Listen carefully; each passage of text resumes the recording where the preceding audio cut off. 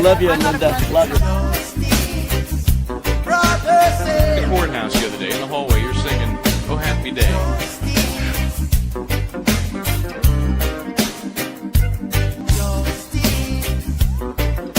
One word prayer.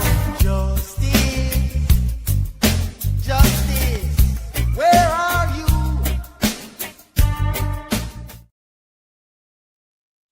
Good morning, everyone. Linda Kenney Baden here for Justice Serves TV, but that's not the important thing. The important thing is if you're watching Tom's CPU stream as a CLK from London, donating those beautiful pounds. Thank you so much. Tom's CPU just got assaulted in the B zone by some cop. And you know which police officer it is? And I'll be saying good morning to you all just in a second, but I want to get this out there.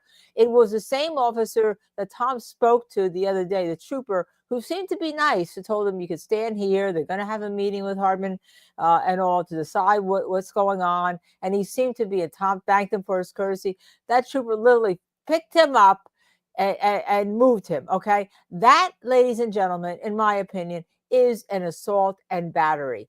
No way. Yes. Oh, way. Oh, so what are they going to say? That Tom was somehow obstructing but not following some order, resisting arrest?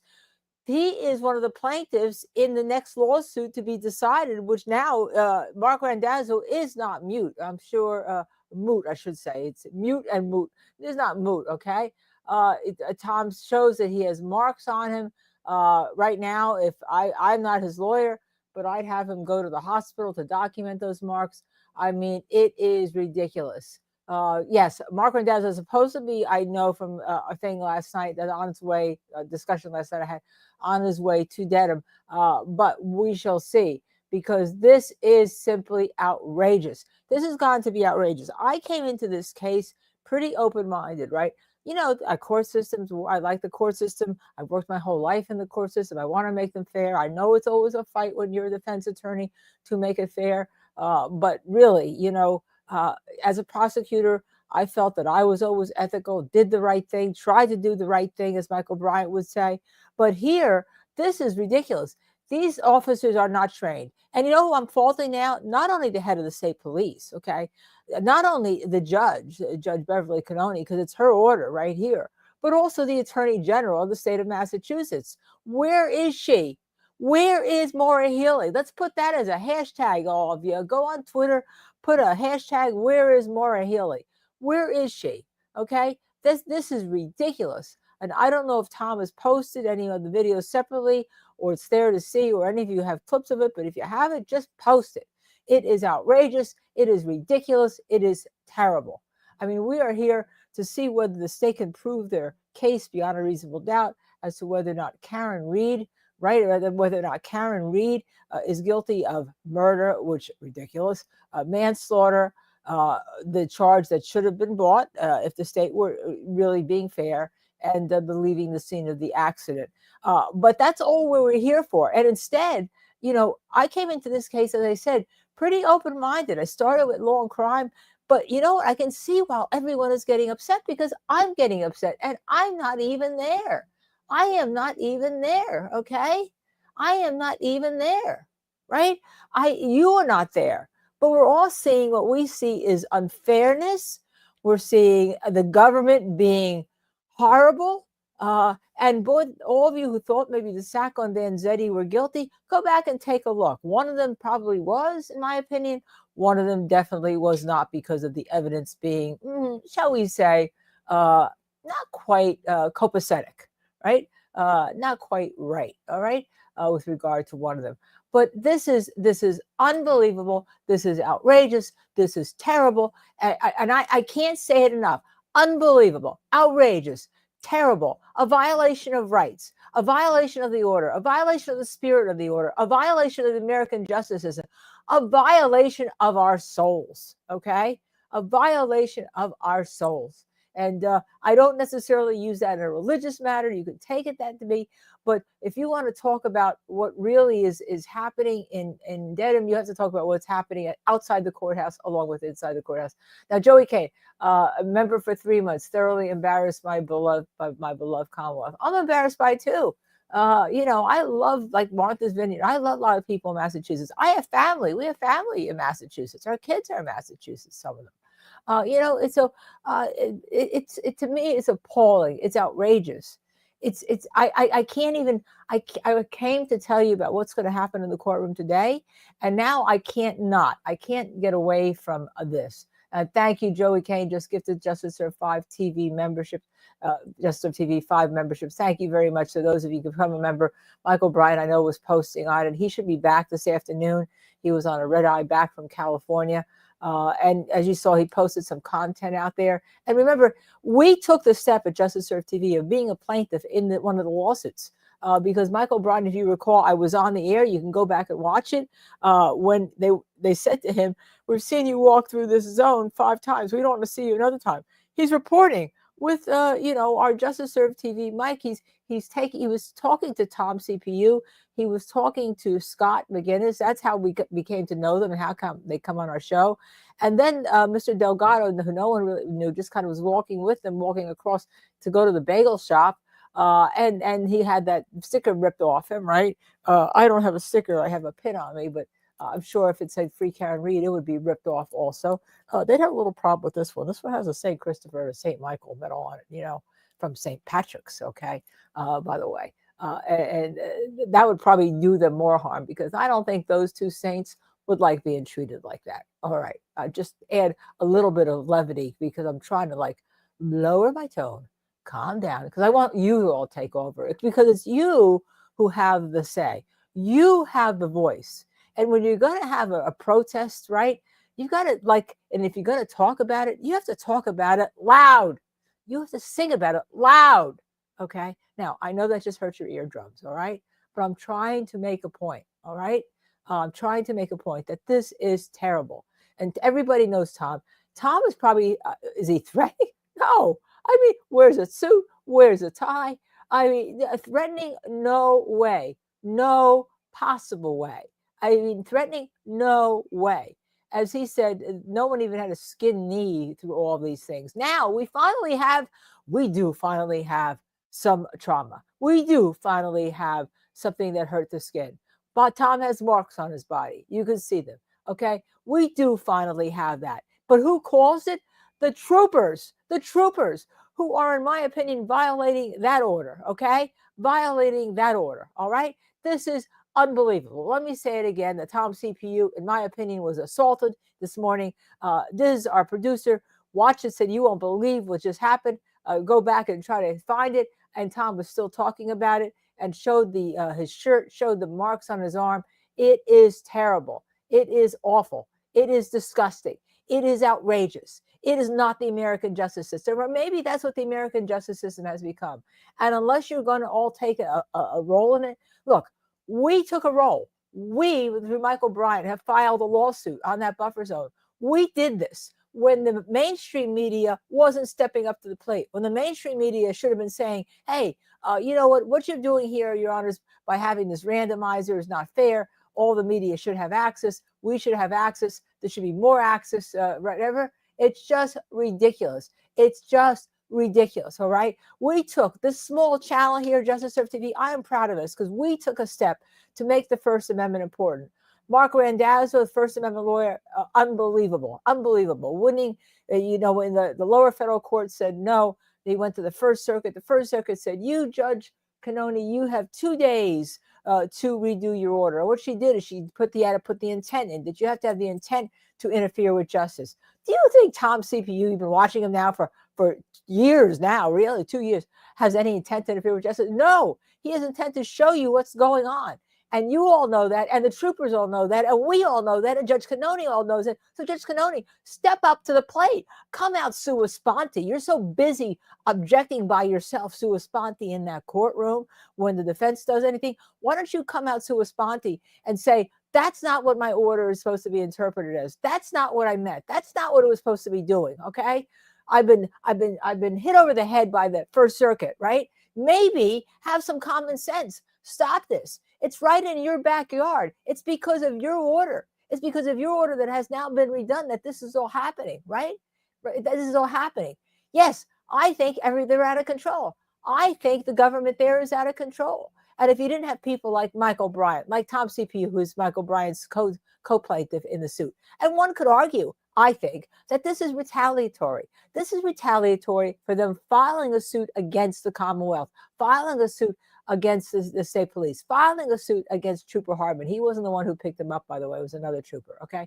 Filing a suit. So not only do we have the violation of the First Amendment rights, now don't we already have now assault and battery, in my opinion. If I was representing Tom, I'm not, okay? But we also, what do we have? We have, I believe, retaliation, right? Because you didn't see them doing it against anybody else who's walking that zone. And yes, yeah, could it be witness intimidation? It can't be, because Tom is not really a witness. Well, actually, he is a witness in the federal suit, isn't he? He is a witness in the federal suit. So what do you mean you can't cross the road? Okay, you can't cross the road to report. Okay, he should be allowed in that buffer zone.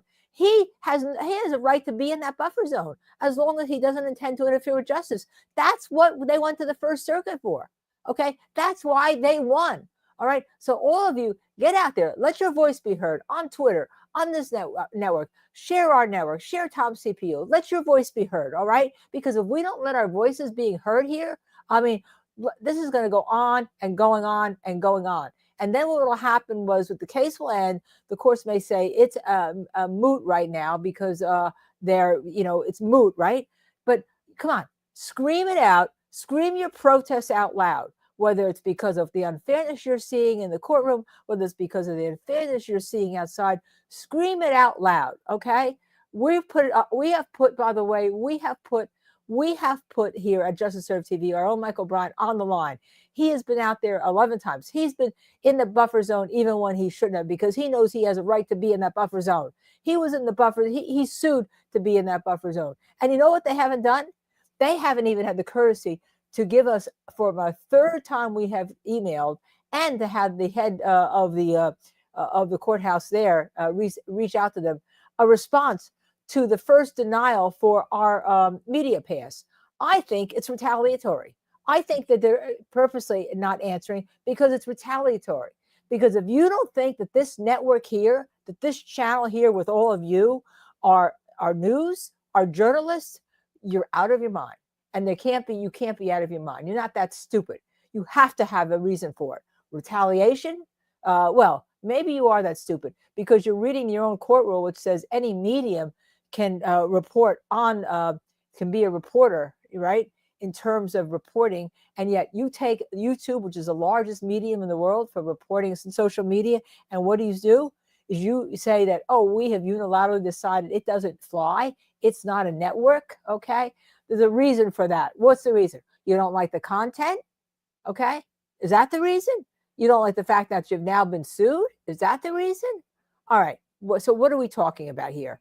One, for those of you just coming in here, Tom CPU was apparently picked up and moved by a trooper. The trooper seemed to be the nice trooper. Wow. It goes to show you. All right. Last week, right? That's just ridiculous. Don't worry. Mark Rendazzo is going to hear about this. Remember, Michael Bryant, who should be landing right about now, and Tom, or CPU, Tom DeRozier is his name, are plaintiffs in a suit filed when this all started about the buffer zone. And without the first three people, and then them, and then Mr. Delgado, whose claim has yet to be heard, you wouldn't even have an order to Judge Bev to say, hey, look, your buffer zone is unconstitutional. Effing constitutional. It's Monday morning. I'm wearing a St. Christopher and a St. Michael pin, so I'm going to try to not curse, as you know, because when I get into my rants, and this is how I am, by the way, not when I'm in trial in the courthouse. You've all seen me in a courthouse. As a matter of fact, one of you commented that they watched my cross-examination of the Aaron Hernandez case this weekend, and they thought it was brilliant and wonderful. And thank you so much for commenting, because in a courtroom, I am nothing but professional. I think I'm professional here, but I'm more like I am when I'm talking to lawyers and a trial team, right? I'm more like I am when I'm talking to lawyers and a trial team. Tom CPU is going to the hospital to get a document. Funny, that's what I said earlier. I think he should go on his way to the hospital, go get it documented. Get it on the record, okay? Get it on the record, all right? That's it. Just get it on the record, all right?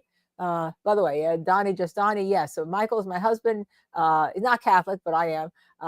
And Christopher is my son, okay, who is Catholic. So yes, so St. Patrick's, I said, I went to visit it a couple weeks ago.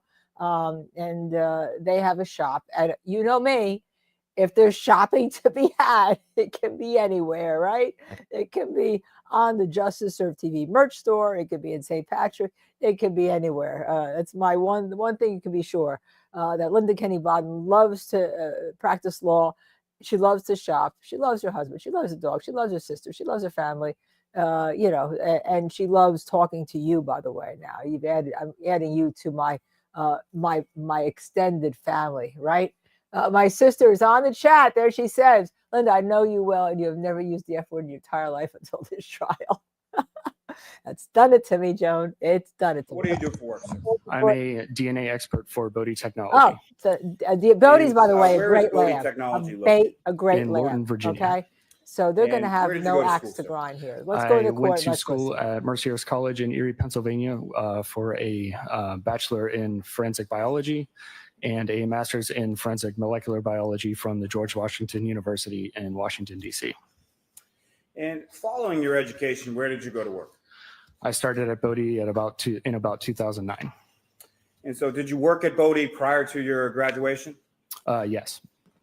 And how long have you worked there at Bodie? Since then, I spent 2 years at the Pennsylvania State Police at about 2021. And when you joined Bodie Technologies, what was your position and title that you were initially hired for?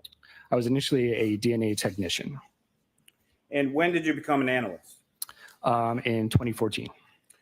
And what is the difference between a technician and an analyst? The technicians operate the robotic equipment in the labs and assist with paperwork and various reagent duties and things like that. And what does an analyst do? An analyst analyzes the DNA evidence that's submitted from various police agencies from around the country. We come to court to testify and do statistical analysis of any comparisons that we might do. Now, if you could, sir, please describe for the jury the training that you underwent initially as a technician. As a technician, it was probably a few, maybe 2 or 3 month training process that involved various reading of the manuals for the robotics and various written and verbal exams. Now, is there a continuing educational component at Bodie? Yes, for DNA analysts, we have proficiency testing twice a year. We have to do a certain number of hours of continuing education. So that would be things like conferences, things like that. And we have to do scientific literature reviews. So we have to keep up with the scientific articles 4 times a year. Now, if you could just expound a little as far as what exactly does that continuing educational component consist of as far as the conferences and scientific literature review? What specific areas are you reviewing and going to conferences on? Yeah, so that would be areas specific to forensic DNA testing. Now, how many analysts work at Bodie? Somewhere between 60 and 75, maybe. If you could, please describe for the jury what kind of lab Bodie is. So Bodie is a private DNA lab, and we take casework from various police agencies across the country, and we also have groups that work on international cases and things like that. Now, you mentioned some of your work, bless you, is submitted from law enforcement agencies around the country. Is that the entirety of the work, or where does some of the other pieces come from? Yeah, so like I said, some of it is international, and then we also do some research work as well. Now, what type of analysis do you currently perform at Bodie? So I am part of the customized casework group. So we take generally one-off cases or smaller, more complex cases, and then we work through those. Now, specifically with reference to DNA analysis, can you explain to the jury first in sort of general terms, how is that analysis performed? Yes, so for DNA analysis, what we're trying to do is obtain a DNA profile from a piece of evidence and then potentially compare that with a reference sample from a known individual. Now, is the Bodie lab accredited? Yes. And by whom is it accredited? Through the National Institute of Standards. Now, within the Baden lab, are there certain steps that are taken to prevent against contamination? Yes. So at every step of the testing process, we have positive and negative controls. The evidence room is a secure room, so only a handful of people have access to that room. And then everything that we would need to test, we would sign out, and that would be recorded on the chain of custody. The building itself is secure, so you need to swipe your badge to sign in. We wear protective equipment through all parts of the process. So we have gloves, goggles, lab coat, hair nets, masks. And during, after we write the reports, all of our results are reviewed prior to being reported. Now, to that point, sir, is there a review process that your work and any analyst work undergoes at the Baden labs? Yes, so the final step would be a technical and an administrative review. Now, can you describe that process as far as the technical review and review in general at Baden? Yes, so we submit the case file with a report and all of our conclusions. And then another analyst goes through everything and makes sure that they agree with everything that we submitted. I think you made reference to this a little earlier in your testimony, but as part of the accreditation process, do you undergo proficiency testing? Yes, twice a year. And can you explain to the jury that proficiency testing process? Yes, so twice a year we get what's essentially a mock case submitted from an outside vendor that we treat as if it were an actual case. We go through and do all the testing that we would normally do, and then submit that back to the vendor, and they compare the results to the known results of what they should be. Now, what areas have you specifically undergone proficiency testing in? So everything that I am trained and signed off in. In DNA specifically, is that correct? Yes. And have you successfully completed each of those proficiency tests that you've taken? Yes. Now, you made reference to this a little earlier, but can you explain to the jury what are positive and negative controls? Right. So positive controls we use to make sure that the various testing steps that we're performing are working as we expect. So if we have a positive control, we would expect to see the DNA profile that we intend to see in that positive sample. Negative samples we use to make sure that there aren't any sources of contamination along the way. The chemicals that we're using aren't potentially contaminated, or that maybe samples were switched or something along the way. Now, when you were assigned work within the DNA unit at Baden Technologies, where do you retrieve that item, or where do you retrieve those items physically from?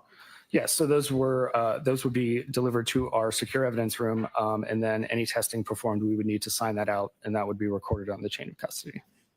Now, the secure evidence room, is that temperature controlled at all? Yes, we have just basic climate control as well as freezers and refrigerators. And the freezers, refrigerators are commonly referred to as cold storage. Is that correct? Correct. Now, why is items of evidence stored in cold storage? Certain items of evidence are stored cold because things like heat, UV light, and moisture can cause microbial activity or degrade the DNA. So we would not get the highest quality results that we would want. Now, when you retrieve items from the cold storage or from the secured evidence room, how are those items packaged when you receive them for DNA testing? So they're usually, however, they're packed from, like, for example, the police agency that sends it to us, they'll pack them according to their guidelines and standards, and then they're sent to us and we store them in the freezer. And then when they're signed out on our end, we just have a basic container that we put them in to keep the case together. Now, sir, what is DNA? So DNA is basically the manual for a living organism. Most of the DNA is contained within the nucleus of every cell, or pretty much every cell. And it contains all the information that is needed to make an individual. Now, is DNA the same in every cell of a person's body? Yes. And how many steps are included in DNA testing? So forensic DNA testing, the testing that we did, there are basically 4 steps. So there's DNA extraction, quantification, amplification, and profile detection. Now, can you describe for the jury what each of those steps are and sort of what they entail? Yes. So DNA extraction is we are basically trying to separate out the DNA from everything else. So all the other parts of the cell or any other material that might be part of the evidence. So we're left with just the DNA. Next is quantification. And we are trying to figure out how much DNA we have to work with. The steps further down the line are calibrated to a certain amount of DNA input. If we add too much DNA, it can cause problems. So we need to know how much we have to work with. And then the next step is amplification. So this is when we take 20 to 25 different locations within the genome that we're interested in looking at. And we make millions and millions of copies of each of those locations. And in each one of those copies, there's a fluorescent tag that's embedded into each one. So then that leads to the final step of profile detection, where we separate those fragments out by size, and that fluorescent tag allows us to identify those particular locations. Now, sir, in January of 2024, were you assigned to perform some work on a lab case number, your Bodie lab case number, CCA 2416-0023, pertaining to this defendant, Karen Reed? Yes. Now, you received those items for testing from the Massachusetts State Police Crime Laboratory, correct? Correct. Now, do you also, when you receive items from an outside agency, do you also receive a corresponding submitting agency case number from that agency? Yes. And in this case, that was Massachusetts State Police Crime Laboratory, lab number 22-02184. Is that correct? Correct. Now, what type of work were you assigned to do in this case? So in this case, I was assigned to look at an extract that was submitted from the Massachusetts State Police Crime Lab, as well as a hair, and then 2 reference samples that were also submitted. Now, could you explain to the jury the process that you used to analyze, in general terms, evidence in this case? Yes. So generally, we follow that same process, with the exception of the extract that was submitted. Since the extraction process was already completed, we did not need to do that, and we could move straight to quantification. And then we did the entire process for the hair, as well as the reference samples. Now, you made brief reference to it a moment before, but was there a known standard that was done in this case? Yes. And did another analyst test and report the results from the known blood standard of John O'Keefe? Correct. And how was that done? Yes. So the entirety of the testing was performed at the state lab, and they submitted the final profile to us for comparison. Now, what is a DNA profile? So the DNA profile is basically just a list of all the variants at those 24 or 25 different locations that we're interested in. And the entirety of those different variations are what makes a DNA profile individual or unique. Now, as far as when you're looking or analyzing or examining a DNA profile, can you describe for the jury, what does it look like? What are you looking at? So when we're looking at a DNA profile, it's essentially a graph with a series of peaks across the horizontal axis.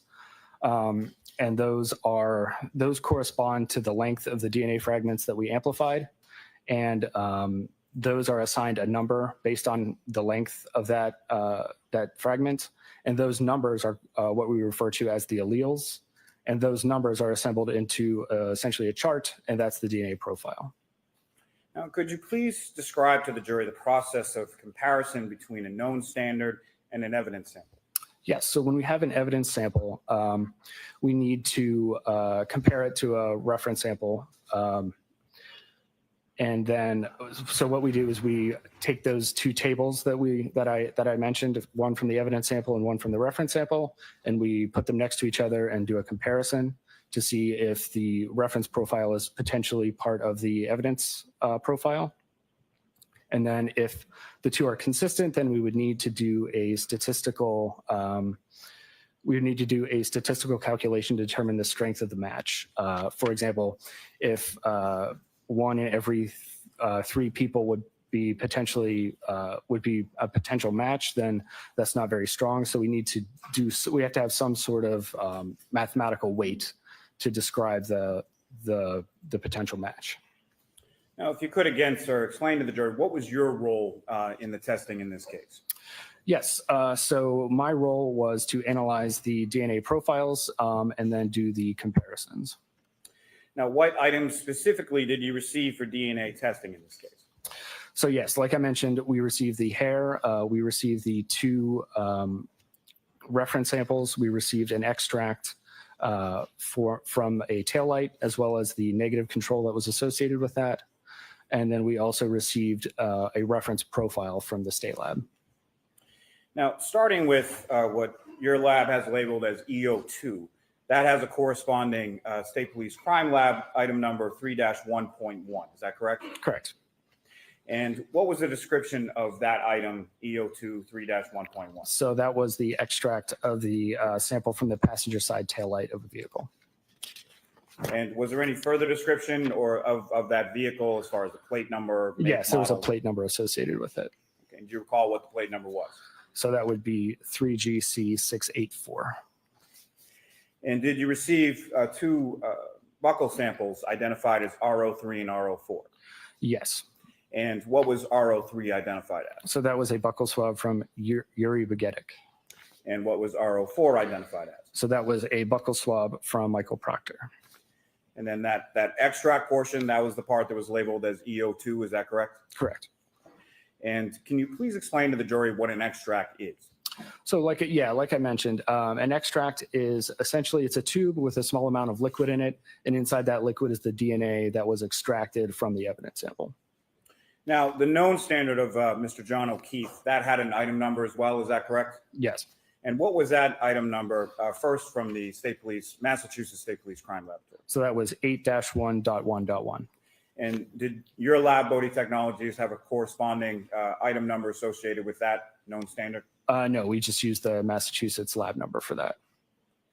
And that known standard from John O'Keefe, did that appear to be a standard single source profile? Yes. And what is a single source profile? So a single source profile is essentially a DNA profile from one individual, as opposed to a DNA profile that could be a mixture of multiple individuals. Now, what does STR stand for? Stands for short tandem repeat. And can you please describe that short tandem repeat process for the jury? Yes. So like I mentioned, what we're doing with STR, short tandem repeat testing, is we're amplifying a number of locations in the genome, and then we're separating them out by size. Now, the reason we do that is because at the at the DNA level, those regions of the genome have a series of genetic base pairs that repeats over and over again in sequence. So they're short tandem repeated DNA sequences. And the number of times that sequence repeats at that location is what we call the allele. So if the sequence repeated 5 times, we would call that allele 5. And that the summation of all those alleles is what makes the DNA profile. And what is an SDR mix? So are you referring to the computer program? When we have a break, I'm going to make StarMix? this so Yes, interesting StarMix, for you Yes. because Okay. I know it seems dry, yes, but so, it's really fascinating. When we're What he's dealing not with saying is when mixture you have a low side profiles, so that allele, would be you get one from mom and DNA, one from evidence dad, profiles where and that's how you tell more that than they one don't person's match DNA is all with mixed somebody together. else's DNA. We need to be able Okay, to try and to we'll separate talk that about out it. as I'm best going to do we an can. experiment. Stay with us We here. use a computer program called STRMix or StarMix, and that uses various mathematical calculations that allow us to make the best use of that mixture data that we can. And it allows us to run those statistical calculations to reference profiles as well. Now, item EO2 from the passenger side taillight of the vehicle. What did you conclude as to that profile? Yeah, so that was a mixture of 3 individuals, including at least 1 male. Now, if you could, please sort of walk the jury through that process in making a profile comparison from the profile from the passenger side taillight of the defendant's vehicle and your other submitted samples. Yes. So when we're using StarMix and we're doing a comparison, we have the StarMix output. And essentially what that's doing is we input based on the DNA profile that we observe, the number of contributors that we would expect to be there. So in this case, we would say there were 3 individuals. So the StarMix software will break out those 3 different components and give probabilities to each different allele combination. So we would take the reference profile and then compare that to the output from the StarMix program to see if there's a potential inclusion. Now, you mentioned a little bit about statistical calculations. How are those statistical calculations done? Yes, so once we determine that there's a potential inclusion in the mixture, we will run what's called a likelihood ratio. So essentially what we're doing there is we're doing a likelihood ratio is we're comparing 2 different explanations for the evidence profile that we obtained. So one of those explanations would be that in this case, the DNA profile is a mixture of one of those reference samples that we're comparing and 2 unknown unrelated individuals. The other explanation would be that it was 3 unknown unrelated individuals. So we compare those 2 and we determine the ratio of which one is more likely. And where do those statistical numbers or calculations, where do they come from? So they're all based in the fact that we know how common the different alleles at each location are within the population. So we can do a lot of mathematics and figure out how rare or common different alleles might be. Now, sir, in your comparison analysis between the taillight sample and the known standard from John O'Keefe, what conclusions did you make from your analysis or comparative analysis between those 2? Between John O'Keefe and the mixture profile, John O'Keefe could not be excluded as a potential contributor to that mixture profile. And as far as the statistical analysis, what, if anything, did you find with reference to that? Yes, so we did, like I mentioned, that likelihood ratio, and in the case of it being a mixture of John O'Keefe and 2 unknown unrelated individuals, it would be 740 nonillion times more likely that it was a mixture of John O'Keefe and 2 unrelated individuals versus 3 unknown unrelated individuals. Now, that number that you just referenced, as far as 740 nonillion times more likely, how many zeros are in a nonillion? Nonillion is 30 zeros. Now, this analysis supported a strong support for inclusion, correct? Correct. Now, can you explain to the jury what that means as far as a strong support for inclusion? Yes, so we have a chart that based on the likelihood ratio, so that 749 million number, based on the different numbers that we might get, we assign a verbal qualifier to that just to make it a little bit more user-friendly. So in this case, it would technically be very strong support for inclusion. Now, in your comparison analysis between the taillight sample and the known standard from Yuri Buchanan, what conclusions did you make from your analysis of those? So he could not be visually excluded based on just comparing the profile to the StarMix output. So we do the likelihood ratio to determine that, like I said, that likelihood ratio. So in this case, it was 46 million times more likely that it was 3 unknown unrelated individuals versus Yuri Buchanan and 2 unknown unrelated individuals. So that would be very strong support for exclusion. And again, sir, if you could just expound a little, when you say very strong support for exclusion, what does that mean? Again, we're just referring back to the verbal scale that we have as part of our reporting guidelines. Now, in your comparison analysis between the taillight sample and the known standard from Michael Proctor, what conclusions did you make from your analysis there? Yes, so he could not be visually excluded, again, based on that initial comparison. So we run the statistic, and it was 76,000 times more likely that it was 3 unknown unrelated individuals versus Michael Proctor and 2 unknown unrelated individuals. And that would be strong support for exclusion. So with I'll reference, explain to you why they come through all comparative this, what analysis seems to between be Proctor's unclear DNA language sample when you and have the taillight mixtures, sample, which that are was a very strong hard to support for interpret. exclusion, correct? We'll talk Correct. about it during the break. Now, turning your attention to what I'll make your it a lot lab, easier than your this, lab, by the way. has I labeled even as have props. That can has a bring your own corresponding props, too. Massachusetts Different State Police types of Crime pens. Laboratory item Bring 4 number of them. 3-6.1. Is that correct? Correct. And what was the description that was provided by the external submitting agency as far as that item? So that was the shaft end of a hair from the exterior passenger side rear panel of that same plate number. Now, as far as that, and I understand that your lab didn't do it, but you're familiar with the process as far as extracting a DNA profile from a hair, correct? Yes. Can you explain that process to the jury? Yes. So during the extraction process, we dissolve the hair and then we attempt to do our normal DNA processing. Now, what is different, if anything, in DNA testing when it comes to hair? So hair, generally, if it's the hair shaft only, we would not expect to get great STR results. However, it is possible. So we usually attempt that first. Now, are you familiar with the term follicular tissue? Yes. And can you please explain to the jury what that is? Yes. So that would be the hair follicle. And in the hair follicle, we would expect to find a lot of nuclear DNA. So that would be DNA from the nucleus of cells.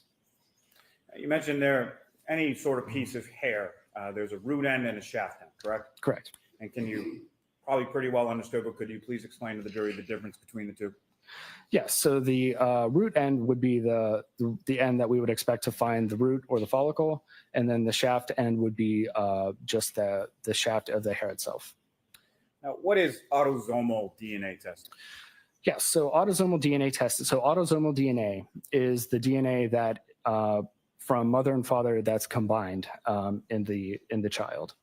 So that would be opposed to DNA that's inherited directly from a single parent. So that would be something like Y chromosome DNA that would be inherited directly from the father. So all the sons of a father would have the same Y profile.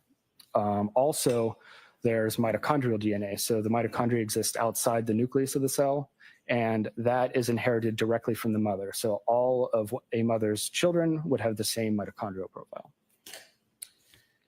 Now, sir, from your analysis, what were your conclusions for the hair, EO1, and your autosomal or STR testing? Yes. So we performed the extraction and then the quantification, and the quantification results were below the limit of detection. So we would not expect to get an STR profile from that hair. And if you could expound just a bit as far as that term below the limit of detection, what exactly does that mean? Yes. So during the quantification process, our instruments are calibrated as part of our internal validations to detect a certain amount of DNA. And once we get below that amount of DNA, it's determined, we call that undetermined. So that would be below the instrument's limit of detection. And based on those validations, we would not expect to get a profile from that. And so what happened with the hair extraction sample in your lab at Bodie from there once you had completed the STR testing? Yes. So like I said, it's not unexpected that the shaft of a hair would not give us STR results. So we often transfer those to the mitochondrial group that does the mitochondrial DNA testing. And why is that transferred from you to another analyst within the lab?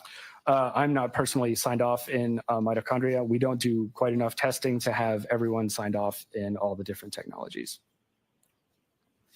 Thank you very much, sir. I have no further questions. All right. Mr. Jackson? Thank you, Your Honor. Good morning. Good morning. Thanks for joining us. A couple of quick questions. You mentioned, Mr. Bradford, a quantification related to both Yuri Buchanan and a known sample from former trooper Michael Proctor. Can we go over, I'm going to ask you about the sample related to Michael Proctor.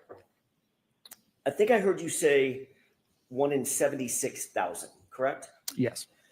Describe that one more time for the jurors. When you quantify that profile as it compares to the population of the Earth, for instance, what does that mean? What's the significance of 1 in 76,000? Yes.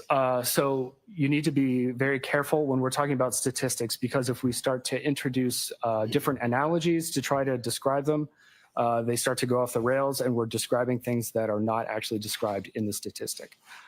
So it makes a lot of sense to compare that to the population of the Earth, for example. However, what we're talking about here are the relative likelihoods of those two different explanations of the evidence profile. So like I said, in this case, it's 76,000 times more likely that we would observe that evidence profile if it were 3 unknown unrelated individuals, as opposed to Michael Proctor and then 2 unknown unrelated individuals. And sometimes, Mr. Bradford, we get numbers that are just sort of mind-boggling. You said 30 zeros. What is that number again? Non-alien. Non-alien? Non-alien, yes. Y'all literally in your job, like, almost have to make up new numbers. Non-alien, none of us have ever heard of that. That's 1 followed by 30 zeros, correct? Correct. As opposed to 76,000, which is 76 followed by 3 zeros. Yes. Much smaller number by factors of a non-million, nearly, correct? Correct. So when you say that there is strong support for the exclusion of Michael Proctor in that DNA sample, you're not suggesting that he's completely excluded as a potential contributor. Well, no. What I'm suggesting is what the numbers state, so Right. that it's 76,000 times more likely that it were 3 unknown unrelated individuals versus Michael Proctor and 2 unknown unrelated individuals. Understood. So you're not excluding him. You're simply saying statistically there's strong support for exclusion, but he's not excluded as a contributor. Is that right? I am saying that there is strong support for exclusion, yes. Understood. With regard to that taillight sample, you were asked to compare known samples to that taillight sample, the known samples being State Trooper Yuri Buchanan and former Trooper Michael Proctor, those 2 known samples, correct? Correct. Were you asked to compare a known sample from a person by the name of Brian Higgins? No. Were you asked to compare a known sample from a person by the name of Brian Albert? No. Were you asked to compare a known sample from a person named Kevin Albert? No. Were you asked to compare a known sample from a person by the name of former Chief Kenneth Berkowitz? No. Thanks. That's all I have. Okay, thank you. There's Mr. Lally, any follow-up? All right, you are all set. Okay, remember I told you that things are thematic. What does he open up with, Alan Jackson? Not all the gobbledygook that you've heard, but the fact that Michael Proctor, and that those 76,000 numbers, they're using a statistical comport to say, well, it's more likely that it's 3 unknown individuals than Michael Proctor and 2 unknown by 76,000 times. That's all. I mean, we go buy lottery tickets with a lot less odds than that. And I think that was a pretty good cross-examination, because what's happened in this whole idea of mixtures is very hard. All right, let me just show you. You have 13 sites, loci, what they're called loci sites that they test. One of them is actually for male versus female. So it's 12 that have different DNA, right? And in each of those DNA, you have 2 alleles, one from your mama and one from your papa, or one from your donor mama and one from your donor papa, okay? In case, I don't want anyone to get offended by artificial insemination or anything like that, okay? They actually call them donor sperm, okay, for the one now. So one from your donor mama, one from your donor papa, okay? Here's what they look like, all right? Now, when you get a mixture, you may have added a 3rd one. This is just using a pen, okay? You may have added a 3rd one, but you still have in this mixture the one that looks like it's from donor mama and donor papa, that should have belonged to one person. So what they do is they take a computer program to say, well, we know that Michael Proctor could have had these 2, right? But he didn't have this one. I'm not sure I'm in the camera here showing you. He could have had these 2 alleles in a loci, but he didn't have this one. And therefore, we're going to take a statistical comport to try to say, what are the likelihood of that happening, giving the loci and the 11 other loci examined, and the what would be really, if you had 12 loci, 24 alleles, right? So that's what they're doing. So basically, mixtures are very, very difficult to interpret, okay? And that's what they're trying to do with all these new computer programs. That's what you're hearing a lot about, 76,000 times more likely based on the computer program. Now, a lot of people are trying to get the software for computer programs, except in the state of New York, the courts have ruled that they're proprietary. So you really can't attack the software unless you're in the state of New York, where you do have a court decision that you can get, as long as you keep it under seal, some of the proprietary information. But that's all that's going on here. He's not saying that Michael Proctor is not part of this light. He's just saying that given the information I have in this very small sample, this is what I'm going to have my computer program say. Okay. And by the way, when he talked about that samples may have DNA and they may be undetected, remember he talked about fluorescence. Well, they weigh DNA in a lab. They weigh it, okay, through this fluorescence. And then sometimes you can't tell. You know there's DNA there, but you can't tell whose DNA is. So they don't even analyze that, all right? They don't even analyze that because it's below their levels of detection, they say. So there could have been a lot more DNA here, but they're not going to call it DNA, because it's below their levels of weight detection. And that's how they do the detection, by weight, okay? Just so you know. I don't know if that makes any more sense to you, but I could probably simplify it even more, but there was a sidebar there. And now we're going on to our next witness. And of course, I was talking so much, I missed who the next witness is. Let's see. Lowley's getting up. So it may be somebody else on the DNA. By the way, Bodie is an excellent lab, excellent lab, DNA lab, one of the best, just so you know. We've used them in an Innocence Project case I was helping on. That's who we used. Okay, let's see who this is. We solemnly swear that the testimony you shall give to the court and the jury in the matter now pending shall be the truth, the whole truth, and nothing but the truth, so help you God. I do. Good morning. Go ahead, Mr. Lally. Thank you, Your Honor. Morning, sir. Good morning. Could you please introduce yourself to the jury, spelling your last name for the court? Carl Miyasako, Miyasako. And what do you do for work, sir? I'm a senior DNA analyst at a forensic laboratory called Baden Technology. Okay, so And we where have is another Bodie Technologies person. located? So We're I'll in interpret Virginia. what he says for you And where did you go to when he school? finishes. Don't go away. Virginia I Commonwealth love this University. stuff, and I would make it really And interesting what for degrees you did you because receive there? it's I have really a bachelor's of fascinating. science in Okay, forensic science. so I'm Now, going to go behind my following TV your avatar. education, where Let did you you go to listen. work? Baden Technology. And how long have you worked there? I've been employed at that laboratory for over 11 years. And when you joined Baden Technologies, what was your position and title that you were initially hired for? Initially, I started off as a DNA technician. And when did you become an analyst? After a few years at the laboratory, I became a DNA analyst. What is the difference at Baden Lab between a technician and an analyst? Technician mainly does laboratory work, and an analyst is allowed to analyze data and write reports. Now, could you please describe for the jury the training that you underwent initially as a technician? So I observed people perform all the tasks that I was training in, and then I'm supervised performing tasks by a qualified individual, and then I do competency tests where I'm performing things independently.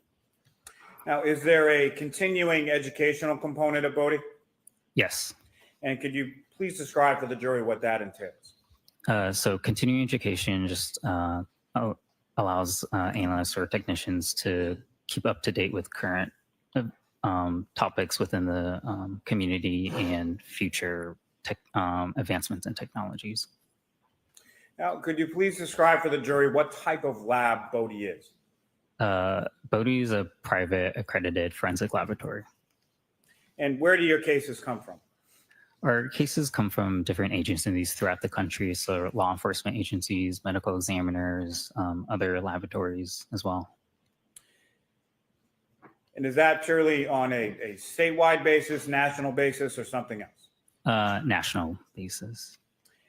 And what is the difference at Baden Lab or Baden Technologies between a DNA Analyst 1 and a DNA Analyst 2?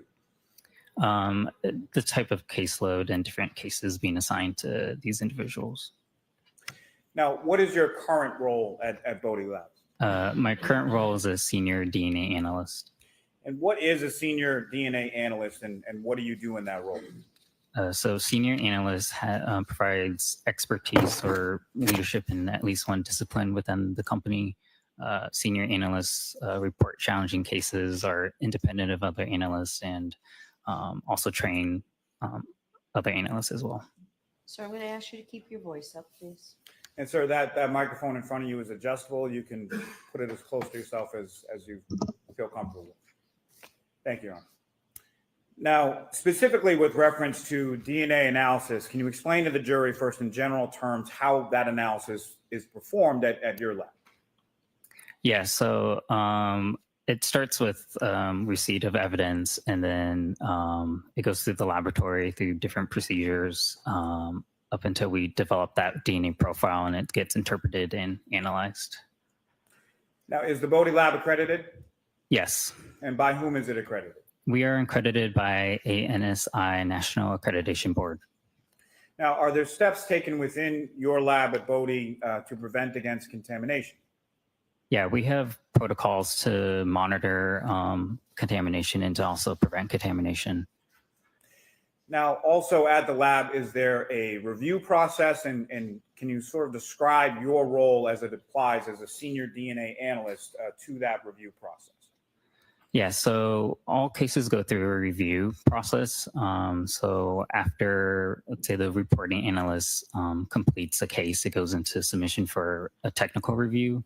During that review process, the entire case file is looked over.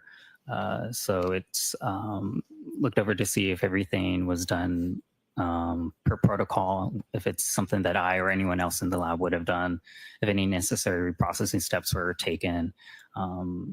Data is reviewed. If there was comparisons, that's something that a reviewing analyst would also do and see if they come to the same conclusions as the other analysts. Now, just again, in general terms, can you explain to the jury just a little bit more in detail as far as the protocols that a technical review is concerned with, and sort of how a technical review is able to establish that the testing was done in comportment with that? Yeah, so as me, if I were doing a technical review or look over the entire case file, did what processing steps happen? Were they per protocol? Is it also something that I would have done in this case? If data is ultimately generated, I also do that comparison. Based on that comparison, what did I come to the conclusion to? Was that the same as the other analysts? Did we agree? Were stats done? Were they done the same way I would have done it? Essentially, all conclusions would have to be in alignment between both analysts. And so when you're doing a technical review, you're looking at or doing your own sort of comparisons, coming to your own conclusions and running your own statistics. Is that correct? Yes, I'm doing the comparisons myself and seeing if I also agree and come to the same conclusions. Now, as part of the accreditation process, do you undergo any sort of proficiency testing? We do. And can you explain to the jury that proficiency testing process at Bodie Technologies? So an outside organization sends tests to our laboratory. Everyone participating in these proficiency testing completes their assignment. It gets submitted back to the organization, and they review the results to see if it matches up with the expected results on their end. And how often do analysts at your lab undergo proficiency testing? Twice a year. Now, turning to you specifically, what areas do you specifically undergo proficiency testing in? I do testing within short chain and repeats, STRs, YSTRs, mitochondrial DNA analysis. And have you successfully completed each of those proficiency tests that you've taken? I have. Now, could you explain to the jury what are positive and negative controls and sort of what is the difference between the two of those? So throughout processing, we introduce controls such as a positive and negative control. Positive control is just a known template that we introduce during processing. It measures the efficacy of the testing and to see if we develop the known profile that we are expecting, just to make sure that testing went as it should have. Negative control, on the other hand, monitors for any type of contamination and cleanliness of reagents. And there's no DNA template introduced in this, so we don't expect data. So once that aligns with it, then we know that reagents used were good.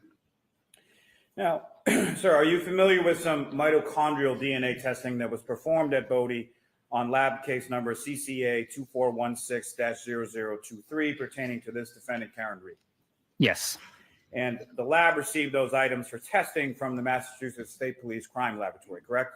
Correct. And did you also, or do you also receive a corresponding agency case number from that or any submitting agency? Yes. And in this case was the Massachusetts State Police Crime Laboratory, lab number 22-02184. Yes.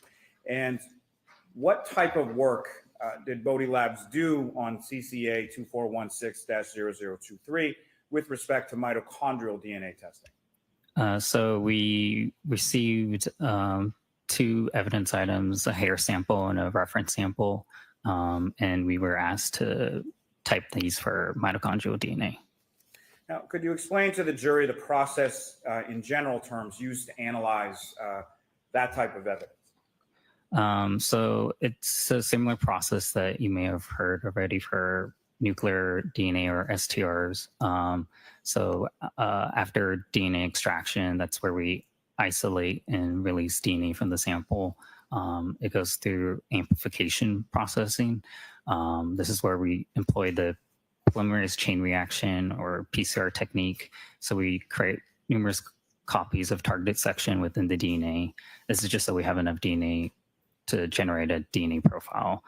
Following that, we do what's called quantification. So we determine a generated estimate of how much DNA is present within the sample. Following that, we do what's called sequencing. So we used a technique called Sanger sequencing. So bases within the sample, the order bases are determined, and bases are essentially building blocks of the DNA. So everyone has 4 bases in their DNA, and we refer to these bases to the letters A, G, T, and C. After sequencing, we go through what's called capillary electrophoresis. And so these bases are sequenced individually, and the data is interpreted. Now, was there a known standard done in this case? Yes. And did another analyst test and report the results from the known blood standard from Mr. John O'Keefe? What was that? Sorry. Sure. Did another analyst test and report the results from the known blood standard from a Mr. John O'Keefe? Yes. And again, with reference to mitochondrial DNA testing, what items did the Bodie lab test for? A hair shaft sample and the known DNA standard. Now, can you please describe to the jury, again, in general terms, the process of comparison between a known standard and an evidence sample? So we generate data from typically the evidence sample first, and then just to see that we get comparable data, and then we process the known reference standard. Then we look at the 2 DNA profiles of these different samples, and we compare them.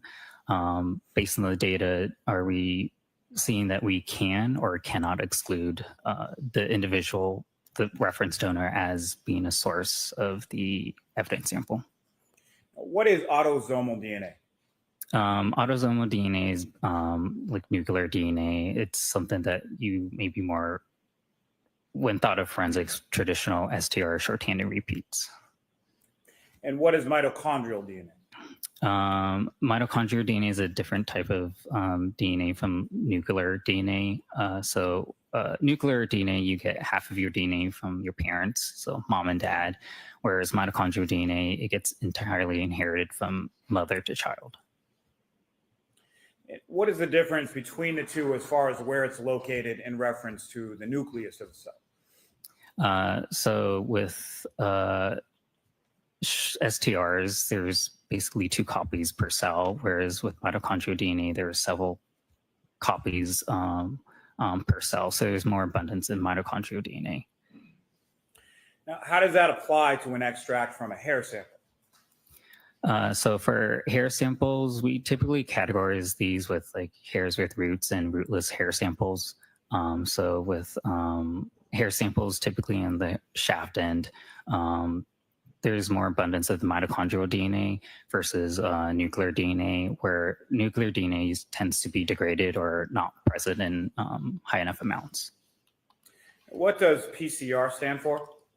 PCR stands for polymerase chain reaction. And can you please describe the PCR method to the jury? Yeah, so that's the process where we create specific targeted sections of the DNA over and over. So we're replicating DNA using the source material as a template. This is because we want enough copies of that DNA to generate the end result of a DNA profile. So it'd be similar to, say, like a copy machine. You start with a single piece of paper and you make many, many copies from that piece of paper. Now, sir, you alluded to it, I believe, earlier in your testimony, but just specifically as to this topic, what is DNA sequencing? DNA sequencing is where we determine the order of bases within that sample. And how is DNA sequencing used specifically in mitochondrial DNA testing? So we use that to generate the sequence specific to that sample, so that when we get the end result data, we compare it to a known standard or a common reference standard, and any differences from that common standard gets reported as that individual's mitochondrial profile. Now, how is the testing different between autosomal versus mitochondrial DNA testing? A lot of it does have some similarities, but the difference comes with STRs being more of a length fragment testing, and mitochondrial DNA is more of a base nucleotide DNA testing. Now, as far as the running of the DNA, how is that sort of physically done, or what kind of tools are you using specific to mitochondrial DNA testing? Yeah, so we use different instrumentation, such as like a thermocycler to do the PCR step. And then we also use what's called like a genetic analyzer at the end step of capillary electrophoresis. Is there a certain type of gel that's used as far as visualization of that profile? Yeah, so during the quantification step, we use what's called a yield gel, and we get a visual presentation of how much DNA is present within that sample. When you say a visual presentation, visual, like what type of instruments are you using to get that visualization? So we use a gel and UV light and a camera to capture essentially what we refer to as a band. And what does that band look like? It's generally, if there is presence of mitochondrial DNA within that sample, it emits a bright band on this gel. If there isn't anything, then we don't observe that band. And what kind of instrumentation does your lab utilize in mitochondrial DNA testing? We use a thermocycler or 3130 genetic analyzer as well. Could you spell that, please? The thermocycler, or THERMALCYCLER. And then what were the digits after? And then the genetic analyzer is a 3130 3130. And if you could you please describe what those instruments do, or what they're used for specifically within the process of the mitochondrial DNA testing? Yeah, so instruments is common within laboratories for automation purposes, so that thermocycler helps with the PCR stages.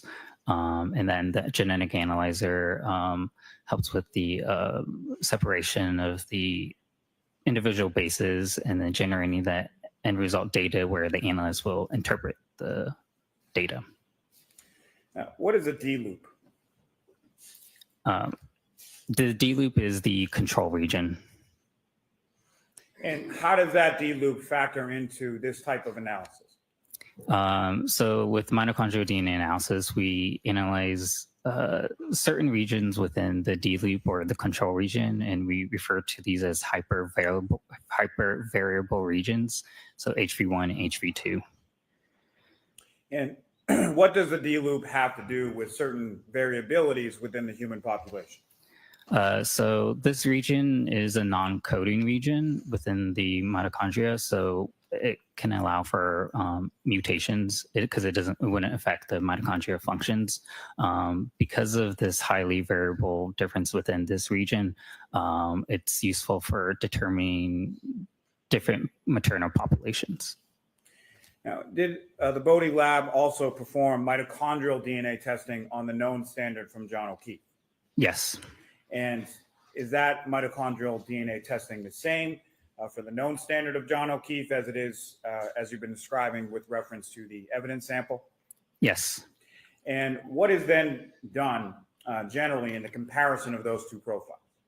So once we develop the profiles from these two separate sources, a comparison is done to each other, and we look at it to see if the profiles consistent, essentially matching with each other, and seeing if an exclusion or inclusion can be made. And did you then perform your own comparative analysis of those two mitochondrial DNA profiles from the hair extracts from the rear panel of the defendant's vehicle and that of the known standard of Mr. O'Keefe? I did. And what is your opinion or conclusions that you arrived at from that comparative analysis? Sustained. Hold on. Ask it differently, Mr. Muller. What conclusions did you come to from that comparative analysis between those two standards? That John O'Keefe could not be excluded as being a source of the hair sample.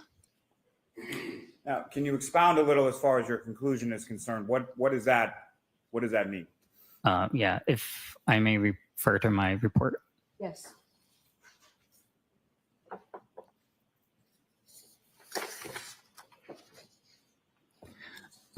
So whenever we have a conclusion of a probable inclusion, like in this case where I could not exclude John O'Keefe as being a source of the hair sample, we do a statistical analysis to give weight to that probable inclusion.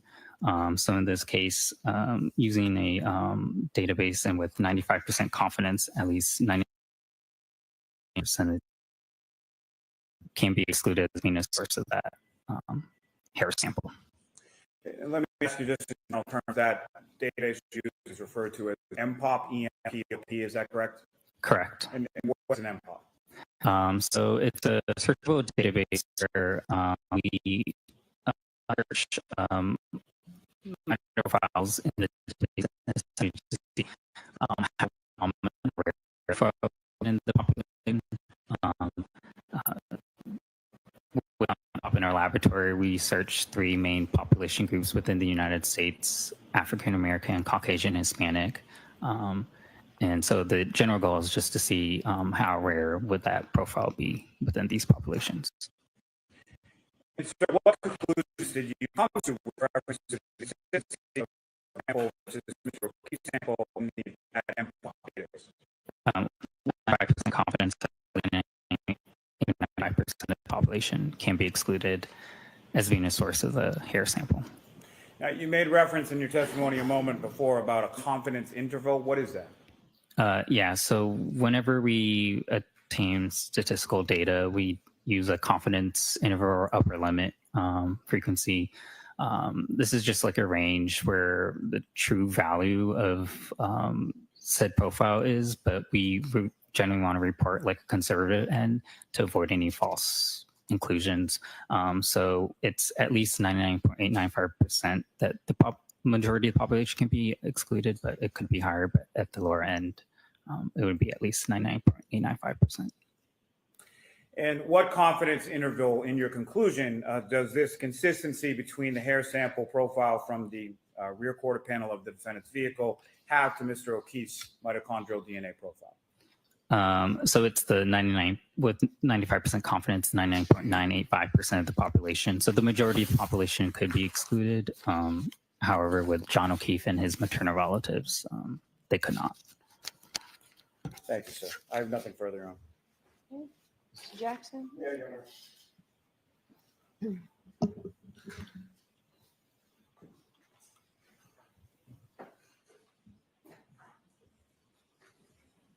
Good morning, Mr. Miyasaka. Good morning. Couple of quick questions.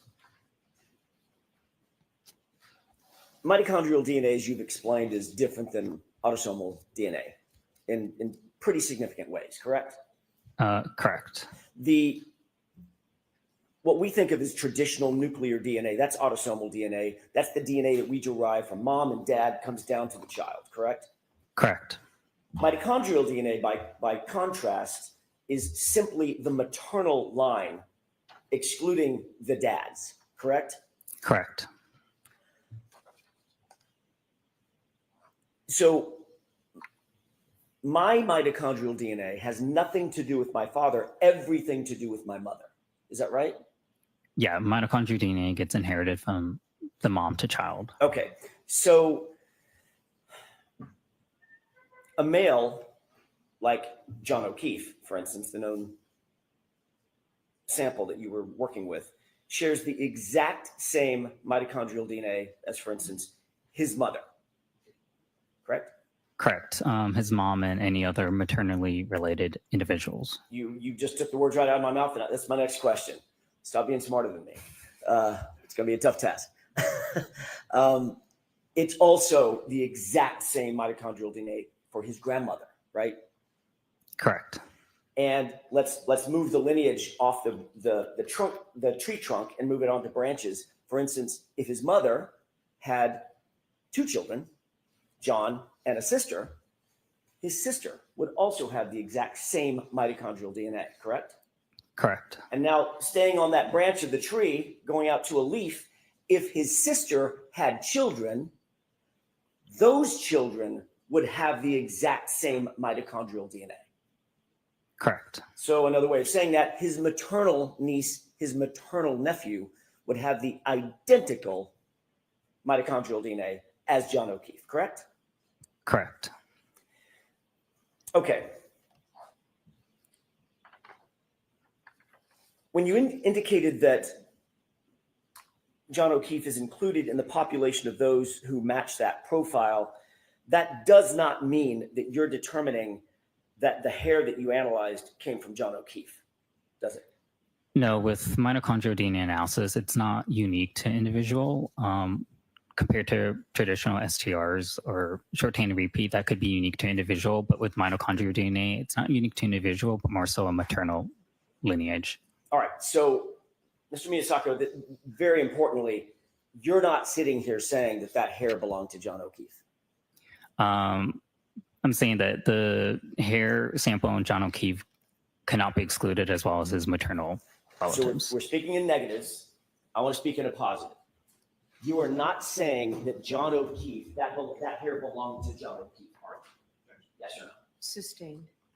Are you suggesting to these jurors that the hair that you analyzed What? belonged to John O'Keefe? Sustained. Are you telling the jurors, to a reasonable degree of scientific certainty, that the hair that you analyzed belonged to John O'Keefe? I'll see you at timeout. Sure. Okay. All right. This is ridiculous. Labs speak in a certain language, and he is not saying, it's allowed in every other courtroom, he is not saying specifically this hair came back to John O'Keefe. He is saying that it has something to do with the maternal line based on statistics, okay? Mitochondrial DNA is not in the shaft, it's not in the nucleus. You remember I told you about your mother and your father giving each an allele to a loci that they look at, one of each, what's that? Well, these don't count in mitochondrial DNA. Throw them away. Throw them away. It's my Dunkin' Donuts. My Dunkin' Donuts is your DNA, right? And so they look at that one line, they look at that one test that they do. Remember, there was 12 that do for nuclear, and they look at the Y versus X. That's the male versus female. And then they say, oh, this is male DNA. We can look at male DNA in this testing called mitochondrial DNA. It's actually the energy system that drives each of these cells, right? And then they look at different lines. And then once they say, well, you could be in the maternal line of this person, that could be any maternal line, the branching out, as Alan Jackson just pointed out. Then they do that statistical analysis, and then they add to what people don't understand. Well, I have a 99% confidence level that my statistical analysis is valid. Okay. So they validate their own kind of analysis, and they say they're pretty sure about it. But it does not say mitochondrial DNA is not specific to an individual person. That's a perfectly legitimate question. All right, let's go back and see how Judge Beverly Cannone is going to screw the defense here. May I inquire? Yes. Thank you. Mr. Miyasako, going back to my question. Okay, You're not saying that the hair belonged to John O'Keefe, correct? That's not what you're saying. What I'm saying is based on the genetic data obtained from the hair sample and the genetic data obtained from the known reference sample of John O'Keefe, I could not exclude John O'Keefe as being a possible source of the hair sample. In addition, all maternally related individuals could not be excluded as being a source of the hair sample. Another way of saying that, Mr. Miyasako, is to a reasonable degree of scientific certainty, you cannot say that hair belonged to John O'Keefe specifically, can you? Yes or no? No, with mitochondrial DNA, you can't Okay. Stop. That's say it. No. that it is per se an individual person. So it He comes from the has, maternal line. Because shall we say, the hair could diarrhea have of the come from mouth. his mom, it could have come from his maternal nephew, or anybody in his maternal line, correct? Correct. If Okay. they also had access to that stuff, then yeah. For instance, access to that stuff. Whoa, now he's becoming an his advocate. maternal nephew lived Now in the he's home becoming with an him, advocate. where the SUV was stored. It's just as reasonable if the hair came from him, correct? Sustain. So he just became an advocate there. Oh, if they had access to that stuff. So he was talked to by somebody about Your access. analysis does not tell Okay, us so now we're going to when have to go the off hair script got to where it was found, correct? and do a cross. Correct. Your analysis does not tell us how the hair got to where it was found, correct? Correct. And mitochondrial DNA does not reveal anything about the hair's color or age or texture, nothing like that. Not on the analysis that we performed. Okay. On any analysis. So for all you know, that hair could have been placed where it was found by somebody else. Sustain. You're not telling this jury how the hair got where it was ultimately found and recovered, correct? Correct. Our testing is just based on the evidence Correct, provided to yes. us and the comparisons done between the two different evidence. And in short, you can't say that the hair specifically came from John O'Keefe either, can you? No. With mitochondrial DNA, I can't say that it is specific to an individual. Okay. That's it. That's the Including John answer. O'Keefe. In this instance, John O'Keefe's profile was consistent with the hair sample. That's not what my question was. That's the Mr. question. Miyasako. We can go round and round. I realize that you're saying it's consistent, but it's also consistent with his nephew, right? Correct. I can't exclude maternal relatives because mitochondrial DNA is not specific to individual, but just the maternal line. Right. So you're not saying it was John O'Keefe's hair? I can't say whether it is, but the profile obtained from John Okay, O'Keefe that's is it. I can't consistent say with that hair whether it sample. is. You're not But saying it's John O'Keefe. Mr. Jackson. Mr. Jackson. Let's move on. Okay. He keeps adding to the answer. The to reason try you to help can't the say that it's John prosecution. O'Keefe's hair is because it also matches everybody in his maternal line. That's what we're getting down to, correct? yeah, with mitochondrial DNA, again, it's not unique to an individual, but their maternal lineage. And if his maternal nephew lived in the same residence and had access to the same SUV, couldn't exclude him either, right? Sustain. This guy brought it up. He So in talked about sum, in access. short, And now when Jackson Mr. wants to Miyasako, talk you about can't access, say- the judge says Tell no. this jury when the hair got to where it was, correct? Sustain. You can't tell this jury how the hair got to where it was found, correct? Sustained. And you certainly cannot tell the jury that the hair belonged to John. Right? Sustained. I think we've got it. Thanks, Your Honor. Mr. Lally, anything?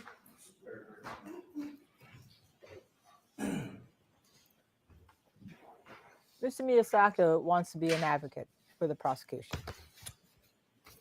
Someone at Bodie better take a Miyasaka. look at this testimony. Including the MPOP, the statistics, and the confidence interval, what is your Objection. conclusion in reference to the comparative analysis from mitochondrial profiles from the hair sample from the rear quarter panel of the defendant's vehicle and the known standard of John O'Keefe? Based on the genetic data obtained for the two different samples, I could not exclude John O'Keefe's known standards profile being consistent with the hair samples profile, and with 95% confidence, at least 99.895% of the population can be excluded as a source of the evidence. Thank you, sir. Nothing further. One final question, Your Honor. Do you also maintain that 95% confidence that there's nothing? Yeah, so again, with maternal You can populations. finish your answer. Go. With maternal populations, I can't exclude anybody maternally related to John O'Keefe as well. Thank you very much, sir. You are all set. Yeah, I'm sure you are all set. Since the judge stopped Alan Jackson from asking important questions, he able to get one back in after sidebar. And then this man from Bodie wanted to become an advocate for the prosecution by talking about access, whoever had access to the car. And then when Alan Jackson goes back and asks about if somebody else was in the house and had access to the car, could you exclude them if they were maternally related? There's an objection, and the judge sustains it. When the prosecution witness brings it up by adding to the answer, this is outrageous again. I mean, I've quite frankly never seen that. Even judges who are prone to being prosecution oriented usually allow this testimony in, because number one, it's so screwy when you're having, well, I can say this, but then, I don't know, I don't have a definitive answer. I can only say it's related to a maternal line, but I have a 95% confidence level that I've excluded 99% of everybody else. I mean, it's all based on statistics. It has nothing to do with the actual testing. And to stop Alan Jackson is ridiculous. Okay, new witness. Let's go in, ask him. Let's go in and listen. Which witness is this? Okay, hold on a second. All right, Mr. Brennan, whenever you're ready. Thank you, Your Honor. Good morning, sir. Good morning. Could you please introduce yourself to the jurors, spell your last name for the court reporter? Yeah, absolutely. So my name is Shannon Burgess. Last name Here we go. Burgess. Here we go. Mr. Burgess, what do you do for a profession? Sure. So I'm a digital forensics examiner. So I investigate digital devices I'm going to see behind my what avatar. evidence Let me they tell may you, there's a lot record or of hold. interviews with him Do you on the specialize internet. in any type of forensic? We know what he's going to say analysis? on direct. It's Sure. going to be so, the cross. So digital forensics That is should kind of a be broad wild. field, but I do specialize I'll be in back. vehicle forensics and cell phone forensics. How long have you been a digital forensic analyst for? Sure. So I've been a digital forensic analyst for approximately 10 years. Before you were a digital forensic analyst, what type of work did you do? Sure. So before I was a digital forensics analyst, I was working in the automotive manufacturing field, specifically related to automotive presses and industrial robotics. I want to talk to you about some of your experience in digital forensic. Did you receive any certifications in digital forensics? I did. I've received several certifications, one being what's called GIAC, Advanced Smartphone Forensics, another from Celebrite, a company named Celebrite, in Certified Mobile Examiner, and then certifications from Magnet Forensics as well. Is Magnet a company that also includes Axiom? Yes, Magnet is a company that produces the software known as Axiom. In addition to your certifications, how many hours of specialized training approximately have you had in digital forensics? Sure. So approximately, over the last 10 years, I've had around 700 hours of training, including courses and conference attendance in digital forensics. In addition to your training in your study, do you have experience over the 10 years? Have you involved yourself in many cases regarding forensics found from a motor vehicle? Yes, I have. Can you give a general estimate of how many cases you've worked on? Oh, not off the top of my head, I couldn't. But it's been numerous. You said that you specialize in mobile Wait, phones. so many, and so digital important, but it's forensics been in motor numerous, vehicles. but you can't That is tell correct. us? Do you teach seminars on Oh, those issues? come on. I do. I teach seminars Just a and ballpark. presentations specifically in those disciplines. Who are some of the audiences that you teach to? Sure. So it ranges from attorneys to engineers that specialize in accident reconstruction to police agencies such as Interpol, which is a global police organization. Have you testified as an expert in digital forensics in court before? Yes, I have. Have you ever testified as an expert regarding digital forensics in state courts? Yes, I have. Could you share with us those state courts? Sure. So those state courts would be Oregon, Texas, Arkansas, New Mexico, and those would be the ones in the last 4 years that I can recall off the top of my head. Have you testified as an expert in digital forensics in federal courts before? No, just in state courts. Have you testified in state courts in civil cases? Yes, I have. Have you testified for plaintiffs in civil cases? I have testified for plaintiffs and defense in civil cases. And have you testified in criminal cases before? I have testified in criminal cases as well. Have you testified for the prosecution before? I have testified for the prosecution as well as the defense. Does the data change regardless of who you testify for? No, it does not. Where are you presently employed, Mr. Burgess? Sure. So I'm presently employed with a company known as Aperture, and I'm located in their Dallas office. Is Aperture a company that has offices outside of Texas? Sure. So Aperture is a company across the country.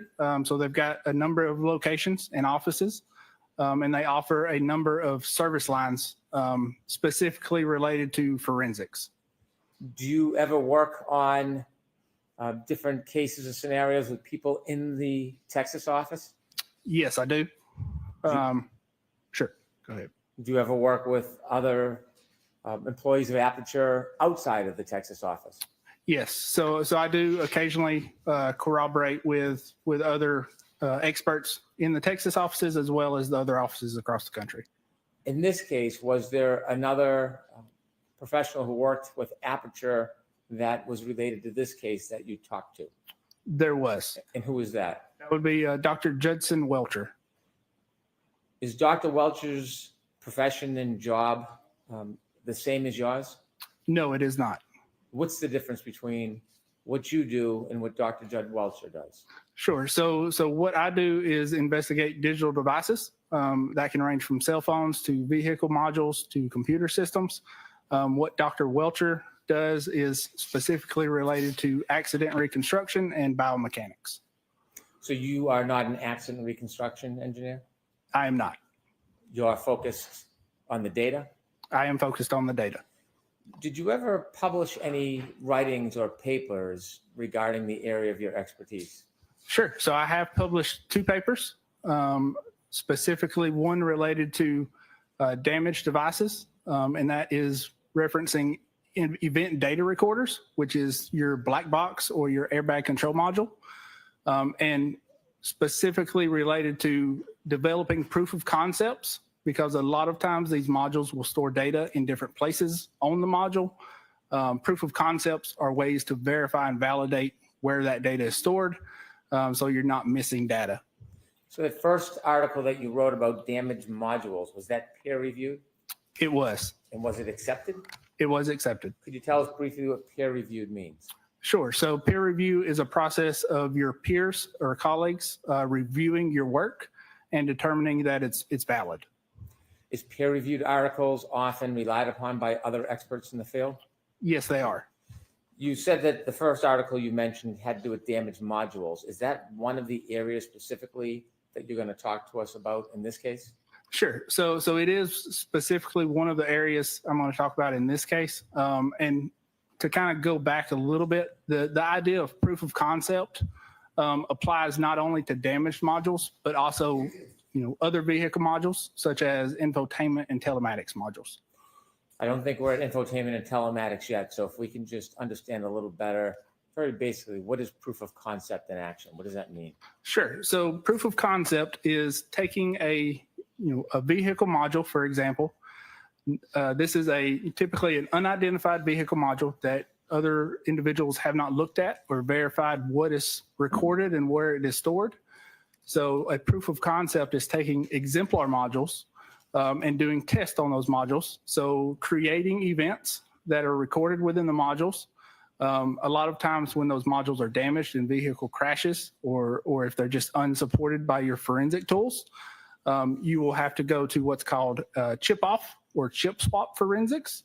That is specifically taking the chips off of the circuit board. So think of the hard drives from your computer, moving those hard drives to another module, a working module, to recover the data and validating that you've recovered all the data that you would expect to see. Are there times and cases or studies where you need to recover data because it's not available to you through the traditional methods? Yes, many times. Let me ask you, you said there was a second article. What was that second peer review article about? Sure. So that second peer-reviewed article was specifically related to mobile forensics, specifically iPhones, and how they track your device interactions as well as speed and location data and validating how accurate that data was. In addition to talking to us about damaged modules, as you're going to do in this case, are you also going to talk to us about the timing information from mobile phones? Yes, I am. When did you first become involved in the study of this case? So I first became involved in this case around October of 2024. When you became involved in October of 2024, were you in receipt of any information or reports or documents to look at? Yes. So I did receive some raw data as well as some photographs from the vehicle in this case. When you say raw data from the vehicle, what does that mean specifically? Sure. So again, when you take these chips or hard drives off of these modules, you can read those chips individually and recover any type of data that is recorded on those chips. So when I reference raw data, that is looking at that data in hexadecimal format, which is as close to binary data, which is what computers use to store data in, as you would want to get when reviewing this type of data. When you receive data, does that presume it's already been downloaded by somebody? Yes, that is correct. In addition to looking at the data, you receive photographs. Do you know where those photographs came from? I do not know specifically who those photographs came from, but I do know those photographs came from an initial download attempt on those modules.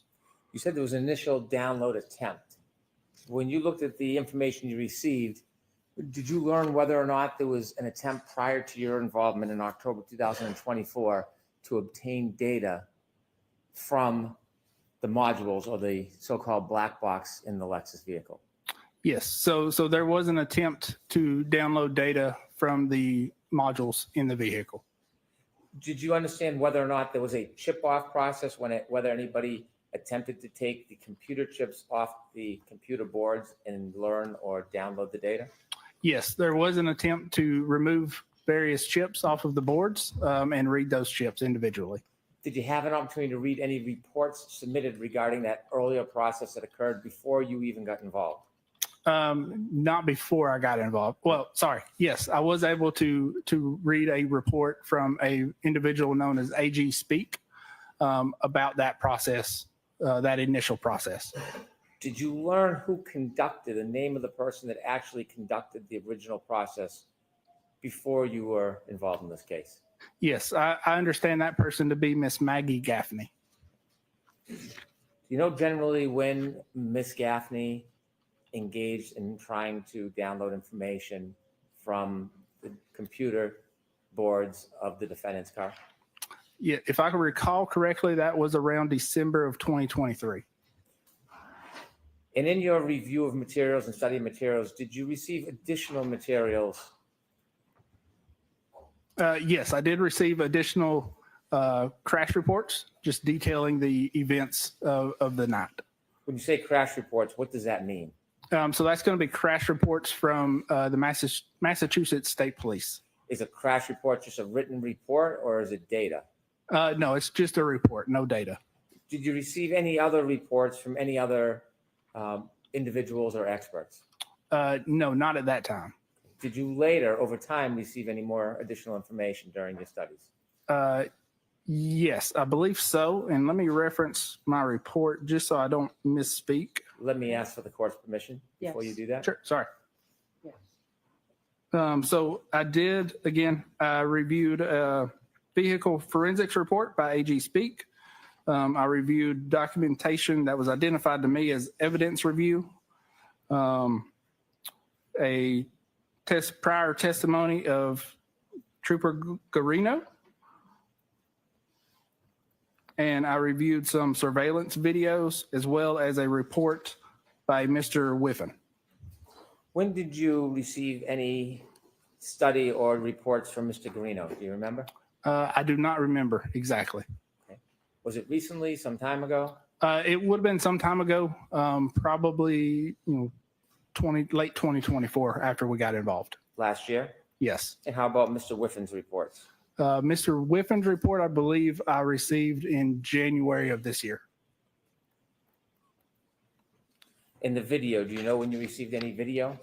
It would have been this year. I don't remember the exact dates.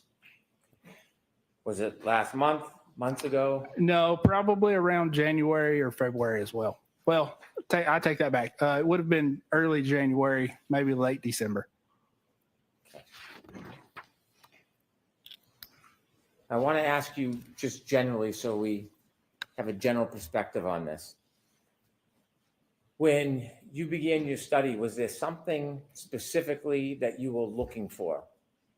There was. So specifically what we're looking for when we do a chip off on these vehicle modules, we're expecting to see one of two things: user data in a raw hexadecimal format or a file system where user data is stored. Were there certain events that you were focused on relative to the data in the defendant's Lexus? Sure. So there were specific events that we were looking for specifically. That would be including time-stamped ignition on events or power on events, as well as other data. Did you have any information or understanding that there were text stream events that you were to focus on?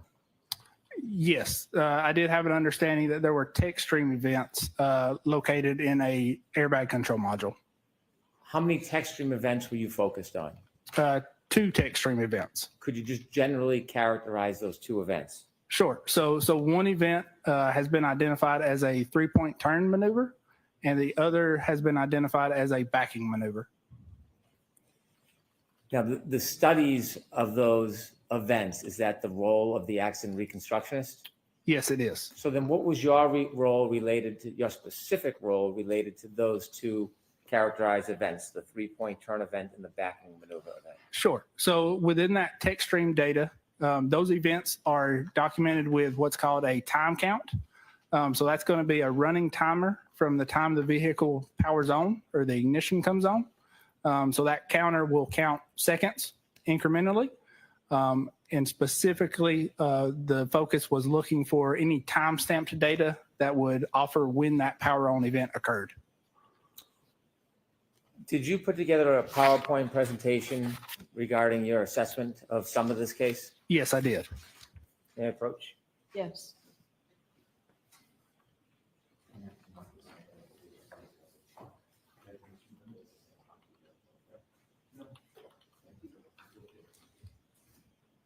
Handing you a package, you recognize that? Yes, I do. And what is that? That is my PowerPoint presentation that I prepared. Just turn a few pages so Sure. you can look and see if that accurately reflects the presentation you put together. Yes, it appears so. And does this reflect some of your study of this case? It does reflect some of the study in this case. Is it an entire comprehensive study of everything that you learned, or is it an overview? No, it is an overview. For the course commission, I would mark this for identification. I intend to use this for the course commission as a chalk. Okay, so we'll mark it for identification. Exhibit SS for identification.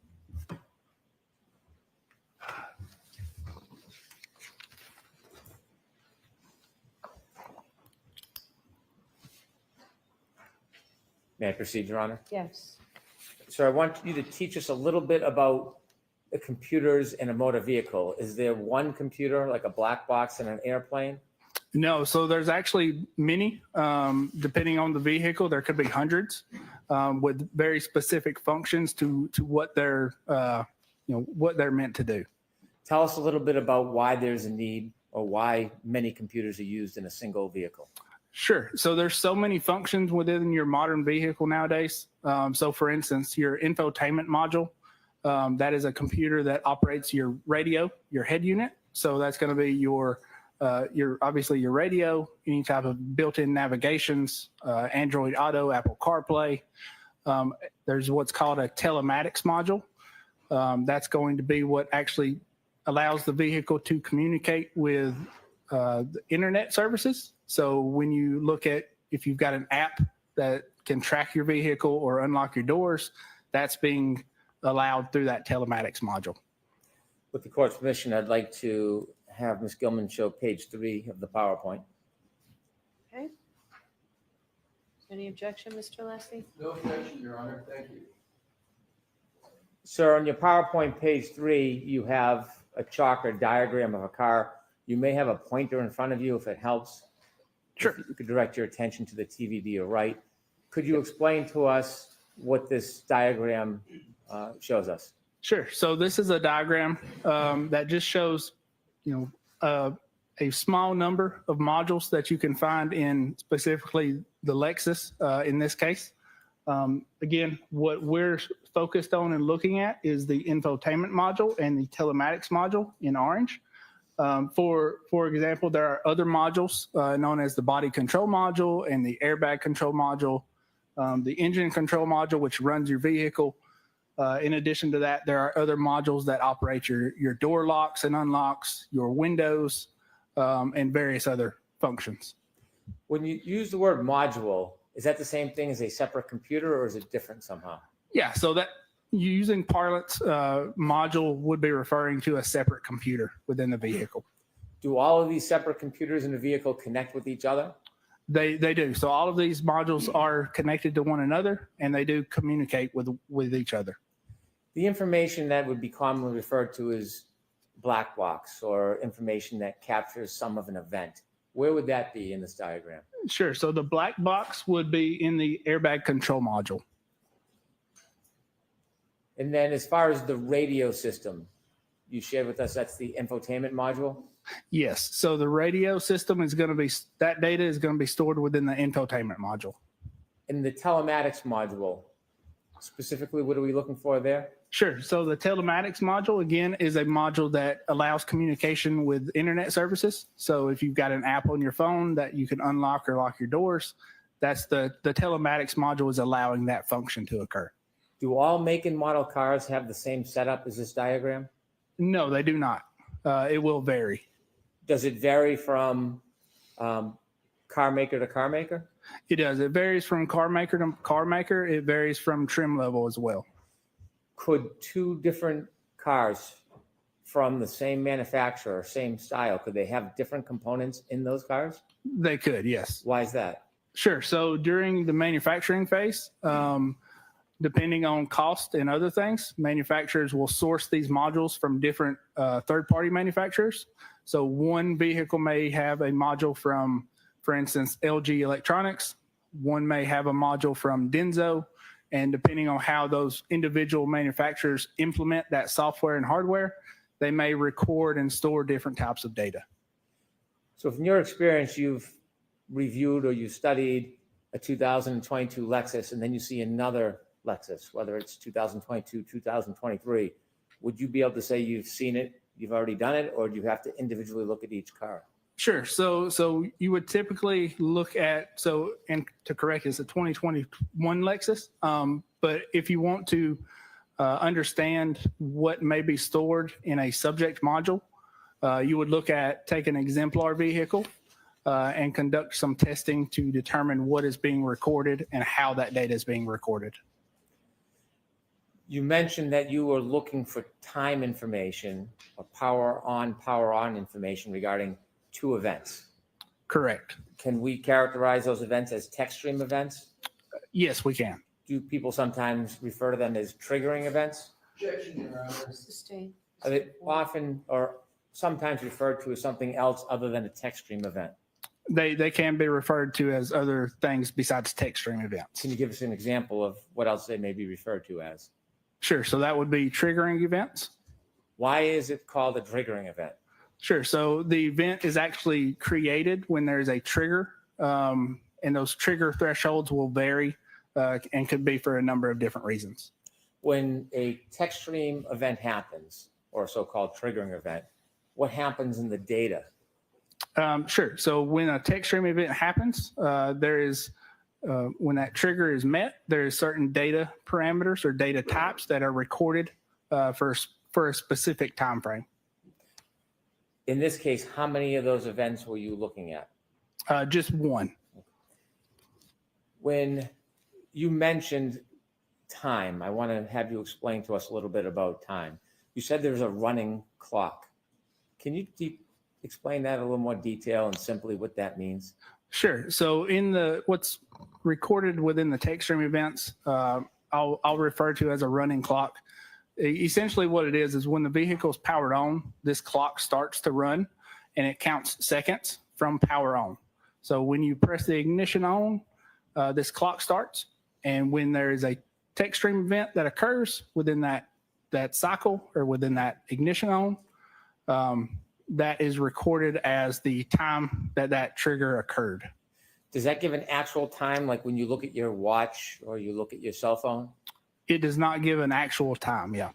Your Honor, pardon the interruption. The chalk remains on the screen. Okay, are you still reviewing the chalk? We can take it down if it pleases Attorney Alisi. Thank you. So you were getting back to the clock. You said it's like a running clock. Is that like a stopwatch? Yeah, that could be referred to as a stopwatch. Where is that running clock kept in the data? Sure. So that running clock is kept within the airbag control module. Is that the so-called black box part of the data? That is correct. With the running clock, how do you determine the actual time as it relates to, say, for example, your digital watch or your iPhone or another clock? Sure. So in that instance, you would need to have an event that occurs, such as a power on event with a timestamp to reference back that running clock. When you got involved in this case and you looked at the information that was previously downloaded by Ms. Gaffney, was there any data regarding power on, power off to mark that time? From the initial download, there was not. When you involved yourself in your study, what was your primary focus as far as information you wanted to get and why? Sure. So primary focus when I initially got brought on was to look at the modules and see if there's any data that was not recovered. And then specifically, again, looking at any time-stamped data that may have been recorded within the modules. You talked about the differences in modules. In your PowerPoint, did you provide a couple of photographs of the modules so we can see what you're talking about? Yes, I did. With the court's permission, I'd like to put on page 4 of the PowerPoint. Okay.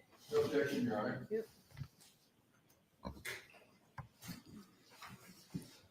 Could you explain to us the photograph on the left and then the photograph on the right? Sure. So the photograph on the left is kind of a top-down view of the infotainment module from the Lexus.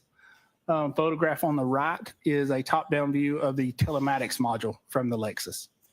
Are these modules from this specific car, or is this a general photograph of a car and how it works? These modules are from this specific vehicle. From the car you studied? Correct.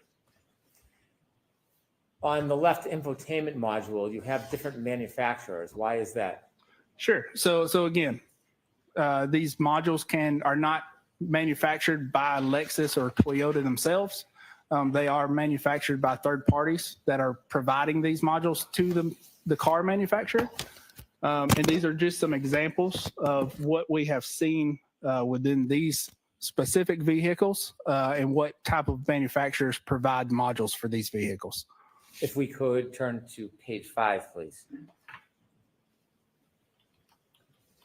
When you looked at the data that was provided in this case, did you draft a report? Yes, I did. Your initial impressions, can you share with us what your initial impressions were? Sure. So initial impressions were that data was missed from the initial download. What type of data do you think was missed, or did you conclude was missed from the initial download? Sure. So that would be, essentially all of the user data was missed during that initial download. How did you conclude or come to the opinion that data was missed on the initial download? Sure. So reviewing the raw data, you can see that, what we would expect to find, which would be things like contacts or from devices or device connections or time-stamped data was not there in those initial downloads. When you first looked at the data and you came to the conclusion that there was missing data, did you have a working theory on what you thought or how you thought the information was missing? Sure. So I did have a working theory initially of why the data was missing. And what was your initial theory? Sure. So if, I'll reference kind of to the slide a little bit. We can take that down if you'd like. Sure. So, sorry, can you repeat the question? When you had your initial theory of data missing, what was it based on? Sure. So the initial theory was based on two things. Either one of two things initially I thought could have happened, and that was a bad or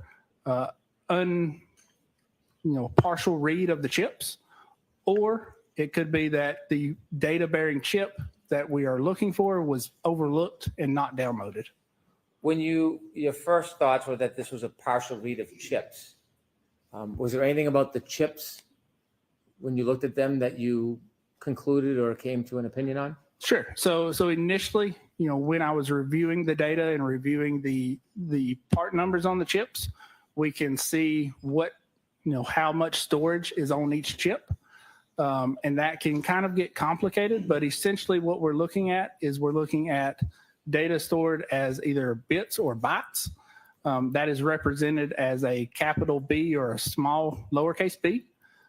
So initially, upon reviewing the data and with the assumption that a competent examiner would not miss a chip or a device or data bearing chip on the board, I misinterpreted and wrote a lowercase or a capital B when I should have wrote a lowercase b in my notes, which led me to believe that there was a partial download of those initial chips. Now, as a forensic analyst, do you rest on your initial impressions or do you go through a continued process? No, so I do not. So just like the scientific method, if you have a working theory, you then review and research to either prove or disprove that theory. And did you engage in that scientific process in working theory? I did. And how soon after you wrote the report did you realize there may be another source of the material? Sure. So, I'll clarify a little bit. That initial was not a report; it was just a protocol that was proposed. But I believe that there was a supplemental protocol written within a week or two of the initial protocol. And when you used the scientific method and studied the theory that you had, what did you decide or what did you learn? Sure. So upon further review and research, I discovered that there was a SD card or a micro SD card that was on the circuit boards of one of the modules that was never looked at. Now, you weren't present at the original process? That is correct. When you looked at the modules, those computer boards, did you notice anything about them that happened during the original process? Sure. So I did notice during the chip off process, what you do to take these chips off is you apply heat to them. So that essentially liquefies the solder, which is a low temperature metal that connects the chips to the board and makes those connections so the board can communicate. And there was some damage caused from that initial chip off. And Now again, you're why would reading you the take the chips damaged off the chip. board if they're already Oh. attached? Why would you need to do To that? redo your So report. when you don't have, Oh. typically if you think about downloading data from your cell phone, you have a USB port on your cell phone that you can easily plug that into a computer. That's not the case with vehicle modules. So you have to remove these chips from the board, and then you've got programmers or readers that will read the data from these chips. Did you have a chance to study the boards that were already accessed during an He earlier didn't write a chip-off report, he process wrote before a you got involved? protocol. Yes, I did have an opportunity to study some photographs of the boards. Could we have page 14, please, Ms. Gilbert? Can I go in and cross-examine him? Can I just get a minute, Vici, right now and cross-examine him? Can I do that? I want to be there. I want to do it too, okay? Okay, if you could Everybody turn to does page forensics 15. is dying to cross-examine him right now. Tell us what Dying. this is, please. Sure. So this is the infotainment module that you saw earlier. This is just two photographs during the disassembly process of taking that module apart. Could you zoom in on the right photograph, Ms. Gilman?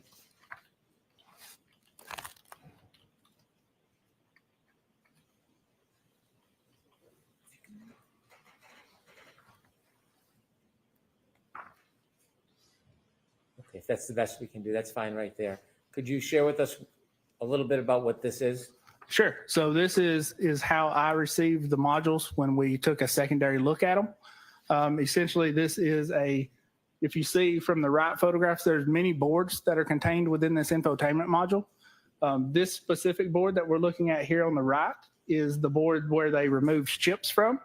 What we're looking at is the circuit board itself, as well as two components that were previously removed during that initial download attempt. So if you can't read the chips on the board, if you remove them, is there a tool that you can use to actually read the individual chips in isolation?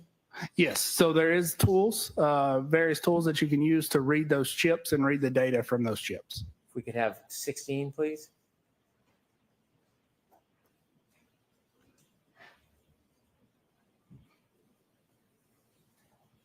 Can you tell us what you see here? Sure. So what you see here is two of the components that were initially removed from the board during that first download attempt. I've documented an additional chip that was still on the board that was not identified during that initial download on this side of the circuit board. And then I've got photographs matching the chip and where its placement was initially on the circuit board. Could we have page 17, please? And what do we see there? Sure. So this is some of the damage that occurred to the circuit board itself during the initial chip off download attempt. Do you have a pointer on the stand? I do. Yes. Could you show us with the left photograph, point out what you mean by damage? Sure. So right here on the left part, you've got these two highlighted blocks. So what this is if you remember back to the last slide, the larger chip that we were looking at, this is directly underneath that. So when you're removing that larger chip, what you're doing is you're applying heat to it. If you apply too much heat during that chip off process, the underside of the board will actually heat up and you'll have chips fall off of the underside of the board. So that's what's occurred here on the left side. On the right side, as you heat up these chips, if you're not careful as you pick them up off the board, you can displace other components. And that is what you see right here in this highlighted box here is a small passive component that has been displaced where it should be parallel. What is the risk of damaging components when they're taking off the board during a chip off? Sure. So the risk of that is causing damage that could be internally that we can't see. And if you want to put the chips back on the board and assemble everything back together, it may not work appropriately. In addition to seeing the damage with your eyes on these photographs, do you look at data when you engage in the analysis, whether or not you think data is missing? Yes, I do. Could we have page 6, please?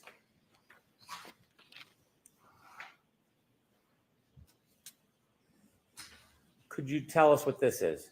Sure. So this is just some examples of what user data would look like and what we're expecting to see when we look at the raw data from the chips that are removed from the board. So there's two ways to look at data, and one way is of looking at the file system, similar to the file system you would see on your computer when you store documents. Same thing exists in vehicle modules. There are instances, though, where you cannot rebuild the complete file system, and you've got to actually look at the raw data in hexadecimal format. So that hex data, the bottom photograph or screenshot, is what that would look like in hexadecimal format. When you looked at the data that was provided during the original chip-off or process and was produced by Ms. Gaffney, were you able to, at this point, identify any date and time or power on or off information that you were looking for? No, I was not. You mentioned that you went beyond the original data from the testing and you discovered something on the board? Yes, that's correct. Could we have page 18, please?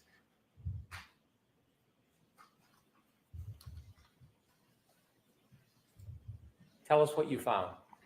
Sure. So this is a micro SD card that I identified on the subject vehicle and later validated that existed on an exemplar vehicle as well. Could you use the pointer? Sure. I know there's a red square, but I want you to describe for us what you saw and what that meant to you. Sure. So if you look at this side of the circuit board, obviously this is a zoomed in view. But what you see is this kind of underneath the SD card is a silver casing. That is the slot that the SD card would go into, similar to the slot you would have on your computer. And again, what we're looking at is the SD card, just both sides, top and bottom. You had mentioned earlier that when you looked at the data, you believed that there was data missing. When you found this SD card and discovered this, what did you conclude? Sure. So at that point, I concluded that the data that we were missing was most likely stored on this SD card. Did it appear whether or not this SD card had ever been removed from the board? No, it did not. Did you receive any information that this SD card was ever studied or downloaded? No, I did not.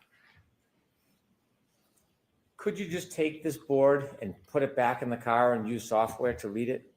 There are instances where you can do that. For this vehicle, though, we could not. Why couldn't you? Sure. So there are commercial forensic tools that are available for vehicle systems. One of those tools is referred to, or is called Burla. Burla is a company that writes hardware and software, or develops hardware and software that pulls data from vehicles in a user-friendly way, so that non-technical people can gain access to this data without having to go through the steps that we did in this case. When you discovered this SD card and had your hypothesis that there may be data on it, did you have concerns about simply removing the SD card and trying to read it? Yeah. So anytime you see an SD card on a vehicle module, in the past, there's research and there's documentation of finding these SD cards. Most of the time, they are what's called Command 42 locked. So what that means is there's a lock put in place. So if you take this SD card out, plug it into your computer is not going to recognize it. So the SD card is actually looking for a passcode from the vehicle itself to unlock it and allow access to the data. What if you don't have that passcode? Sure. So when you don't have that passcode, there are ways around that lock.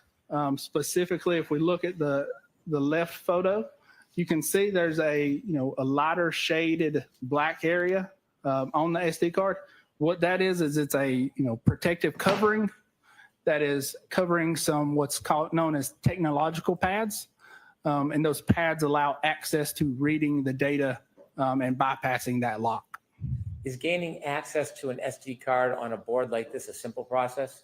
It is not a simple process. Are there a lot of advanced studies on it? There are advanced studies on it, and it is a in-depth process to recover this data and interpret it.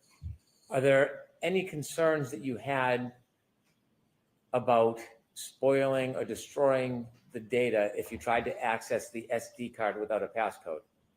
No, not that I'm aware of. There's no documentation or research that suggests you would spoliate or lose data by bypassing that lock. Were you concerned at all in trying to get the information from the SD card about the process of it? Yes, I was. Why? To get data from this SD card, we suspected that the user data that we were expecting was on this card.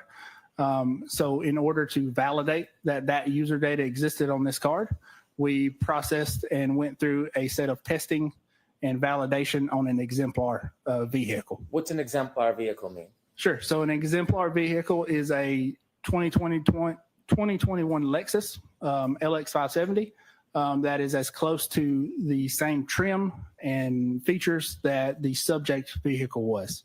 We could take that down now, Ms. Gilman. Why did you want a similar but very separate vehicle to do testing before you tried to crack into the SD card? Sure. So, it's kind of multiple reasons. First, to validate that the process that we're theorizing to recover data is viable. But also, this is a vehicle that there's no documentation on as far as, the data that is stored and the data, how it's recorded and what it, means. So as well as, being able to validate that process, we also wanted to do testing and create some of our own data and known data sets on a vehicle so that when we got the data, we were able to look at it and compare it to our known data sets. And we were able to validate and correctly interpret what that data means. Mr. Brennan, why don't we take our break right now? Yes, Your Honor. All right, folks, we'll take a 15, 20-minute break. Oh, and Close your notebooks, follow me. wait a second. I was in the middle of actually posting You something are on muted. X when she decided to abruptly take the break. So we have a lot of questions. I'm going to go backwards actually and start from Burgess. Okay. Take a look at his, all of you, and I just posted it, his X Twitter account. Okay. Burgers _ bites. I see that Aiden Carney is following it. Okay.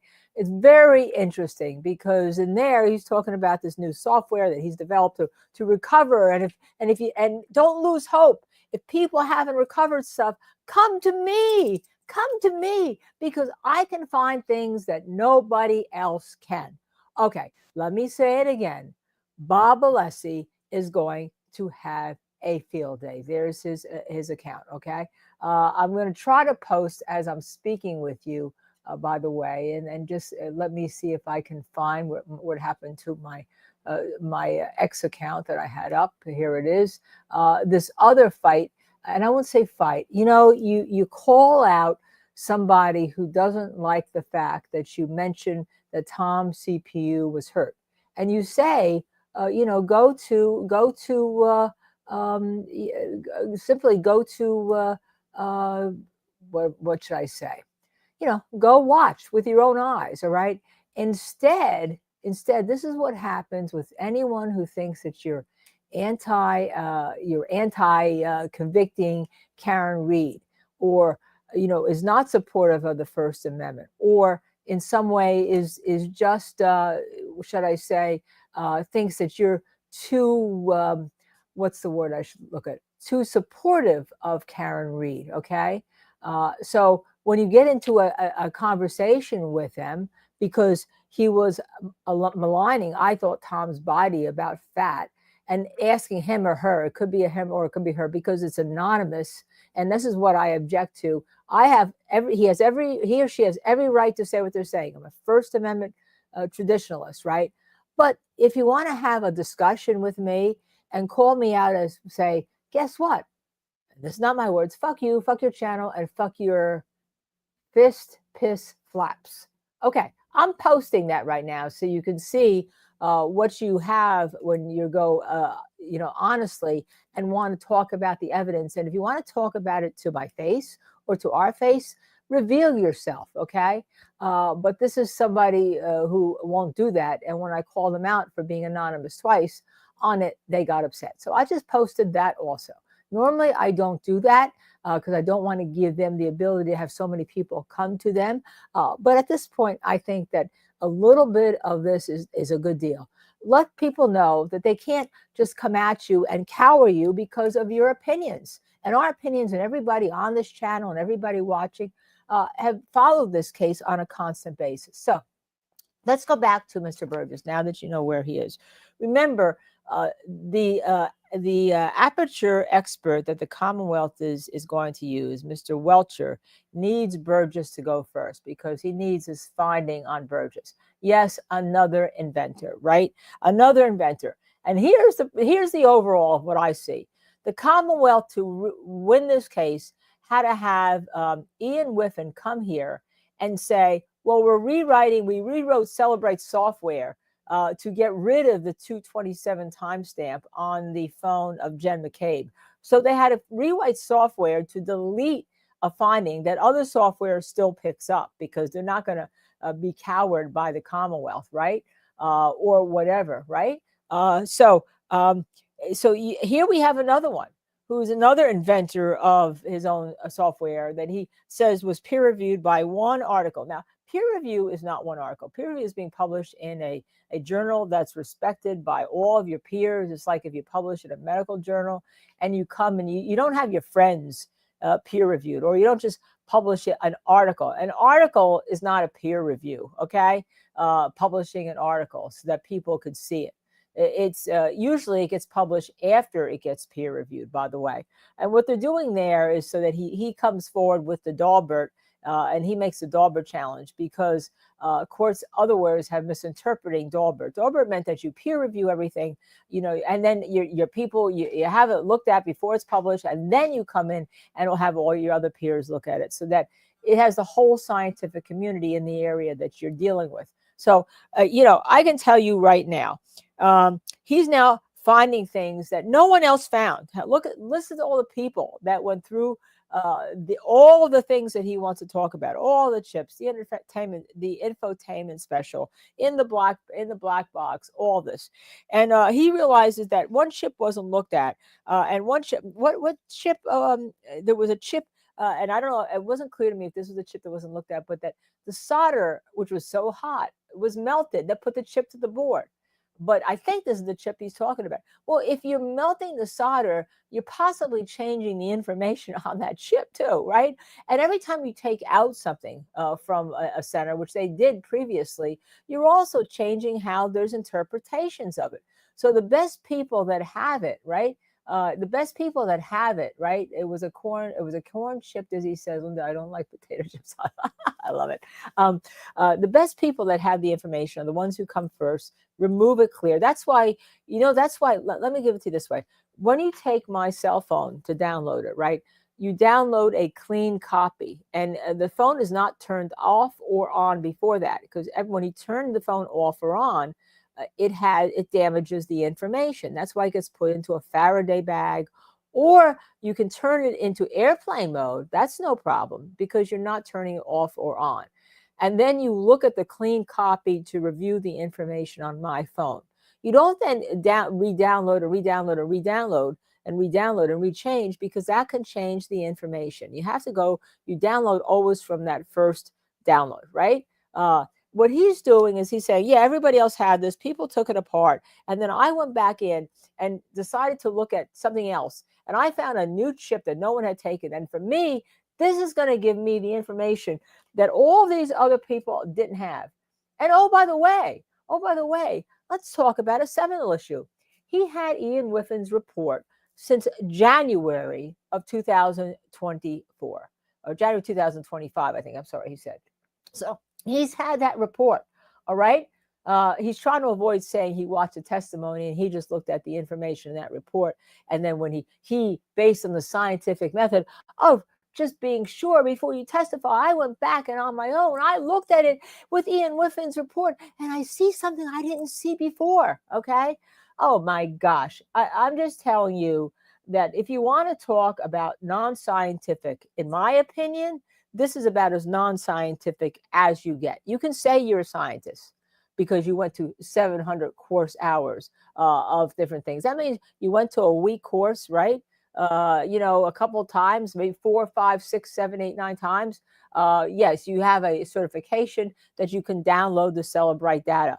Great. We see where that's gotten us in this trial, right?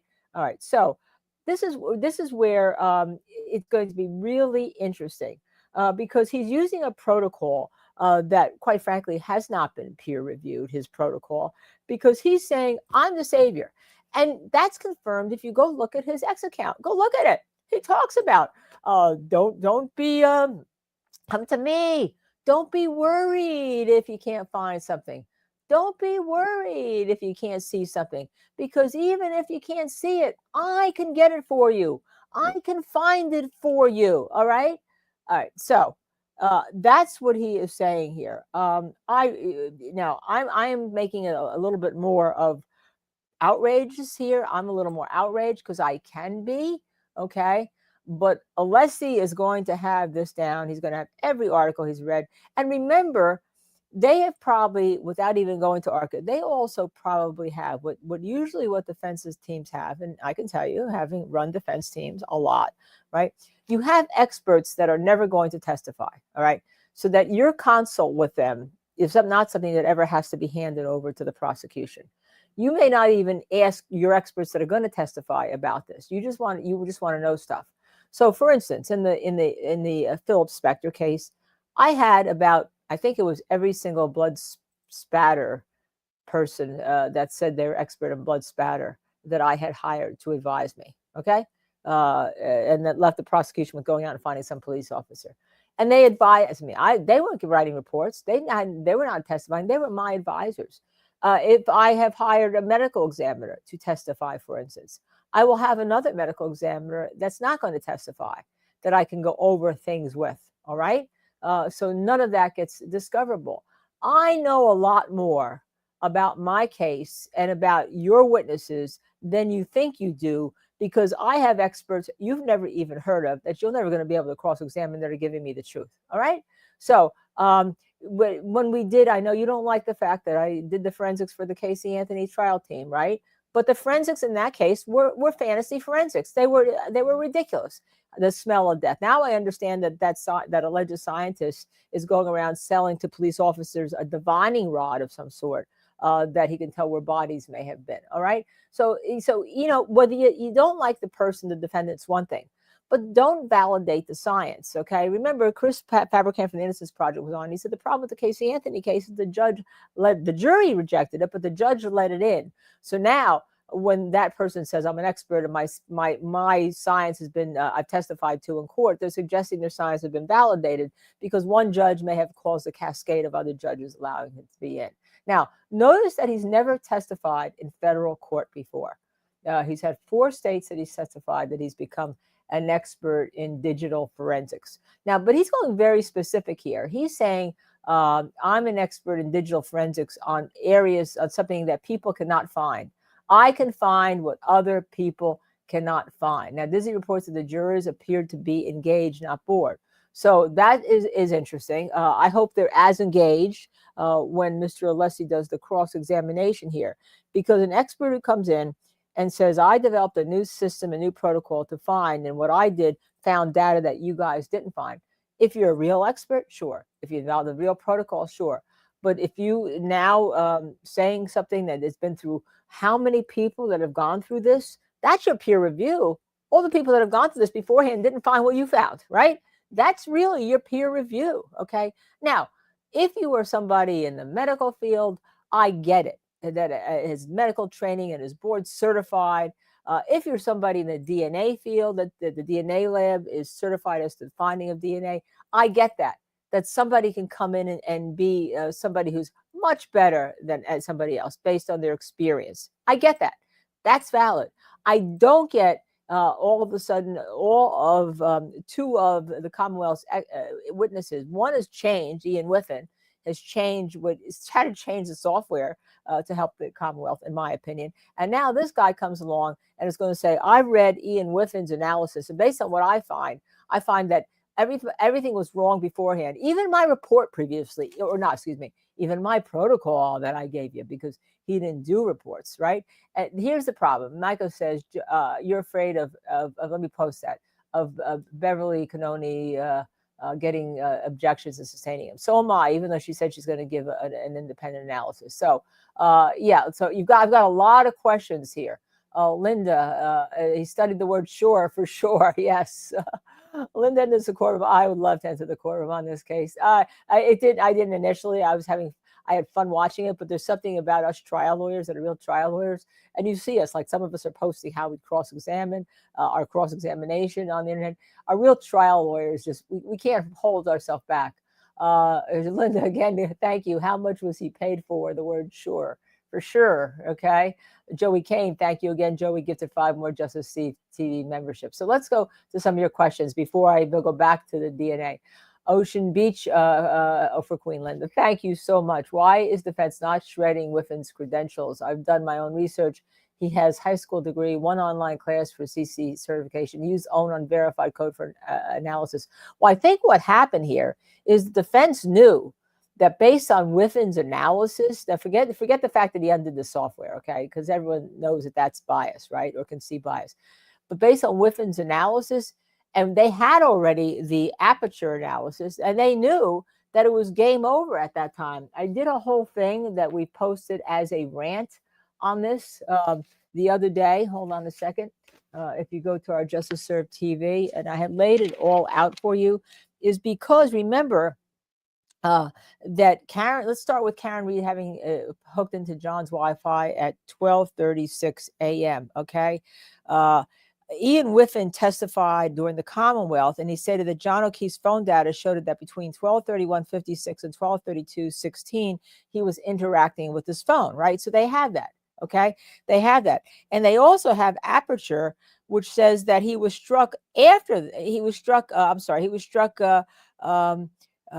12:31:43, 12:31:43. So he was struck before that. So based on the aperture report that they've had, if John was struck at 12:31:43, but Ian Whiffin has him interacting with the cell phone, including a manual. Remember, he has to manually hit that side button to turn off the cell phone, right? It couldn't be. So they like that. They like that. So what happened, that's why they wanted to go after Whiffin for his bias in changing to 12:27, but leave it where it is for what he found is John interactions with the cell phone, because they knew that at that point it's game over, right? Between that and the medical examiner saying that John O'Keefe wasn't struck by an automobile strike, an SUV strike, that John O'Keefe was interacting with his phone at 12:31:56 when Aperture has, which is this company, had their report that he was struck at 12:31:43. So that's probably why, because they like that. But now they're going to deal with it in a different way. They're going to have to go after him pretty strongly. And also the fact that you independently decided, you're such a scientist, we know that you're really a scientist, decided that you're going to go back and review without even telling the prosecution, okay, I don't buy that either. Micah says he also had on a CV that he's pursuing his bachelor's, obtained his bachelor's 2022, obtained his bachelor's in 2024. And maybe 2 different bachelor's degrees. I don't know. Micah says he has a bachelor's in general studies. He's trying to list it on his resume as a bachelor's of general science. There's no such thing that exists at his university. Okay, we'll see. Quite frankly, if I were, what I like to do, I like to get subpoenas out for all the credentials of the opposing experts, and the judge sometimes has to sign off on them and get their history at their universities by subpoena, but it has to be signed off by a judge because there's a lot of federal laws. Sky Stars Page.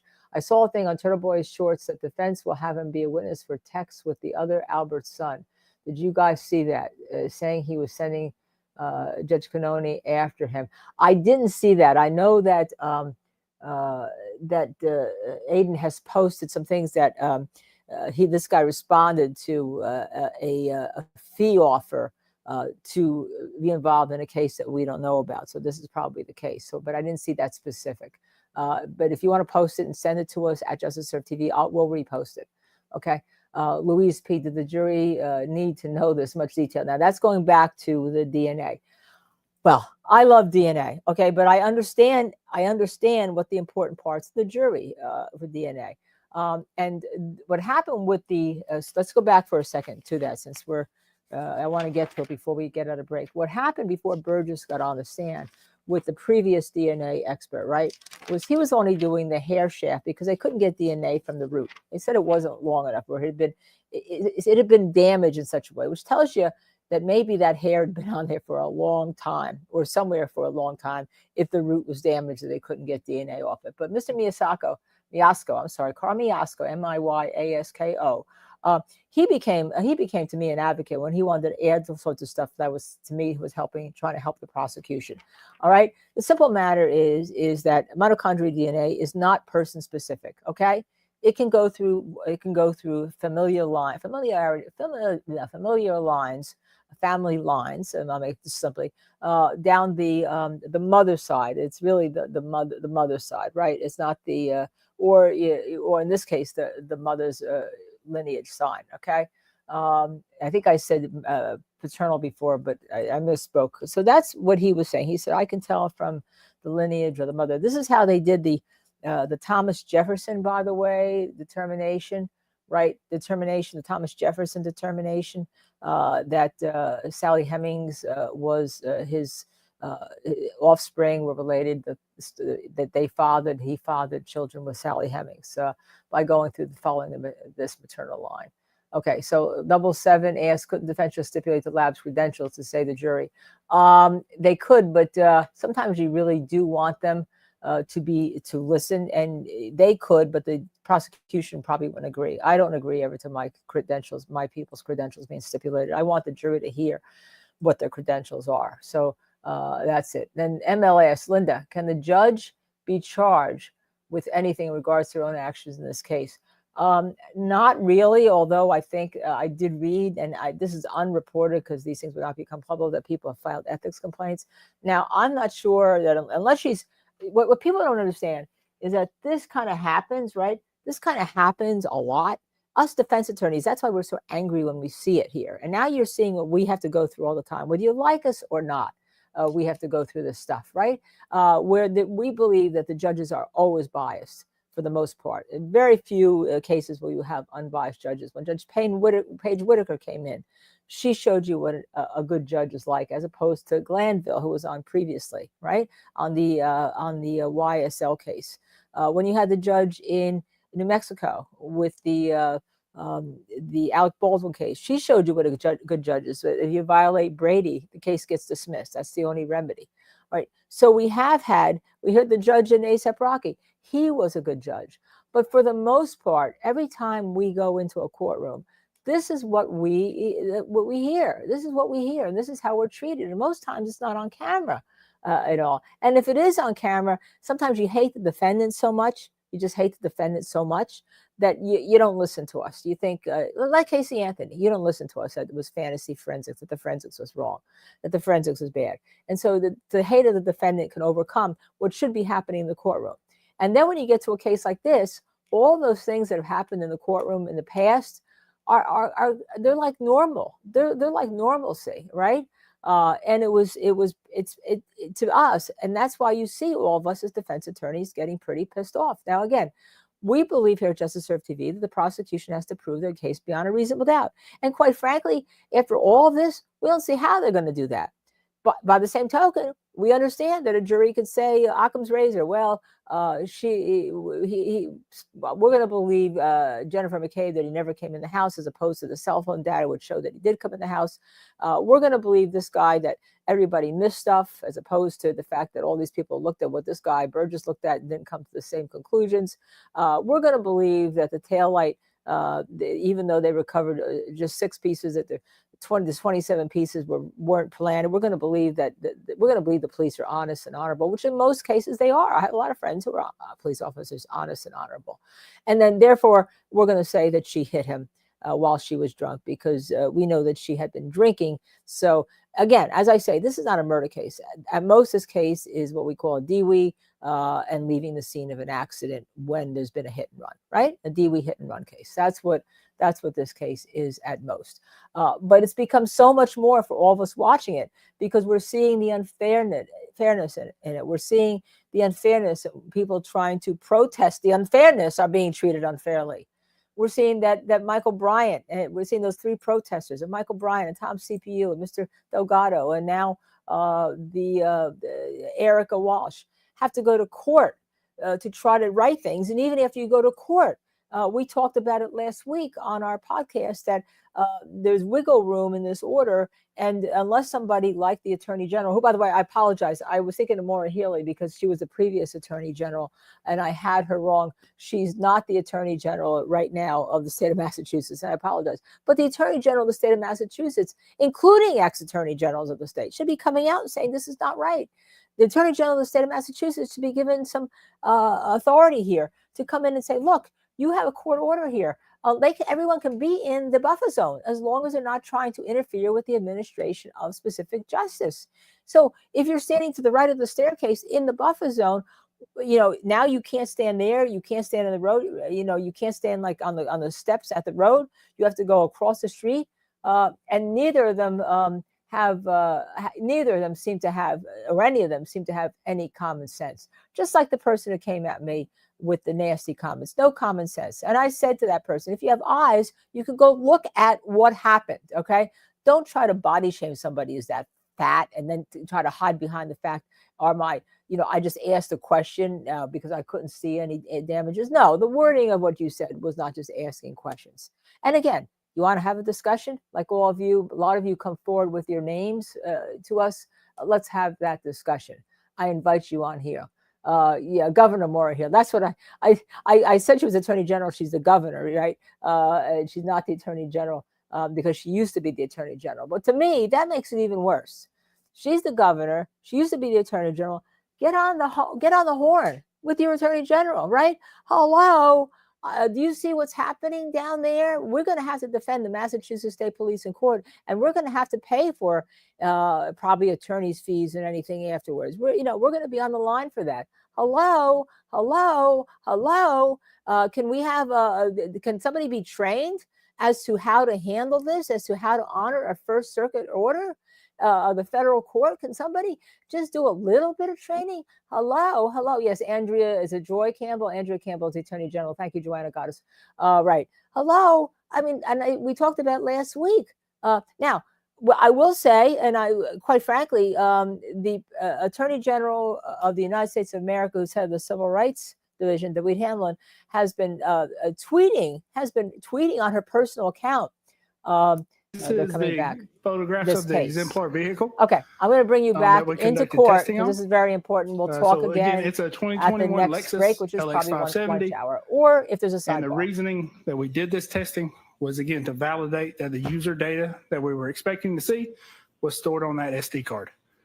Additionally, in addition to that, we were also looking to create a exemplar data set, so a known data set, and we did that by connecting these cameras here. There's a camera here looking straight out. There's a camera here looking at the infotainment screen. What those cameras are doing is they're synced together, and they're recording timestamps as well as they're recording any interactions that we have with the vehicle.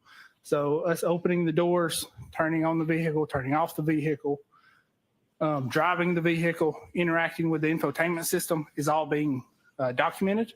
And then that way we can go back when we get the data off of the SD card and we can compare it to that documentation. How closely were you trying to match the exemplar vehicle to the defendant's vehicle? Obviously, as closely as we could get. If I recall correctly, this is almost a perfect match to the subject vehicle. If we could turn to page 20, please.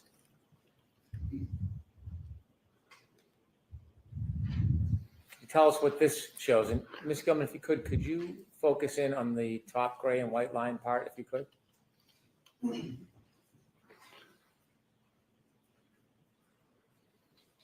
A little further out, if you could.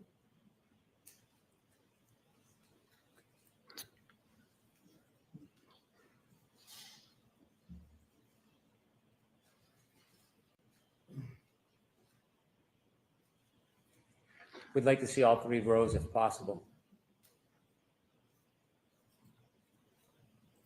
And if not, we'll do it from a further view. Okay. Could you share with us what this slide represents, Mr. Sure. Burgess? So this slide represents a comparison between the exemplar data and the data from the subject Lexus. In this comparison, we're looking at navigation system software. So that's going to be the infotainment system software. There's a number of different softwares running on this infotainment system for various functions. So you can see here there's a firmware version for the Wi-Fi functionality as well as the OS version, the audio, the DVD function, and I believe there's a section for the CD or disc version. So what we're looking at is we're looking at the software versions that are running on the exemplar. We're comparing that to the software versions that are running on the subject, and those match. So we would expect to see the user data to be stored in the same way. Is it common that an exemplar vehicle will match the Focus vehicle exactly like this? Yeah, so, I wouldn't say it's common or uncommon. I have seen it in the past. A lot of times with your newer vehicles, you'll probably notice some of them tend to update more often than others. For this one, it looks like the Lexus doesn't update quite as often. So we are able to see that the software versions are the same. If we could take that down, please. And if you could remind us before we go into your findings in that SD card that was left behind. What was the most important thing you were looking for as far as data on that SD card? Sure. So the most important thing we're looking for is time-stamped data, specifically related to power on or ignition on events. If you were to find time-stamped data for power on, power off ignition events, how would you use that? What would you use that in unison or comparison with the information that you already had? Sure. So we would use that in comparison with provided surveillance videos to compare and see how accurate those timestamps are and how consistent they are, specifically on the night of January or the morning of January 29th. When you analyzed the SD card, did you get viable information? Yes, we did. What information did you get? So we've got a couple different data types. We got contact lists from some of the connected devices, as well as serial numbers and phone numbers associated with the connected devices, call logs, and then power on and power off events. Was your focus on one particular aspect of that data? Primarily, the focus was on the power on and off events.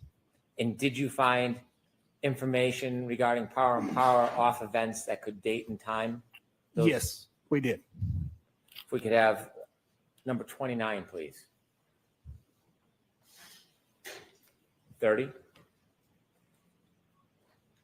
Can you share with us what you found? Sure. So this is some screenshots from our exemplar testing. So again, these are from those cameras that I pointed out earlier. What we see when we go back and review this camera footage is we see when I press the ignition on button, there is actually a logo that appears on the infotainment screen as it's booting up. That time that logo appears on the screen is associated with a time that we see in the raw data, and that's in the hexadecimal data that is very small, so it's kind of hard to see. But essentially what you have is you've got a date and you've got a time in UTC, and then you've got a identifier that suggests that the vehicle has been powered on. So we've got 4 of these tests that we can kind of compare back to and determine that this is the time that the infotainment system powers on and that first logo screen appears. And then through testing, we can identify that that is approximately ignition on is approximately 3 seconds before that timestamp. So do I understand if you press the button to start the vehicle, there's a 3-second delay before the actual vehicle starts? Correct. So not the actual vehicle starting. So you press the ignition on button, there's a 3-second delay in when the infotainment system powers on. Is there any way, Ms. Gilman, to focus in on one of those two photos. Can you tell us what this information is? Sure. So this is those camera angles. And what you see is I'm pressing the ignition on at this time. In that second photo on the right, you'll see that this is specifically approximately 3 seconds after I press that ignition on, and you see the Lexus logo appearing on the infotainment module. Let me ask you something about the clocks while we're here. You see a local time on there? Yes, I do. Is that local time measured by a particular clock system? Sure. So that's measured by our reference equipment. So we're using what's called VBox equipment to capture these videos. So here, that local time is actually UTC time. So it's not actually local time for this area. So that could be a little, that could be an error in how that's reporting. But essentially what we're seeing is the infotainment system is powering on at that exact time of 21:48:08. And this was for power on. Can we have number 31, please? How's this different than the one we just looked at? Sure. So this is power off. So this is myself pressing the ignition to power off the vehicle. And what we see at this exact time when you power off and press the ignition button, the screen on the infotainment system becomes blank, and associated with that, it powers off, and you see a log within the raw data that indicates that. You mentioned that you found power on, power off information. Can you explain what that means? Sure. So through this testing, what we were able to do is see that there are time-stamped power on and off events for when the infotainment system is recording a power on and power off. And then we validated that with the exemplar testing. Ultimately, were you able to use that power on, power off timestamp information to identify the times of the later two events, the tech stream events, the 3-point turn and the backing maneuver? Yes, in combination with other data, we were able to determine that. Did you test the power on, power off data? Yes, we did. Could we have number 32, please? Can you tell us what this is? Sure. So this is the first power on event after 12 o'clock on January 29th. That power event is happening at 12:36 up here in the top. And the vehicle is powered on and it's not powered off until 12:42:08. Is there any power on, power off events in between those two times? No, there's not. And do you have an opinion to a reasonable degree of scientific certainty that whether or not the first power on event for that night, January 29, 2022, was 12:36 a.m.? Yes. Your Honor. I'll sustain it at this point. Do you have an opinion as to the first power on event of that Lexus on January 29, 2022? Same objection, Your Honor. Sustained at this time. When you studied the information from the data, does this slide reflect the information that you studied? Yes, it does. Were you able to determine from your data study the time that was registered of when that Lexus was turned on for the first time on January 29, 2022? Yes, I was. How were you able to do that? Sure. So through our exemplar testing and determining that those timestamps are accurate to when the vehicle was powered on, we are able to say that this power on event is the first power on event of January 29th after 12 a.m. And based on your study of the exemplar and the data from the SD card, did you arrive at an opinion as to the time of the first power on event of that Lexus vehicle on January 29, 2022? Yes, I did. Is your opinion to a reasonable degree of scientific certainty? Yes, it is. And what is your opinion? Objection, Your Honor. I'll see you at sidebar. Oh, our man, Alessi, the Alessinator, his opinion. And by the way, what is his opinion? She's sustaining the objection. I mean, we seldom see objection sustained. and she keeps sustaining the objection over and over when they want to get to his opinion as to when the first time the vehicle was powered on. He first said 22:36. Did I get that right? And powered off at 12:42:08. Okay, so I thought I had that. I think I had it a little bit off here because, quite frankly, I was feeding Tubi when all the objections were just said. All right, so you guys are going to have to tell me when was the time that he thought the vehicle was first powered on, and when I know I got the off at 12:42:08. So what? It took her. If this is he's using East Coast time, he took and Dizzy is sending me the screenshot of his. Here's the event. Yeah, 12:36. Okay, 12:36. I thought maybe I had gotten it wrong because the vehicle found at 12:36.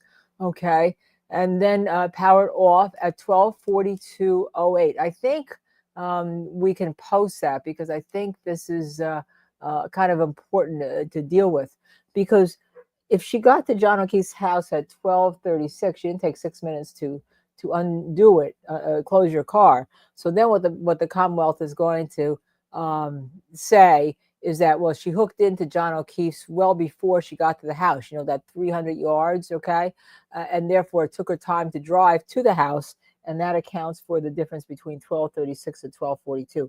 They got lots of explaining they have to keep around, but the car's turned on at 12:12 a.m., so they're not saying the car was ever they're not saying that this vehicle was ever turned off in front of 34 Fairview.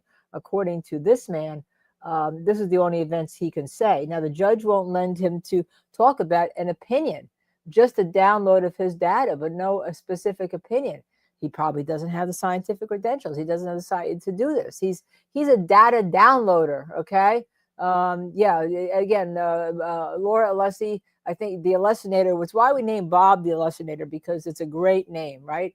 Yeah, and Michael Bryant, when he first got into the case, as we all told you, we weren't sure about him being juror friendly. Well, he's become extremely juror friendly and really is taking on a lot of this case as Judge Cannone continues her objections every time Alan Jackson opens his mouth. But she seems to give a little bit more leeway to Alessi. She knows that he knows what he is talking about. Yeah, he's a data downloader. Exactly. He downloads data. And he made the mistake that additionally he reread his reports, and the reason why his report was wrong in terms of the time wasn't because of Ian Whiffin's data or his testimony. It was because he made a scrivener's error, a typo, that I would do with my nails. Well, I guarantee you he doesn't have these nails. Okay, let's go back into court and watch this hallucination.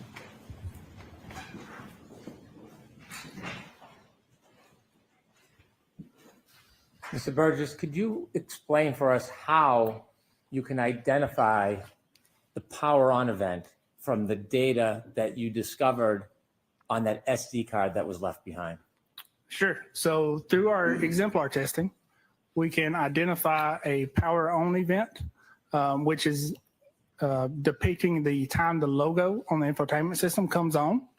And then the time the infotainment system goes blank. So that is representing a power off event. And then we can reference that back to the ignition on, which occurs approximately 3 seconds before the power on, the infotainment power on event. Is this a methodology that is used in your standard of practice? Yes, it is. And have you used this type of methodology before? Yes, I have. Is it a methodology that is regularly accepted? By the way, on my car, I can press the thing that so the this is a entertainment system doesn't methodology go on that at is all. regularly accepted Or in the turn it digital off when I'm forensics driving. community. nothing And to it do is a with- process of testing and then validating. How does that process further validate the accuracy of the times that you are registering and finding? Sure. So through that testing, we're able to validate that accuracy. And through that testing, we've got 4 tests that represent a power on event and 2 tests that represent a power off event. In addition to that, we are comparing that data to surveillance video with timestamps as well to show the consistency. When you engaged in your testing, you said there was 4 test runs or examples. Did you analyze it to see how, in fact, accurate it was? Yes, I did. And how accurate was it? It was accurate to the second compared to our reference clock.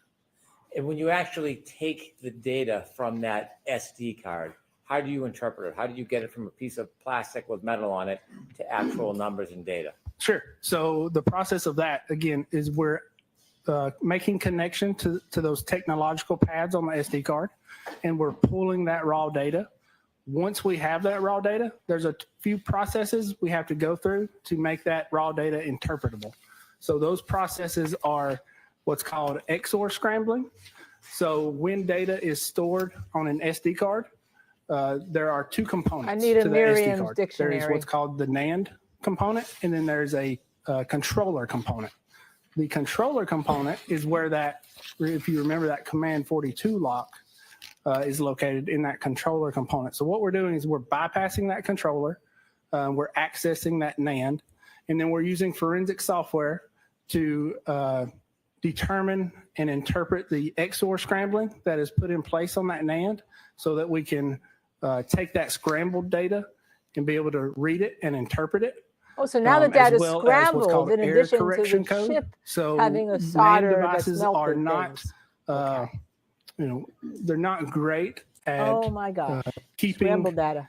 voltages accurate like they should, and that's just based And we on how compared the to- architecture we and how the compared- did you hear him NAND say components are we compared to manufactured. So surveillance what the data manufacturers have done is times? they've put in place error correction code to correct any bit errors within that data. So what we've done is we've identified the error Unless he's correction having code him go on and the because he's XOR going to kill him scrambling on cross-examination. using software known as Resolute. That software, again, is hardware and software that we use to access that data and process it and interpret it. From there, we can take that data and we can review it in that hexadecimal format. And based on that methodology and that process and that study, were you able to extract the data from the SD card and identify the first power on event of the defendant's Lexus on January 29th, 2022 to a reasonable degree of scientific certainty? Yes, I was. And do you have an opinion about what time that Lexus, the defendant's Lexus, was powered on December 29th, 2022 for the first time? Yes, that would be approximately 12/12/36. Is Oh, that to a now reasonable listen degree to of that. scientific Approximately. Yes, it is. Approximately. On Did you hear your that? chalk on Approximately the 12, screen? 12, Is the 36. power out event, is that the Mark same that word, as your approximately. interpretation? Yes, it is. The 12/12/36 a.m. time, what time clock is that based on? Sure. So that's based on the internal clock in the Lexus. The clock in the Lexus, is that a universal time or do clocks on different devices run differently? Sure. So it's not a universal time. Clocks on different devices run differently. So if you've ever noticed that your microwave clock is not running in sync with your iPhone, the same thing is occurring here. Even though the Lexus clock is communicating back and forth Actually, with my GPS microwave satellites and runs other in sync with things, my iPhone. the clock is still not synchronized perfectly. So you would not expect this clock to match up perfect with other devices. When you're considering two very different or separate devices, if Let's the see. time is Wow. different, what would Look at that be this. called? Sure. So My that would be called iPhone what's called a clock variance. And my Alexa had the same clock. I want to get into that Two later, but separate I want to finish devices. what we have in front of us now. Sure. In addition to identifying the first power on event of January 29, 2022 of the defendant's Lexus at 12/12/36, were you able to identify the first power off event of that same Lexus for January 29, 2022? Yes, I was. And that was at 12:42:08 approximately. Did you use the same Oh, methodology approximately. and vetting that you did and testing that you did with the power on event? Yes, I did. And do you have an opinion if that time is accurate to a reasonable degree of scientific certainty? Yes, I do. And what is that opinion?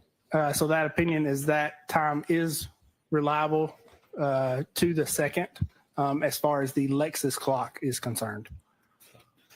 What is the graph on the bottom showing us? Sure. So the graph is just a graphical representation of the same data representing the power on event on a timeline at 12:12:36 and the power off event at approximately 42:08. When you're looking at times, power on and power off events to date and time it, are you obtaining that information independent of other outside information?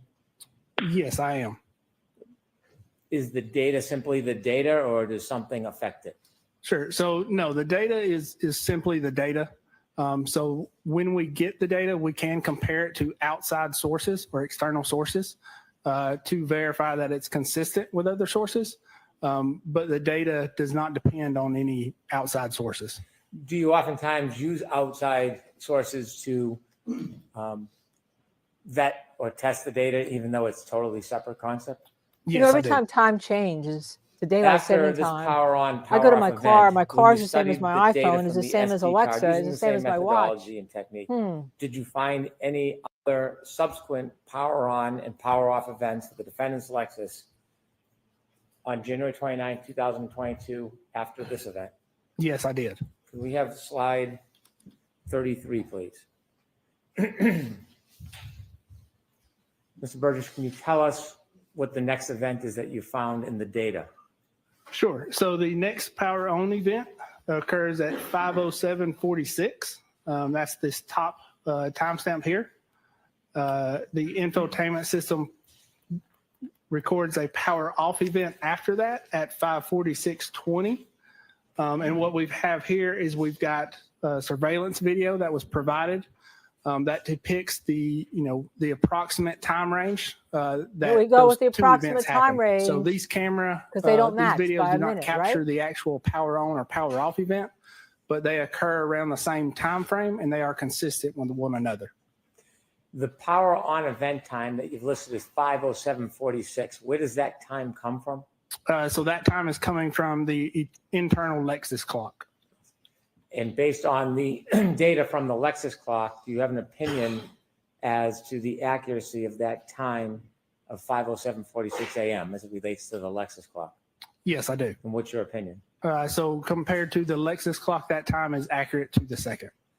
The videos you have, are those timed from the same Lexus clock or a different source? No, so those timestamps of the videos are coming from external sources. In the example of these videos, I believe that is a Ring camera. Why would you try to vet the time stamp that you've identified to the second from the Lexus clock with another item, including a video that uses a different clock? Sure. So that further validates that those timestamps are accurate and they're consistent with timestamps we're seeing from other devices. Can there be a variance with other devices? There can be a variance. If there's a variance, could that still corroborate or support the original timestamp from the Lexus clock? Yes. So even with a variance, those timestamps can still be consistent with one another. And on the two photographs, are those videos or photographs? Those are videos. What is the purpose of including a video?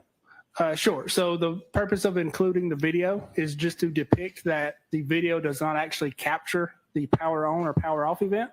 But again, it is around the same time frame that the power on and power off event occurred. Ms. Gilman, are you able to play the video to the left?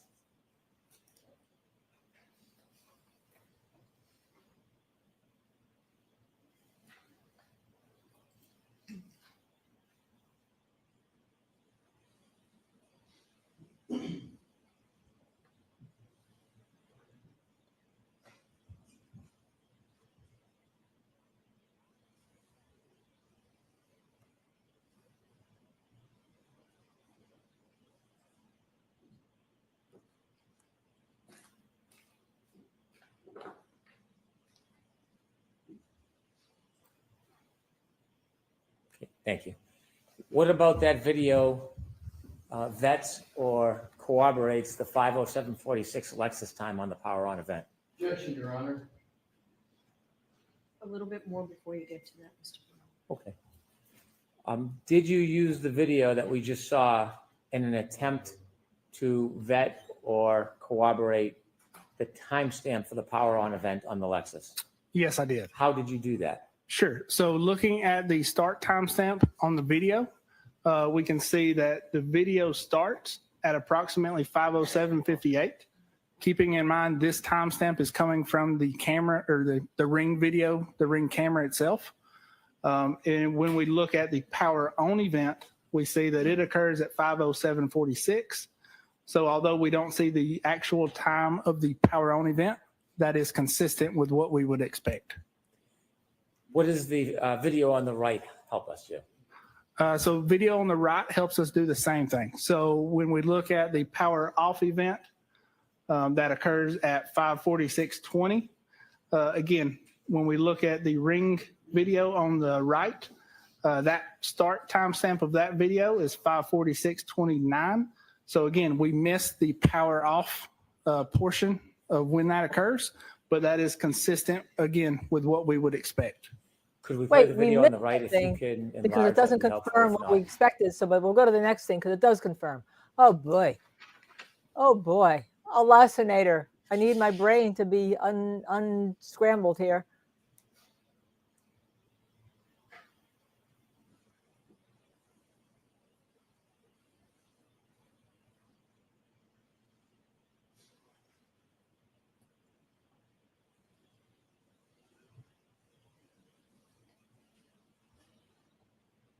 If you could stop the video, please. Mr. Burgess, you see the lights are on that vehicle? Yes, I do. Okay. Can you tell if the vehicle's on or off at that point? Sure. So I cannot tell if the vehicle is on or off at that point. Typically, when you power off a Lexus or a modern vehicle, the lights will stay on for some portion of time afterwards. But again, that is consistent with the timestamp from the power off Then you event. should know that because all of us on our vehicles, And they tell do you have how an long opinion to the lights stay reasonable on. degree of scientific 30 seconds, certainty as to 60 the seconds. accuracy of the power on and power off events as they pertain to the Lexus clock? Yes, I do. And what is that opinion? And that is that those timestamps are accurate to the second. Did you further follow the data to see if In other there's words, any nothing other is changing his power on, opinion, power off even if events it's different relative than to what the we're Lexus saying. for January 29, 2022? Yes, I did.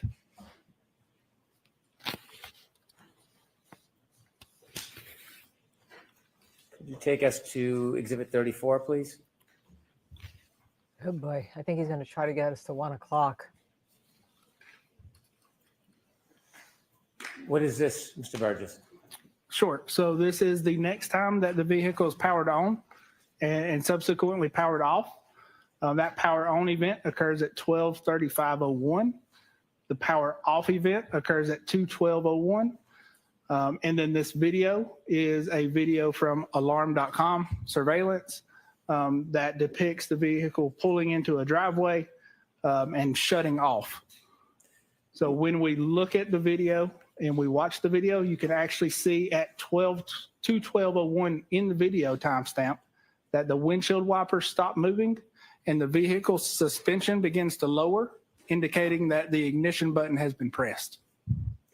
Let's start with the power on event. Was there any video available to show the power on event at 12:35:01?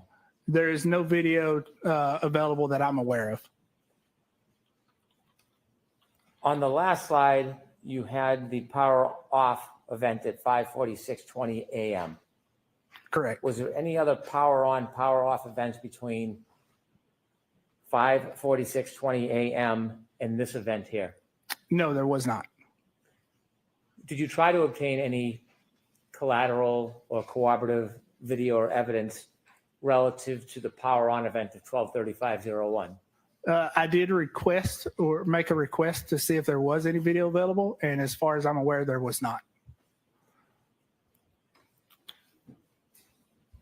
Regarding the power on event, do you have an opinion to a reasonable degree of scientific certainty as to the accuracy of the power on event as it relates to the Lexus clock on the system? Yes, I do. And what is that opinion? That is that power on event is accurate to the second in reference to the Lexus clock. 12:35:01 p.m.? Correct. And do you have an opinion as to the power off event to a reasonable degree of scientific certainty as to the accuracy from the data you recovered from the SD card? Yes, I do. And that power off event again occurred at approximately 2:12:01, according to the Lexus clock. I don't know if you can enlarge the video, Ms. Gilman, but if you can, and if not, could you play anyways?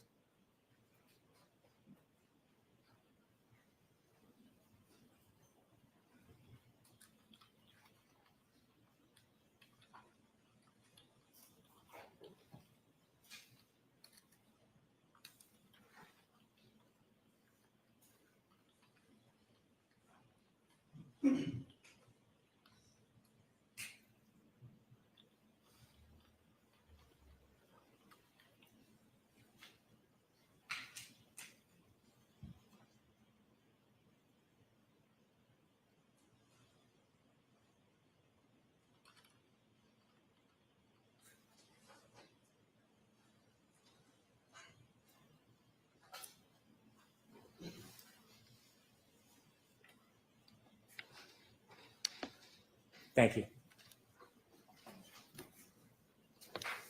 And could you explain for us the graph on the bottom of that exhibit? Or, Sure. pardon me, of that diagram? Sure. So that graph again is just a timeline graphical representation of when that power off event occurred, and when the power on event occurred, and when the power off event occurred at 2:12:35:01 and 2:12:01. Based on the data you analyzed from the SD card, was there any further power on and power off events on January 29, 2022 after this 12:35:01 to 2:12:01 event? Yes, there was. Could you display for us page 35, Ms. Gilman? And what is this, Mr. Burgess? Sure. So this is the next power on event that is recorded within the system. And that power on event occurs approximately 4:11:46, and the power off event occurs at 4:12:56. The video we see is that same alarm.com surveillance video. The start timestamp of that video is 4:12:03. So again, we don't see the actual power on and off event within the video, but it is consistent with what we would expect as the power on event occurring at 4:11:46, and then the video starting, and we see the car backing up at 4:12:03. Would the alarm.com be using a different clock than that of the Lexus? It would be, yes. And based on your methodology in vetting and testing in view of the data on the SD card, do you have an opinion to a reasonable degree of scientific certainty as to the time of this power on event? Yes, so And that power on event would be 4:11:46. And do you have an opinion as to the time of the power off event related to this diagram? Yes, that would be 4:12:56. Is that opinion as well to a reasonable degree of scientific certainty? Yes, it is. Is that a photograph or a video? That is also a video. Ms. Gilman, could you help us?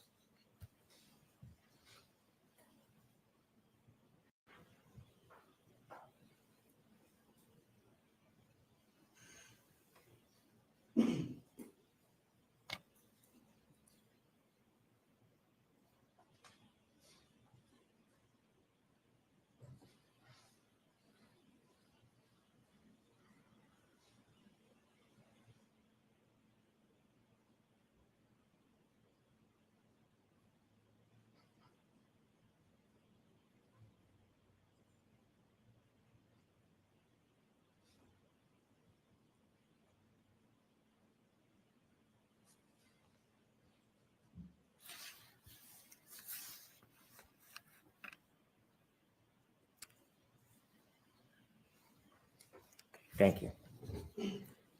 And similarly, does the graph give a general idea of the time? Yes, so similarly, the graph is a timeline representation of the power on and power off event. Mr. Burgess, was there an additional power on, power off event after the power off event at 4:12:56 p.m. at the Dighton residence? Yes, there was. Ms. Gilman, could you show us number 36, please?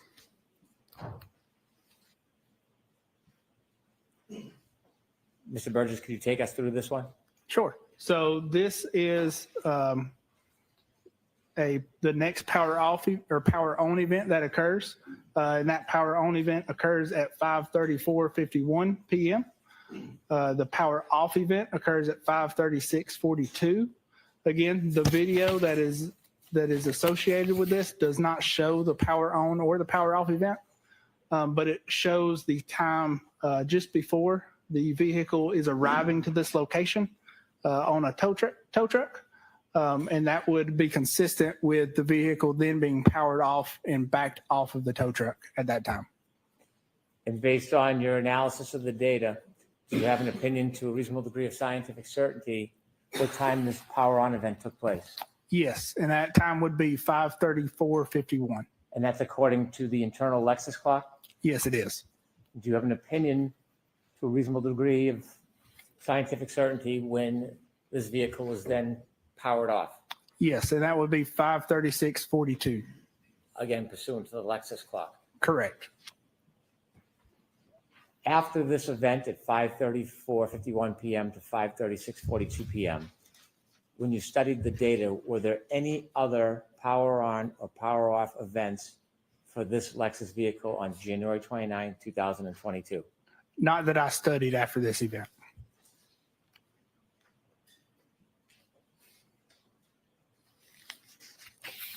Could you take that down, please?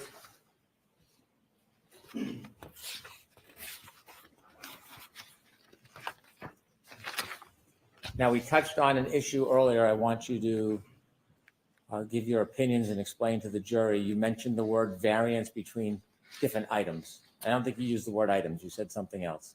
Sure. So that's going to be the clock variance between different devices. So in this instance, what we're referring to is the difference in the clocks of the Lexus module and an iPhone. So we would not expect those clocks to be perfectly synced. Typically what we see and is what is generally accepted is a clock variance of up to 60 seconds. And that is because when you think about when you're looking at your radio and you're looking at the clock, it's representing to you the hours and the minutes. It's not representing the seconds. So again, it's accurate. Its function is to be accurate to the minute, but its function is not to be accurate to the second. Is a variance between different devices an accepted concept in your community? Yes, it is an accepted concept in my community. When you were looking for power on, power off information from the data on the SD card, what clock would that information, that time be dependent on? Sure. So that's going to be dependent on the Lexus clock. That Lexus clock is continuously running, but it also syncs up with GPS systems to update the clock on occasion. We do not know how frequent that activity occurs because that is proprietary to the manufacturer themselves. To bring us back, when you started this case, there were two important text stream events. Correct. There were two text stream events. Remind us what those were. Sure. So one is going to be associated with a three-point turn, and the other is going to be associated with a backing maneuver. In those two text stream events, are they related in any way to the running clock that is on the text stream data? Sure. So when we think back, the text stream events have that running clock from ignition on. And because we know the power on events from the infotainment module, we can reconcile when those time counts occurred. If there's information about timing from text stream data on the Lexus, what would you have to do if you took a separate device like an iPhone and you wanted to reconcile the variance? Sure. So if we want to reconcile the variance, what we would need is we would need an event that occurs that both clocks record. So for instance, if you've got two cameras that are recording you jumping up and down, you would take your motion of jumping up and down or your event of jumping up and down, and you would use that event to sync the clocks of those two cameras. So essentially, we're doing the same thing with the Lexus clock and the iPhone clock. When you did your analysis during this case, initially, did you have any interest in trying to reconcile those clocks? No, I did not. Why not? Because that is generally accepted that the clock variance is up to 60 seconds. And while reviewing the power on and off events and comparing that to the surveillance videos that were provided, that was consistent with what we would have expected. Let me just say, now Did you know where the something compel 1245 with to McCabe came further in, your because that's where study she got it from, and the police compare telling her that, the Lexus okay? clock information on those two tech stream events, the 3-point turn and the backing maneuver, to a different device? Yes, there was a claim of attempting to synchronize those two clocks that I believed was potentially misleading. So based on reviewing that information and coming to that conclusion, did you on your own do any further study about the difference in clocks and attempt to synchronize them? Yes, I did. You said that you can synchronize if you have more than one device identifying a particular time. What do you mean by that? Sure. So if we've got two devices that are recording a similar event, so let's say, for instance, a 3-point turn, if that is recorded with an iPhone, with the iPhone's clock, we can compare that event to the time that that event occurs and is recorded by the Lexus. Were you aware of any device other than the Lexus recording that 3-point turn? Yes, I was. What were you aware of? That would be an iPhone from Mr. O'Keefe. Did you have data and information from Mr. O'Keefe's phone some time ago? I did have partial location data from Mr. O'Keefe's iPhone. Did you do something with his iPhone data as it relates to the Lexus clock on those two events, the 3-point turn and the backing maneuver? I did on the 3-point turn, yes, and the backing maneuver. Tell us what you did. Sure. So I looked at when the 3-point turn occurred within the iPhone data and the location data in reference to that clock, and then looked at the same 3-point turn event as it was recorded from the tech stream and the Lexus clock. At some point, did you have enough data to make that full analysis? Yes, I did. Now, as a general concept, before we get to the 3-point turn in detail, I want to turn to page 39 of your PowerPoint.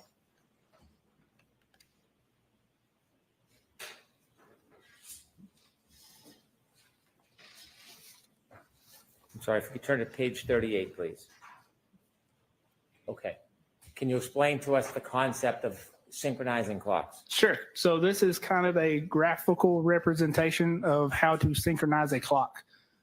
So essentially, like I said, we're taking a event that occurs. In this instance, it's a 3-point turn. We have data where that 3-point turn is recorded within an iPhone. And we have data where that 3-point turn is recorded within the Lexus. Those events have clocks associated with them. So in order to reconcile the difference in those clocks, we are comparing the clock times for the event from each device and moving or adjusting the clock for one compared to the other. In addition to So they got to specializing change their in data again to data adjust and the computers and clocks cars, so you that it also conforms mentioned with that the you Commonwealth's specialize theory, in just like mobile phones. Cellbrite. Yes, I I mean, do. isn't anyone outraged about Did this? you use Hello, your Attorney experience General. and your training and your education to analyze the iPhone data from Mr. O'Keefe's phone as it related to the information from the Lexus vehicle? Objection, Your Honor. Can you answer that, yes or no? Yes. Just answer it. Yes, You did? I did. Okay. Did you Now see we what got type 3 of clocks. information was being stored O'Keefe, on the Mr. phone, O'Keefe's the cell ring. phone as far as location data? Objection, Your Honor. Of course, she's a Yes, I little did. In reference to location data, Mr. O'Keefe's iPhone is recording timestamps, GPS position, speed, and heading. So heading is going to be the direction that the iPhone is facing. Was there any particular application that you were aware of that he was using? Yes, as far as I'm aware, he was using the Waze app for navigation. Could we have number 39, please. Could you tell Remember, us he what did this shows, all Mr. on his Burgess? own. Remember? Sure. So On specifically his what we're own. looking That's what at he just within the said. location data is a 2-minute window. So that 2-minute window we see here graphically plotted on a map. And we see, it's hard to tell, but you can see a white dot, which is the center of a radius for a GPS position. The orange circles are the horizontal accuracy for each one of those positions. And then down here, you can see a black line that is coming off of each GPS position that represents the heading or the direction that the iPhone is facing. You mentioned you had some materials from Mr. Whiffen. Did you ever see any materials from Mr. Whiffen regarding location data that was acquired through the application ways?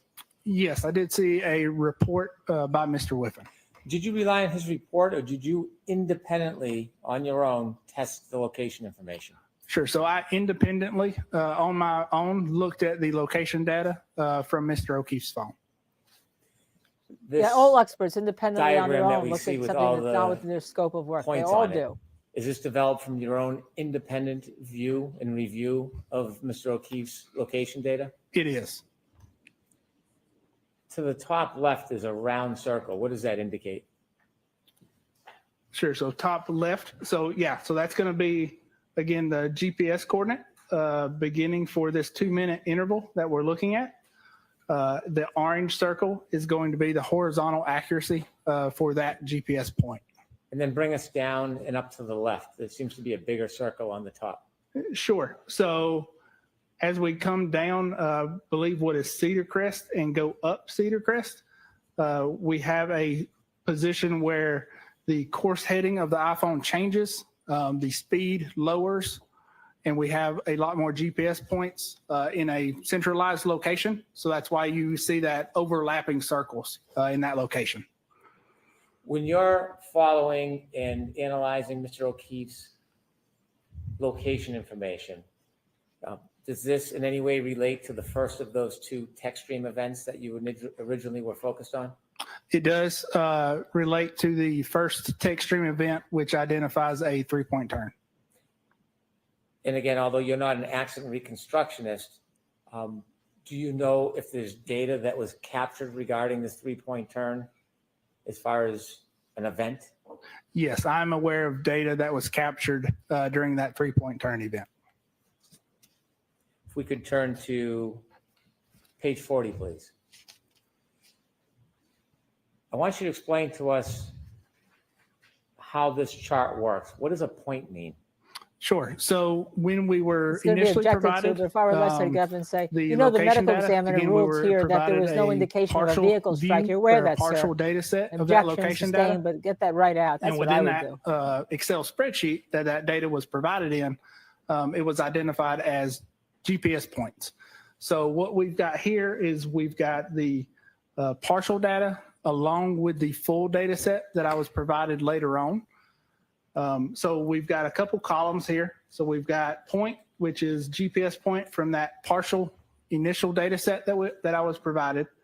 We've got timestamps. So these timestamps are every second. With every second, there is a latitude and a longitude recorded, as well as a horizontal accuracy, a speed, and again, a course heading.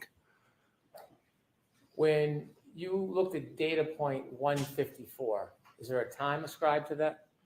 There is a time described to that as 12:23:58.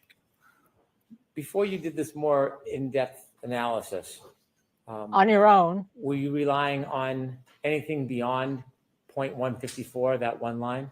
No, so that was the only thing that was being relied on at that time. Why? Because again, we were initially provided a partial data set of the location. And why didn't you seek earlier on to break this down with more specificity? Again, because the generally accepted clock variance is up to 60 seconds. And that data was consistent with everything else we were seeing. So there was no need to look any further. And what compelled you again to look further? A claim of misinterpreting and a misleading calculation trying to adjust these clocks. Were you given a report? I was not given a report. I was giving a PowerPoint presentation.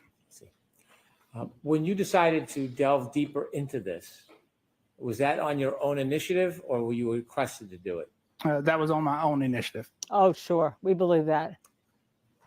Now, rather than Experts just simply relying don't on do point that. 154, They call what you and does say, I'd breaking it like to do down this. We with think it would all be of the helpful. times and They numbers just between don't the on green their and own. orange do for your analysis? And a claim Sure. from So whom? You're absolutely breaking right, it down, Oasis Cat. we can see between the green. So the green highlighted in green is position green, not or green, timestamp 12:23:59.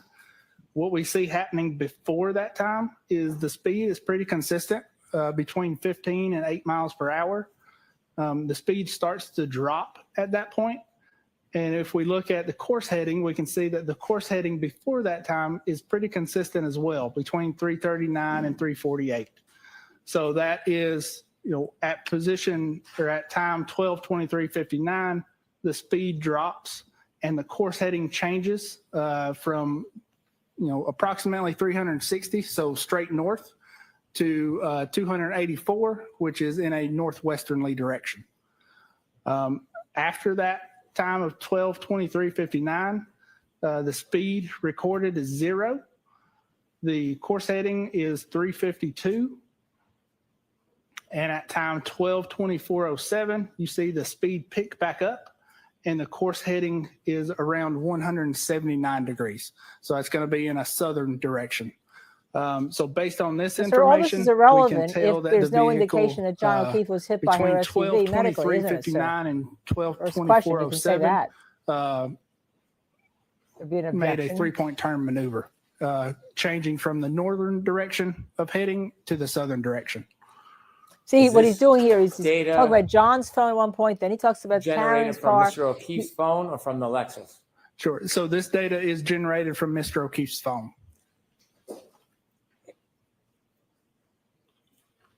Where you initially relied on 154 as a timestamp to identify the time and location of the car at a later point. When you're does this initially give wrong you with your more of a cancer benefit breaking it diagnosis, down? This does give you more of a benefit breaking it down. when you're The initially zeros wrong and when the you speed, decided the world was what going does to that end, indicate to you as far as the data relative to the portion of the 3-point turn? Sure. So it doesn't necessarily mean the vehicle is at 0 miles per hour. Again, if you look at the horizontal accuracies, we've got anywhere between 16 and 29 feet. So that's the range in the GPS and what it's seeing. So if the car is, slightly moving or moving like you would expect during a 3-point turn, you would expect to see that speed at, 0 miles per hour. what? Did you develop a photograph with some detail to explain this in more of a picture format? Yes, I did make a graphical representation of this. Wait. If we He could did have a photograph. 41, He please. decided to put on a wait. Could This you is break a this down chalk. for us, Mr. Burgess? Sure. So Oh, I this can't is, wait. again, get a this? zoomed in version of the map that we Let's showed screenshot this. earlier. Yes, we're going to do And that. what we've done is we've cleaned out or just removed, for the sake of simplicity, Screenshot. the other points leading north to this point and the points leading south. Those are going to be those 0 mile per hour indications. So what we're looking at is the heading change and that speed change, which occurs at 12:23:59. And you can see the heading change from the black arrow leading off of the center radius of the GPS position. And then at 12:24:07, I'd like to know if the jurors are still you see writing the heading change there, to a whether they're southern just direction. done. And then the other GPS points are consistent with the vehicle moving southbound on Cedar Crest. So the claim that you analyzed, did that actually compel you to analyze and identify a more accurate variance than you originally had? It did. And do you have an opinion to a reasonable degree of scientific certainty what the variance is between the clock on the defendant's Lexus on January 29, 2022 and Mr. O'Keefe's cell phone on January 29, 2022? Yes, I do. And to a reasonable degree of scientific certainty, what is that variance? Objection, Your Honor. Sustained. Need a little more, Mr. Bryant. Okay.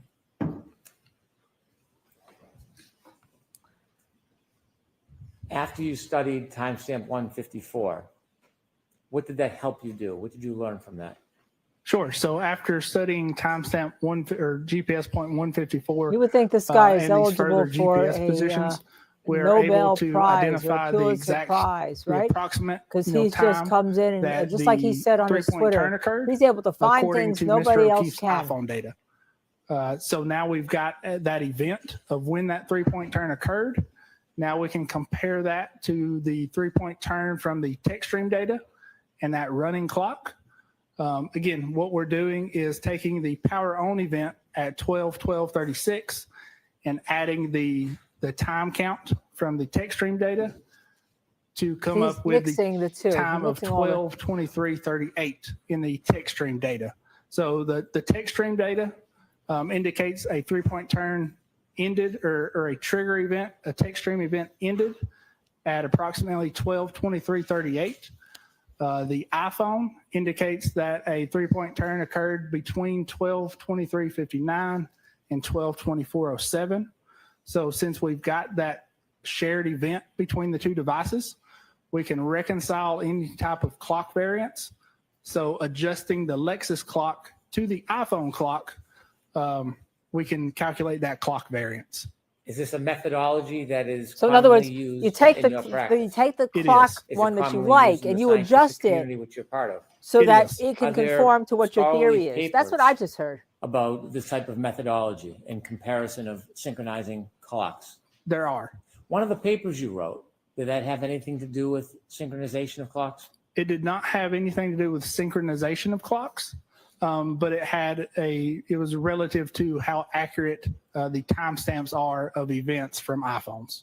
And that was one of your peer-reviewed papers? Yes, it was. And are there scholarly journals and studies on the synchronization of clocks?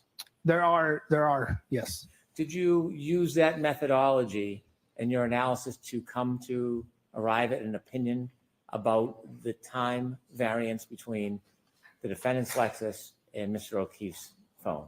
Yes, I did. Okay. And do you have an opinion to a reasonable degree of scientific certainty? Yes, I do. And what is that opinion? The clock variance is between 21 and 29 seconds. If we could have number 42, please. What is this, Mr. Burgess? Sure. So this is, if we think back to the last slide, we've identified the three-point turn event in both the data sets. So now if we want to adjust one clock to the other, we can do that. And doing that, we've identified that the variance is between 21 and 29 seconds. So we would need to adjust the Lexus clock forward by 21 to 29 seconds to synchronize it with the iPhone data. So in doing that, the end of text stream event 1162.1 goes from 12:23:38 to 12:23, between 12:23:59 and 12:24:07. These two clocks, one on the left being the Lexus clock that reads 12:23:38 a.m., and the other clock on Mr. O'Keefe's iPhone has a different time, 12:23:59 to 12:24:07. Do you have an opinion to a reasonable degree of scientific certainty if these two clocks pertain to an event that's happening at the same time or a different time? Yes. So these two clocks are, we are synchronizing these clocks to an event that is happening at the same time. This is relative to the first text stream event, the three-point turn. You said there was a second text stream event that you were analyzing. Correct. There is a second text stream event. And what is that second text stream event? That second text stream event is a backing up maneuver. Are you familiar with the time frame on the Lexus clock relative to that second text stream event? Yes, I am. And what is that time frame? So it is approximately 19 minutes from the ignition on. Do you know what time that is on the Lexus clock? Yes, I do. With the court's permission? Yes.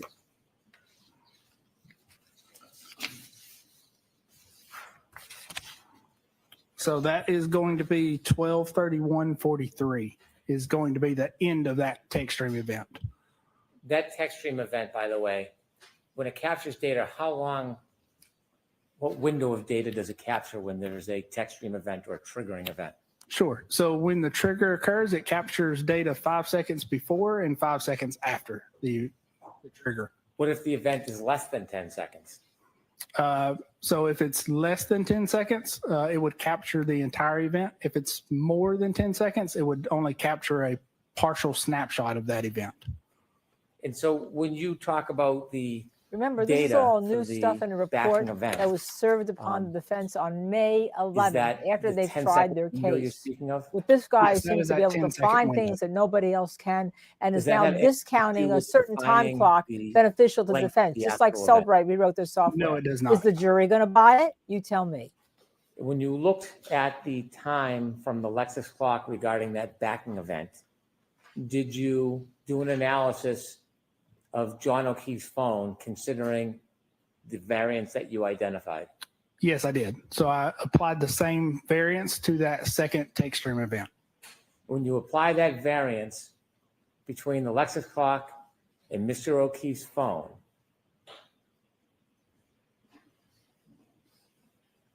what is could I turn to 43, please? What is the time of that event if we're referring to Mr. O'Keefe's phone? Sure. So the time of that event with the clock variance adjusted is 12:32:04 to between 12:32:04 and 12:32:12. And do you have an opinion to a reasonable degree of scientific certainty as to the accuracy of that time from Mr. O'Keefe's phone considering the variance?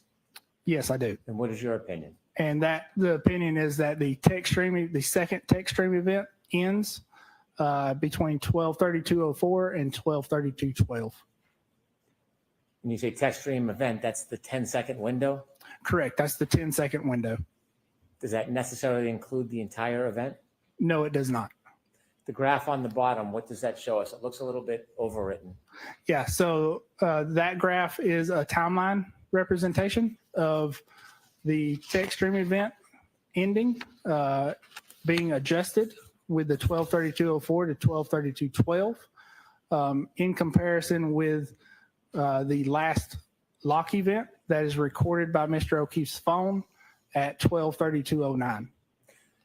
Your analysis relative to the data that you obtained from the SD card, is your analysis and opinions separate from the other information you looked at that corroborated or supported your analysis? Yes, they are.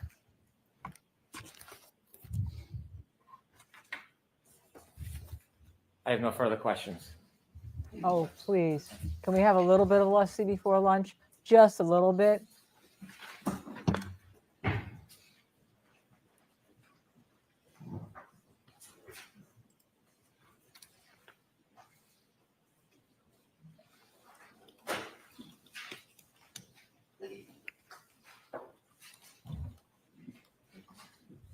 Lights, please. That's as good as they can be, huh? One's burnt out. I'll see counsel tomorrow. She's going to see counsel at sidebar, right? She wants to give the jury a break right now before he gets to start or whatever. I mean, come on. This guy, let's talk about what he did. He's changing, he's synchronizing things on something that he says peer reviewed. I call bullshit, okay, on a paper, okay, because no one else could do it. On his own, he goes and redoes the data. Why? Because he knows that there was game over in how the Commonwealth presented their case. This is here, so this seems like a good place. We'll get a little more light in here for a bit. Uh-oh, let's listen. You folks are all set. We'll take a 45-minute lunch. Oh, my heart. 45 All rise minutes. to the court, please. There's a light out in the Follow courtroom. me. Oh my heart just broke because unless he wanted to get at least one question in to this guy before lunch. The only thing I could say is he's going to be sitting there and he's going to be saying, okay, cross-examination is over. And from the color of his face, he looked like he was about to have a heart attack on the stand, because certainly he needed a blood pressure pill. We haven't even gotten to it. Okay. Apparently, according to what has been seen on the courtroom display, we haven't gotten all of them, is Sharon Virg's vehicle is got a different, is taken at, supposedly taken at a certain time, okay, at night, and yet his car, the picture is taken during the daylight hours, okay? So even little things like that are very, very important of what he's testified to. And then even what he's testified to, the 12:45. Let's go back with that now, because the 12:45 was the original time Jen McCabe said. And that's where I now believe that's where she got this from. She must have been told by somebody, or she told people, and everyone went to the 12:45. That's where when Karen Reed got to One Meadow 12:45. Well, she couldn't have gotten to 12:36. So even though they've gone there on this, it kind of gives them problems at the other side, doesn't it? Gives them problems on the other side with regard to that. But I tell you what, this is quite frankly outrageous. This judge should have never let this report in with this gentleman. And I'm using that term because I'm going to give him his due, that he probably is a very hard worker, and he's probably billed substantially on this case for Aperture, and they probably love him for all his billing and his hard work. Okay, but did you on your own just want to find justice? It just happens to be that justice basically apparently was trying to now synchronize, as he said, misleading information that the court has. So he's really going to be into misleading information. There were some buzzwords here that he used. Of course, as you know, I would get out right in front of the jury, even if it's objected. All of this, sir, about your events is irrelevant. If John O'Keefe was not hit by this SUV, you understand that, right, sir? Because obviously he's got to know the significance of his import. Okay, he has to know that. He cannot be looking at this case and saying, well, I want to correct this, and all. Because let's go through again, just real quickly with you, what we talked about the other day on this, right?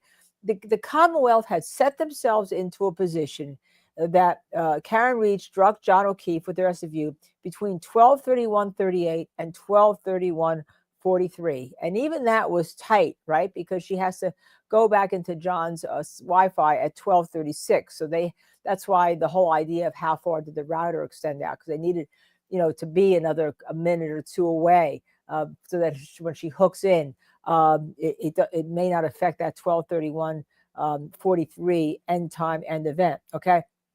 On April 28th, when Ian Whiffen, or as I say, Mr. Wiffleball, gets on the stand, he works with Cellbrite. He's the director of development of some sort, but he uses his own software here to change the also important Long to Die in the Snow 1227 search by Jen McCabe that the defense said occurred then, because it appeared in Cellbrite and Axiom both had it, and then it appeared as a deleted search, and they both had it as a deleted search. Axiom, another fabulous company, a competitor, Cellbrite.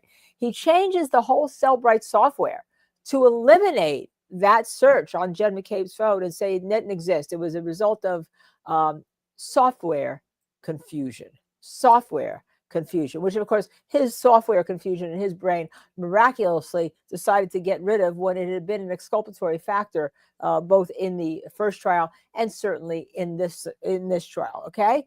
All right. So, but he testifies that the data shows that John O'Keefe's phone was interacting, and John O'Keefe was interacting with his phone from 12:31:56 through 12:32:16. That's the important number that he actually manually turned off. Where is my phone here? That he actually manually hit that side button of his iPhone and he turned it off, right? Turned off, right? There you go. Hit the side button of his iPhone and turned it off, all right? So therefore, he had to be alive, and that he was actually looking at messages. He was looking at text messages. Your iPhone is your little spy. It knows a lot about you, okay? So then after that, there's no more interactions, except for the fact you see that the phone puts him in the house. It puts him in the house at this time at 34 Fairview, which, by the way, typos, they must all have my nails, because remember the first, I identified it at 32 Fairview, witness's name wrong. Everyone seems to have a lot of typos. Now, if I were typing these reports, I'd understand it, but they're not supposed to be inaccurate here. All right, so, everyone knows, death knell for the prosecution, especially given the medical examiner, which said there's no indication of a vehicle strike. Remember Trooper Paul, Karen Reed backed up 60 feet to 70 feet, depending on what you remember, going 24.2 miles an hour and purposely backed into John O'Keefe. That was the first trial. That was the theory on the first trial. Okay. So that didn't work so well for them. So now they come back with this, and then now they think, okay, we get Cellbright to remove that search from Jen McCabe. And then we learn, okay, that it was validated in the first trial because Carrie Roberts had talked about the fact that she heard Karen Reed ask Jen McCabe to search for that, because that was Jen McCabe's rebuttal that search didn't happen at 2:27. It happened at 6:03, 6:04, and it was because of Karen Reed asking her to search hypothermia, and she ends up typing "how long to die in the cold." It turns out that validation was false.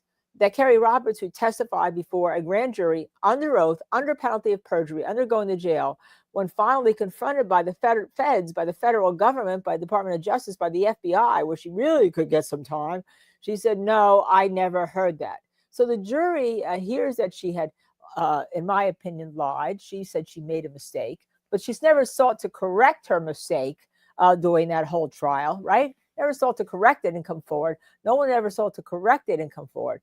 And so I think that was an issue. So then we get to this. So the Commonwealth still now has that problem. They think they've gotten rid of it with that Cellbright. I don't think so. I think they make it worse when you try to eliminate exculpatory evidence in the middle of the trial. And now up comes the hero, Mr. Burgess, who again has developed his own software for Aperture, which is the Commonwealth's reconstruction expert. Judge Welser is coming on after him.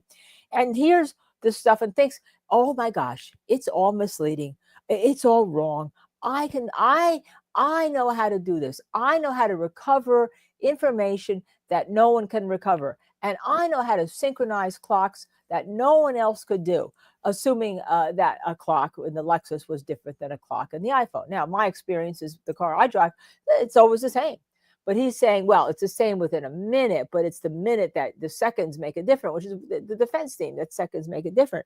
So he comes in today knowing that if the car is moving or traveling after that 12:32:16, okay, John O'Keefe is active in that phone, okay. If the car is moving after 12:32:16, yes, based on the infotainment system in the Lexus, what it's reading, and he can somehow say it's wrong. The synchronization with the iPhone is wrong. The iPhone is at a different time than this Lexus. Well, then the Commonwealth gets helped, right? And he comes in and says, as Hank said, on his own, they get out of the blue a report where he decided to go look at this again without telling the people that hired him.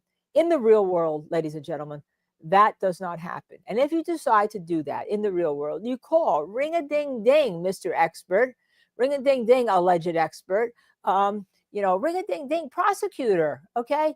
Mr. Prosecutor, I may have some information here. I think that there's a problem. I'd like to work on it.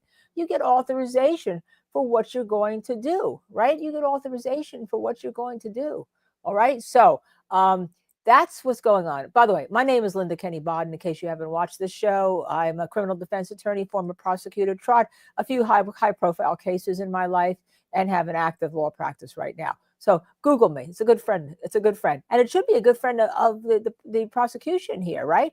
Because if they Googled and did some more work, maybe they'd find that maybe his peer review articles aren't as solid as you say they are. When you're the only person, when somebody says they're the only person that can do this, okay, and they developed this new thing, I get a little bit concerned, okay? Now, the jurors are apparently were into it. I don't know if they were into it at the very end when you saw me starting to go over to the side here a little bit, okay? And he did further study, and he decided that when he looked that somebody hadn't pulled all the chips. Well, he didn't pull all the chips either. There's a lot more chips there, but he happened to see that one chip the solder, it was so hot that the solder had melted. Well, that also could change what's the information in the chip. If there's something so hot attending to that chip, you don't know what's the effect on that chip, right?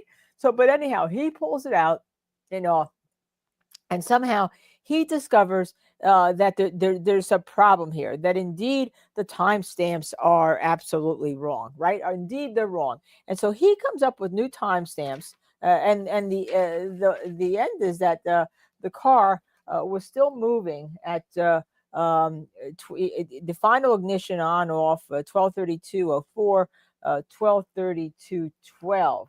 So he comes up with the idea that at 12:24:07, where the iPhone is a timestamp, that John O'Keefe is still moving, which that's what he comes up with. I'm sorry, that the Lexus and the iPhone have two different timestamps. Lexus 12:23:38, iPhone 12:23, it goes 59 to 12:24:07. So he concludes that there's a disparity between the Lexus and the iPhone, and in fact, that the iPhone was off, so that when Karen Reed's Lexus actually hit him after the point that Whiffen said John O'Keefe, that Whiffen would indicate that John O'Keefe was still interacting with the cell phone. Basically, what he says is that all that stuff that you heard before, it's all wrong, okay? It's all wrong. That John O'Keefe was dead before or at the end of the 3-point turn. That's what basically he is saying. And he said the word approximately. Okay, I can't tell you how many times. All right. So his conclusion, forget about the times. His conclusion is that John O'Keefe was dead at the time. Basically, his last interaction, the car was still moving to go into that 3-point turn, moving backwards. And that's when, obviously, according to him, John O'Keefe would have been hit. He hasn't said that exactly, okay? But that's basically what it said. So therefore, that the Whiffen's last interaction at 12:31:56 is wrong, because the iPhone timestamp is wrong. And if you do the two, if you synchronize the two through his software and his analysis, you come through with the fact that the car basically he could have just said that the car hit him, and then that's when there's no more activity. Not that there was activity after the car had already gone away. That's basically what that's basically what he said, right? That's basically what he said. Okay, so I don't buy it. I think it's garbage. I think that her allowing this in at this time, when somebody on their own says they do something, it's just like if you or I said we were experts, right? And we decided to send to the prosecution our analysis, and they're going to bring me in as an expert, right? At the last minute. On 5/8, I send them something. Hey, this is wrong. I'm going to do my duty here. By the way, can I get paid for it, or should I bill for it? I don't know. We'll see. Because that was such a big deal with Judge Beverly Cannone right on the other side. Then 5/11, the everyone else gets it in the defense team. And apparently their people are away. It is like the Mother's Day and all sorts of stuff. And they said it's improper. It's wrong. And you heard what the judge said. Well, it's so good, Mr. Lessie. If you need more time, I'll give you more time to cross-examine Mr. Burgess on this. And so what's going to happen is that in the reconstruction, Welcher is going to use these new figures that Burgess has, and it's going to come on the reconstruction to the conclusion that, surprise, surprise, that Karen Reed hit John O'Keefe, okay? Because it was impossible under the first theory of the case that the prosecution tried last year, and under this year that he tried, until Mr. Burgess comes on at Ms. Burgess sends a report at 5:11 or 5:08 that when John O'Keefe was on his phone 12:31:56, the time of the collision, according to the Aperture's initial crash reconstruction report, was 12:31:43, that it was impossible for them to be right, okay? So they have to move that time, those 13 seconds, right? They have to move it. They must remove it. They must take it away. And that's what they're doing now with this guy who says he's got more information, and he's now found that initial, all these reports are wrong. And by the way, his report apparently was wrong too. He says it was a scrivener's error. All right. So everything is wrong. Everything is wrong until you get to him who comes forward with this new information. Everybody and everything is wrong. All right. And therefore, he saves the prosecution's day. Well, I think this is horse crackers. I think this is bull sneakers. And I know there's people in the chat that disagree with me, and you're free to disagree with me. But I think if you're going to convict somebody or try to convict somebody for murder, you shouldn't be changing your theory from one trial to the next trial, in the trial to the next trial. You know, the defense can't be having this moving target, and that's a danger. That's when danger is concerned. I thought they had actually gotten away, by the way, from this 3-point turn at one point, but I still couldn't figure out then how that happened, that it was the right bumper. So they have to have her doing the 3-point turn to have the right bumper having the impact. That's what I reveal. Okay. The relevance on the Lexus was that they relied on the infotainment system along with when the car powered on, the key cycles powered on, powered off, and they coordinated with John's phone. But now they're saying that the phone and John's phone was different by 13 seconds from the infotainment system. That's what they're saying. Okay, that's Paula B.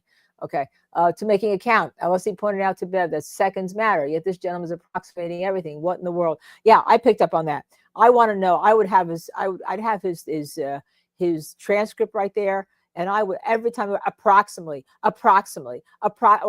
could be 13 seconds this way and 13 seconds that way if you're approximately so much. You know, sure and approximately were the two words that came out of his mouth, that if you're going to have a drinking game, that we get it. Okay. And John Managli, is that how you pronounce it? So much for giving Alessi a lot of leeway on this. There was no way she was giving Alessi more than the weekend, even if he'd asked for more time. There was just no way. We all know it. We all knew what was coming here and all. But thank you to making account for that donation. I don't know whether or not Michael Bryant's going to need bail money when he goes tomorrow, because we haven't even talked about what's been going on outside the courtroom again since I got on this little bit of a discussion. Ryden Bowen. Okay, thank you, Linda. Your insights and outrage are help ingredients. Our help ingredients to cope with this trial. Free Karen Reed. Well, as a defense attorney, I'm incensed about how the defense is being treated. I'm truly incensed about this. And again, as I say, Judge Bev Cannone is well respected in that community. She changed these discovery rules. She was the head of the committee. She's probably going to go to the Massachusetts head court, right? And all. She got something in her mind when it came to Alan Jackson, when it come to ARCA, that she didn't like. And also she probably didn't like the defense. Remember, they went after her. They took her, they've taken things to the higher court, interlocutory. They've gone to federal court on habeas. They went to the U.S. Supreme Court. And, you know, judges are kind of human people. They don't like being attacked because, you know what? They're judges. And you and I are not. But I'm glad I can help you cope. You all help me cope because sometimes I'm thinking to myself, you know, maybe defense attorneys just don't have the respect. I thought that it's been changing with ASAP Rocky and YSL, that you all can see the unfairness that's what's happening in the courtroom. I mean, I think this trial is one of them that is one that just shows the unfairness in the courtroom, right? I think absolutely shows the unfairness in the courtroom. So let's see if we can talk a little bit more. I never did get back to the original DNA person, did I, this morning? Because it's just been kind of a ridiculous day. The original DNA person was, you know, was X and Y, and there's 76,000 chance that the DNA on the black end of, not the taillight, but the black part of the car, the black rear bumper of the car, was not Michael Proctor. But then Alan Jackson did the smart move. He didn't cross-examine on specifically on the technicalities of DNA. What he said is, look, you're saying based on, it's a software analysis, that based on, if you say there's 3 people that are independent, it's more likely, it's 76,000 times more likely than not than it is with Michael Proctor and 2 people. But the fact is, they had to look to Michael Proctor, and he still could be included in that DNA. Just because you have a software program that says it's 76,000 more times that it's 3 people's independently of each other as opposed to 2 people from Proctor doesn't eliminate him and at all. So I thought that was very smart of Alan Jackson there to keep it thematic. Remember, trials are thematic, and the theme here with regard is Michael Proctor, and whenever you can get Michael Proctor on, and you know, I say the word Michael because it's really such a wonderful name. My husband is named Michael, and we have my co-host Michael Bryant is named Michael, and as soon as I said Michael, it's like, whoa, Aladdin's lamp. And guess who's coming on right now to help us? It is Michael Bryant. Michael Bryant, you're lucky you weren't there in Dedham this morning because Tom CPU had to go to the hospital to document his injuries. When he's lifted up, and after one trooper says he can stand there, is told he can't, and is lifted up, they don't even understand he could be in the buffer zone in front of the courthouse steps as long as he's not interfering. It had to do with intent, not placement.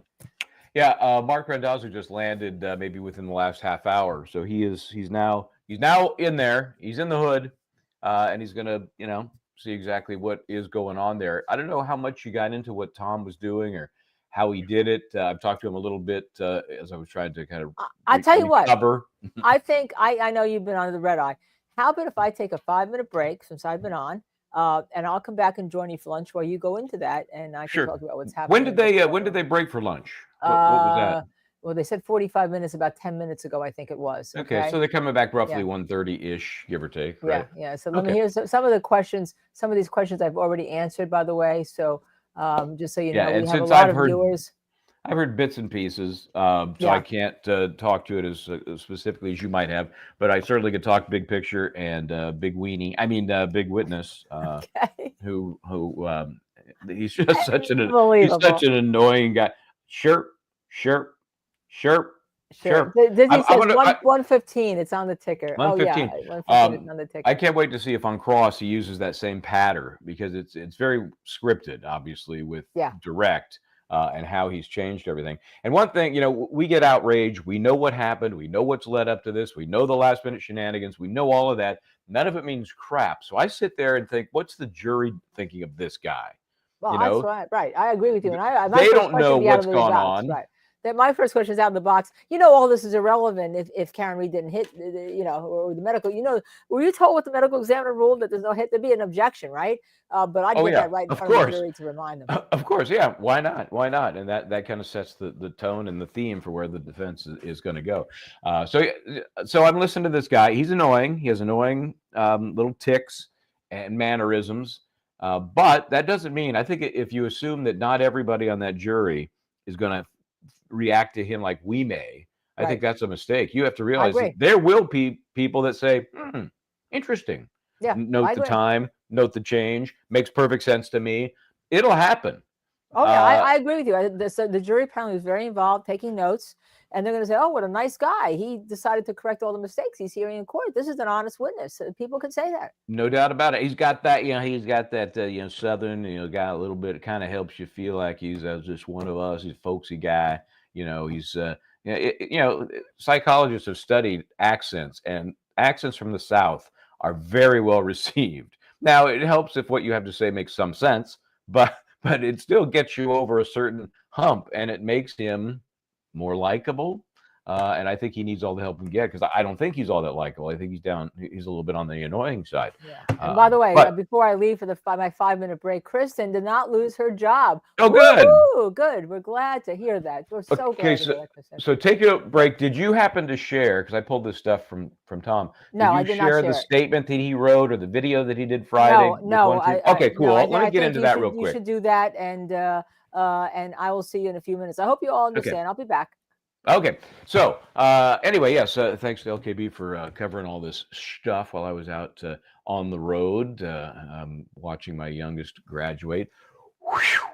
Okay, so I was back and forth with Tom today after I heard what happened, and so the first thing I'm asking him is, under the new rules, the new supplemental order, the one that allows under the Rule 5, I think, of that order, that you can then file an incident report. You request that you be heard in the Superior Court, and you'll be heard as expeditiously as possible. I want to know, okay, mechanically, how does that work? How does that play out?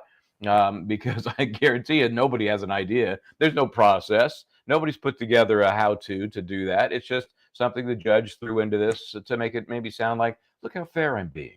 If you have a problem, we've got a process for you to work that out. Okay.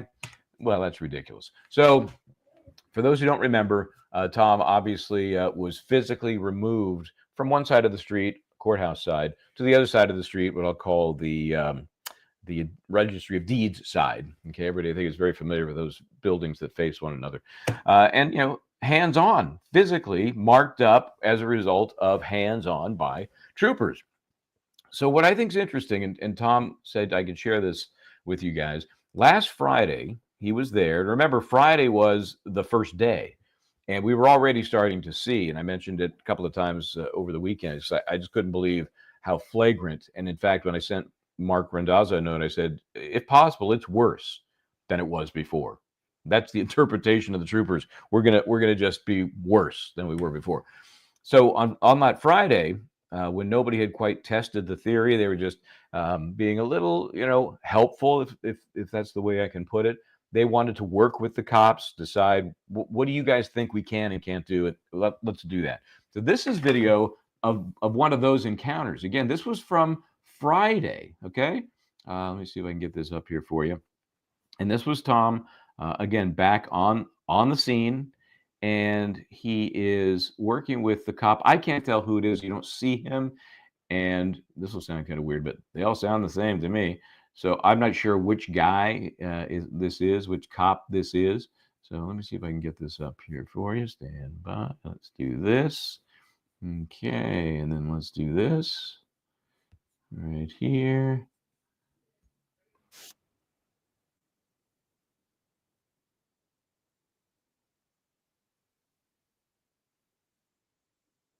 Across the street.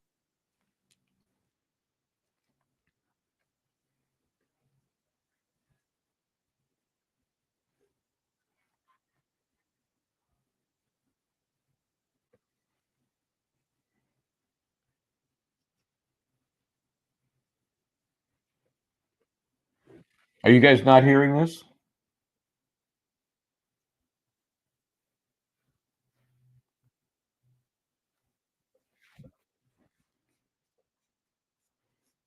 It's not the most intelligible. There's definitely a lot of sound going on there.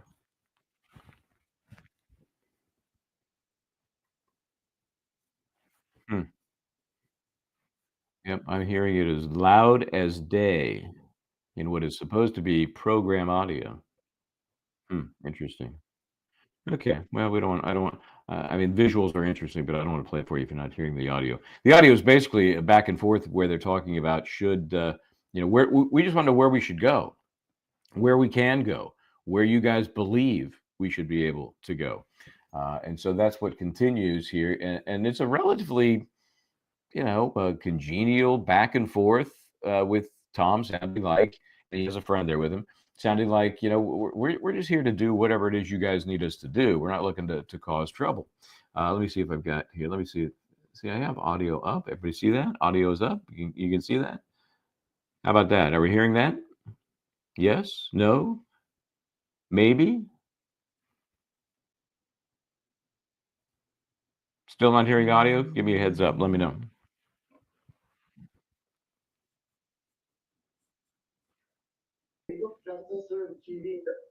Okay. Okay. Anyway, so because they had this, what they thought was an understanding, they felt like they could go back today and everything would be. Whoops! I just got rid of Linda. She'll come back. She'll find her way back. I'm confident. So they thought, well, we have something today that is going to be something we can count on, right?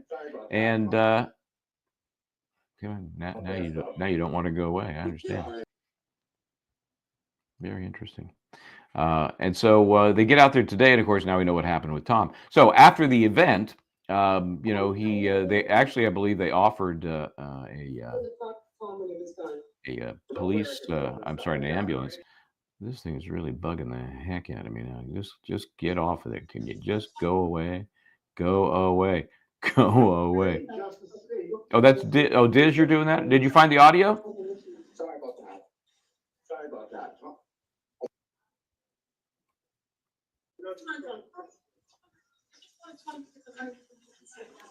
I'll let it play if you guys are hearing it, because there is some back and forth toward the end here. That's something. Sorry about that. Sorry about that. I said something up there, so. Yeah.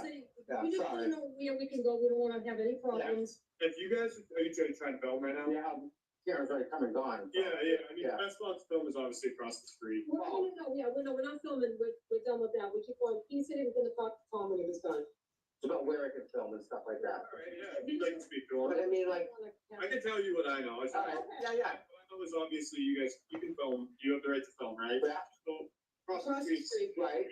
Okay, so I want, just want to, I'd love to be over there. Yeah, if you'd like to go over there. I would. Well, I just want to be where I'm allowed to be, whether it's over there or over there, I don't want to be over here. Right. That might be just coming. Yeah. I'm tired, so we don't want you to stop. Listen, I also have another question. So you hear him say a couple of times, "We just want to be where we, you know, where we can be, where it's okay to be." And you hear the trooper say at some point, "Well, here's what I understand. I mean, nobody knows what the hell's going on over there. Nobody has any. Here's the rules. Here you go, trooper. Here are the rules. Here's what you can do. Here's what you should not do. Here's what, if there's an incident, you are supposed to do." So when Tom is told, "Yeah, you guys can be here," that here was across the street on the courthouse side, and that was confirmed. And they keep saying filmed, which drives me crazy because nobody films anything anymore. You're just recording. And so that was the plan. And so when that happened, somebody else decided, no, you can't do that. And that's when they hoisted him by the arms, basically, and hauled him back across the street. So then Tom goes to the Dedham, to Dedham's finest, to the cop house. He was offered an ambulance, denied that, refused that, but he did go to his doctor, or was planning to go to his doctor, and make sure this is documented, because let's face it, you can't trust anybody. So he goes and he fills out a claim, a voluntary statement, right? And again, Tom said we could share this, so let's look at this here. Luckily, he writes much more clearly than I do, and I'm not surprised. I, Thomas DeRocher of 501 Pine Circle. Up, now you've been doxxed. I was in Dedham to film the Karen Reed trial as a journalist, as I have been doing. I have been following the trial from day one. I was on the sidewalk, standing where I was instructed to stand on Friday, the 16th, by Trooper, guess who? Dun, dun, dun, Hardman. I never saw his face. And again, they all sound the same to me. Today, he approached me and picked me up and dragged me across the road and threw me down the other sidewalk. Does that say down? Oh, threw me onto the other sidewalk. He yelled at me to stay. Like a dog. Stay. My arm was instantly painful where he grabbed me and dragged. I went to Dedham PD and filed this report. The ambulance came, and I had a chance to go to my own doctor as advised. Almost every day I have filmed Karen's trial. It's been 1.75 years, and I have always listened to them totally. I always listened to them, that the officers. Total assault was unfounded and without any reason. He was very angry and came up to his car again and yelled at me for what? For no reason. No reason. I swear to all of this under penalty of perjury. So I said, Tom, okay, so you fill this out. Obviously, they're letting you vent for the most part, right? So now what? I mean, did they say, okay, we'll put that in an incident report? And he did say an incident report was filed, and there is an actual number for it. And I said, but so what? So what's next? I mean, this would happen with or without that Rule 5, Provision 5 in the updated court order. This would happen in any incident if you had some altercation with the troopers. What about the specific process that has been at least vaguely identified by Judge C in this scenario? And he said nothing. Nobody knew anything about it. Nobody had any sort of suggestion as to how you would follow that. Now, I don't know if Tom, when we had him on last week, I said, Tom, here's my advice, but it's not advice. Here's what I would do if it were me. Have a copy of that order in your pocket. Tell the cops, here it is. You agree this is the new order? Where on here am I violating this new order? Give me specifics so you have some ammunition against these guys. I don't think Tom did that. And then once that gets talked about and the cop answers those questions, then you can specifically say, well, where do I see this Rule 5 here? Where do I specifically file a request for an inquiry into this that will be expeditiously reviewed by somebody in the Superior Court. That's the best way to paper yourself, because it's the Wild West out there. Nobody is following these rules. They're making it up as they go, and you got to protect yourself. I said yesterday, the first one through the door gets bloody, and luckily Tom didn't get bloody, but he got a little bruised and marked up and assaulted. So that's where it stands, and we'll find out. Like I said, Mark Randazza landed there less than an hour ago. So he is going to, put his nose into it and find out. Obviously, he's going to be amending any complaint that Tom had, because now he can add assault and battery. I don't know if he'll decide to do that as a standalone or not. Sounds like to me he just should amend his complaint. But what do you think about that? What do you think about this lack of any sort of process to carry out whatever they suggest in the judge's latest order? Yeah, well, we talked about it last week. And by the way, I do think I said this was an assault and battery, in my opinion, earlier today. No doubt about it. And we talked about last week that it left all sorts of wiggle room, because the troopers had to decide how to enforce this order. Well, who told them how to enforce it? Judge Cannone, it's your order. Quite frankly, she's the one that bears the burden here. It's her order. Of course. And where's the governor of the state of Massachusetts? And where's the attorney general of the state of Massachusetts? I'm calling upon the attorney general for the Civil Rights Division of the United States Attorney. We know she's watching this. It's outrageous. It's ridiculous. And as a matter of fact, it's worse than it was before. They at least told you to move. Now they just pick you up. Yeah, Good buffer zone that you're in. So where's the buffer zone? The buffer zone's still there. They can do anything they want to you in the buffer zone. Is basically the arrogance is unbelievable. I'm still calling it the First Amendment zone now. But the arrogance is unbelievable that they think they can do this without any recourse, that nothing will happen to them. We'll just pick you up, little human, and drop you over here where we want to. And it makes it even worse that on the Friday before, he was told, and it's documented, he was told, here's where you can record. We watched that because he asked. He specifically asked with regard to that, right? And he said thank you to the trooper, and where there's going to be a meeting. I guess there was a meeting which says it's okay if you pick them up. It's just like any other person. We'll just say they're resisting arrest or resisting an order and obstructing justice, and we'll charge you. They haven't done that yet, but that's next to happen.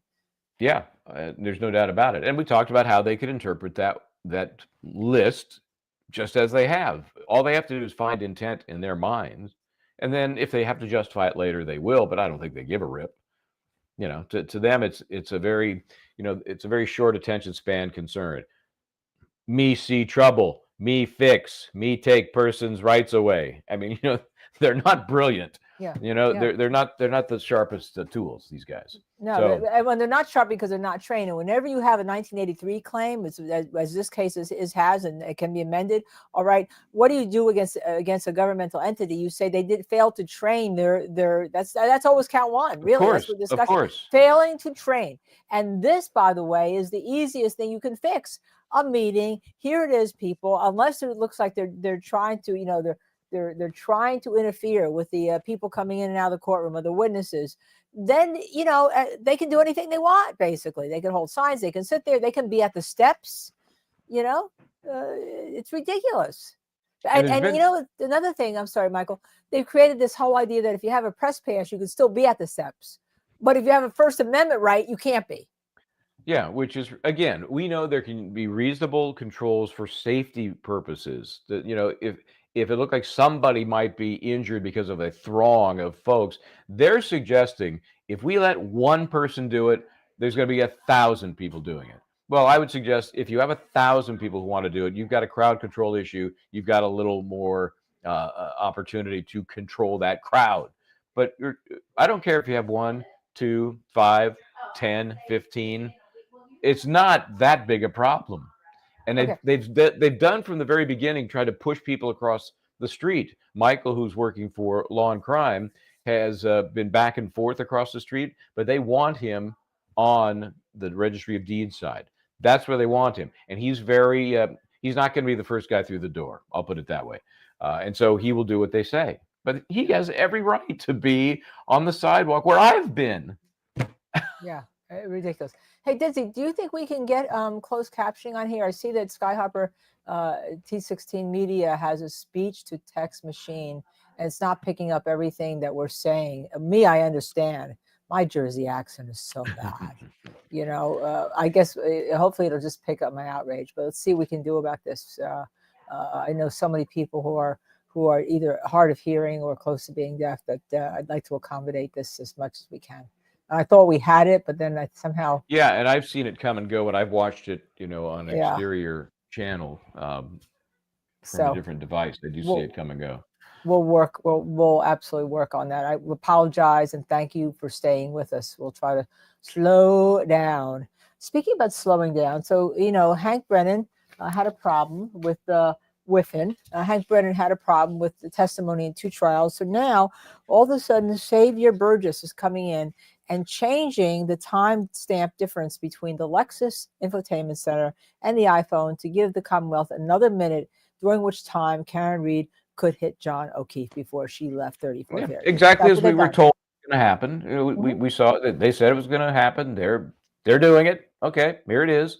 We'll see if Mr. Alessi gets the generous amount of time that Judge C has suggested he will get for a bold and boisterous, full-throated cross-examination. I'll be shocked if he isn't somehow restricted, subtly or otherwise, from getting into this to the degree that he should. I mean, he'll finish the day with this guy. He has to, right? Yeah, finish the day, and when you think about the day's not starting, and maybe bring him back tomorrow. I mean, that's because he's going to get 3 hours almost, 2:45 if they get started on time here pretty quick, like.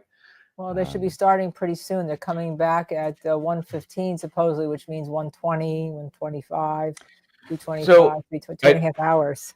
I was just reflecting back on some of the stuff I heard this morning when I was driving in from the airport before I took my little nappy, and it was a lot of the DNA folks. One of my gut thoughts was, why some of this DNA is so cumulative. I know that some people dealt with the hair, some people dealt with the taillight, and there were different, but I think there was some overlap on some of them too, which I don't know if the jury cares, if they get it.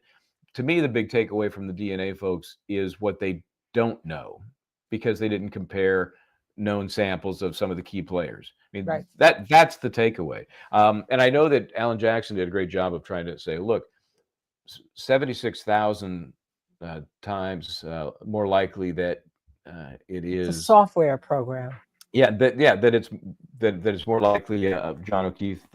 It's more likely. It's 76,000 times more likely that it's 3 independent people than it is Proctor and 2 people. So it's an exclusionary analysis, not an inclusionary. And when Judge C prevented him from a simple question, which was, you can't say this was John O'Keefe's hair. Right. Objection sustained. And that's the question, because you don't have that. They're not entitled to be specific. Only nuclear DNA can be specific to an individual. And even that's with a lot of, exceptions around it. You can't, mitochondrial DNA is never individual specific. Yeah. And I think he did a great job. He had pound away on it a lot and circle back a lot. And he made his point, even when objections were made and sustained. He got in everything he needed to get in. So I think that was great. But I do think that the key is, okay, well, if you think 1 to the non-nillianio, 30 zeros, whatever that is, that the known contributor is John O'Keefe, I don't care so much as the 2 unknowns. Give me those guys. And if you haven't tested those samples against some of the key players, the Bryans, any of those folks, then what are we doing here? Right. How does that get the prosecution where they need to go? Yeah, but I like his theme where he starts with Michael Proctor. I mean, it was, again, I said it was thematic, a broad brush, and that's what it should be. But you're right. We have how about the mixture of the 5 people? We know one is, they don't test against everybody that are known players here in this case. They don't even tell us whether or not the alleles, okay, and that's the 2 things, one from mom and one from dad, that appear at each of the 12 loci they test. It's actually 13 loci, but one of them is for male and female. So there's 12 loci under STR that they test. They don't even tell you whether or not of the unknowns that they had all these places, whether those alleles in the loci were similar or the same on each one of these unknowns. And that's also kind of important, don't you think? Sure. I mean, and this stuff way better than I do. I start to, and I'm sort of science geeky person. I love that stuff and did a lot of that in school. But at a certain point, I get a little glazed. And so I know the jury members are as well. That's why I think the key takeaways are what they didn't do and not what their 30-0 decision. I mean, we always make fun of them because it's coming. And how many zeros is that? Well, that's 27 zeros. Oh my God, it's 27 zeros. And now they're making up words for the number. I've never heard of no. That one I hadn't heard. I don't think I've ever had a case with that. Okay. I've heard an 8. I've heard an octa, 24, right. Yeah. But yeah, I hadn't heard the 30, and it's all just smoke and mirrors, at a certain point. It's all software programs. It's all these proprietary software programs that do this analysis. This is all very new. It's within the last 10 years. Because on mixtures, they had a problem. Prosecutors had a problem. I can tell you broad brush, when you have mixtures of who does a mixture belong to. So all these companies developed this proprietary software that try to analyzes all the different, the different loci and all the different things, and trying to say individually somehow that there's this is, it's 24 times more likely than. What is the jury's takeaway? Well, okay, it's John O'Keefe's hair, but then what about the fact that you still have unknowns? Yeah, I mean, to me, that's the takeaway. And of course, this expert, and I got the two of them confused. You can help me if you remember this back and forth. He was saying, and people, they like to draw comparisons like how many people on the planet, right? If you have 7 billion people on the planet and you're spouting out a number that is a quadrillion times that number, logic suggests, well, then it must be that person you right. included, in this case, John O'Keefe. So he was even poo-pooing those comparisons because they do make it look just outrageous and ridiculous. The numbers just start to make no sense at all. Which I can't remember which expert that was. One of the two. Bradford, the second guy, which was Miasco, testified he was only about the mitochondria. The first guy, Bradford, really just tested about the 1 to 76,000. That was. The second guy, he was the guy that started offering a little extra information, right? That wasn't really necessary. Right. He kept adding information that wasn't. The answer is clearly a yes or no, and he would say that he would go on to explain the process again. Right. So I don't know. I wonder, when a guy looks to be an advocate, as that kind of testimony turns, you wonder what's driving that. This guy, does he think he's going to get brownie points and this is all done on his own? Or has somebody talked to him and said, this is the important information that we need from your work? Oh, I think I think he's been prepped on that, because I don't think they don't teach you with the lab to add that stuff. The lab is just supposed to say this, yes, no, and this. Yeah. That's how the accreditation. And quite frankly, somebody should look at his testimony for the accreditation and see what that testimony complied with, how you're supposed to testify. That was my view of that, because he kept trying to add, but I'm going to try to say, I can't say it his, but it came from his, maternal line. I made a mistake this morning. I said paternal at one point because I was so into things.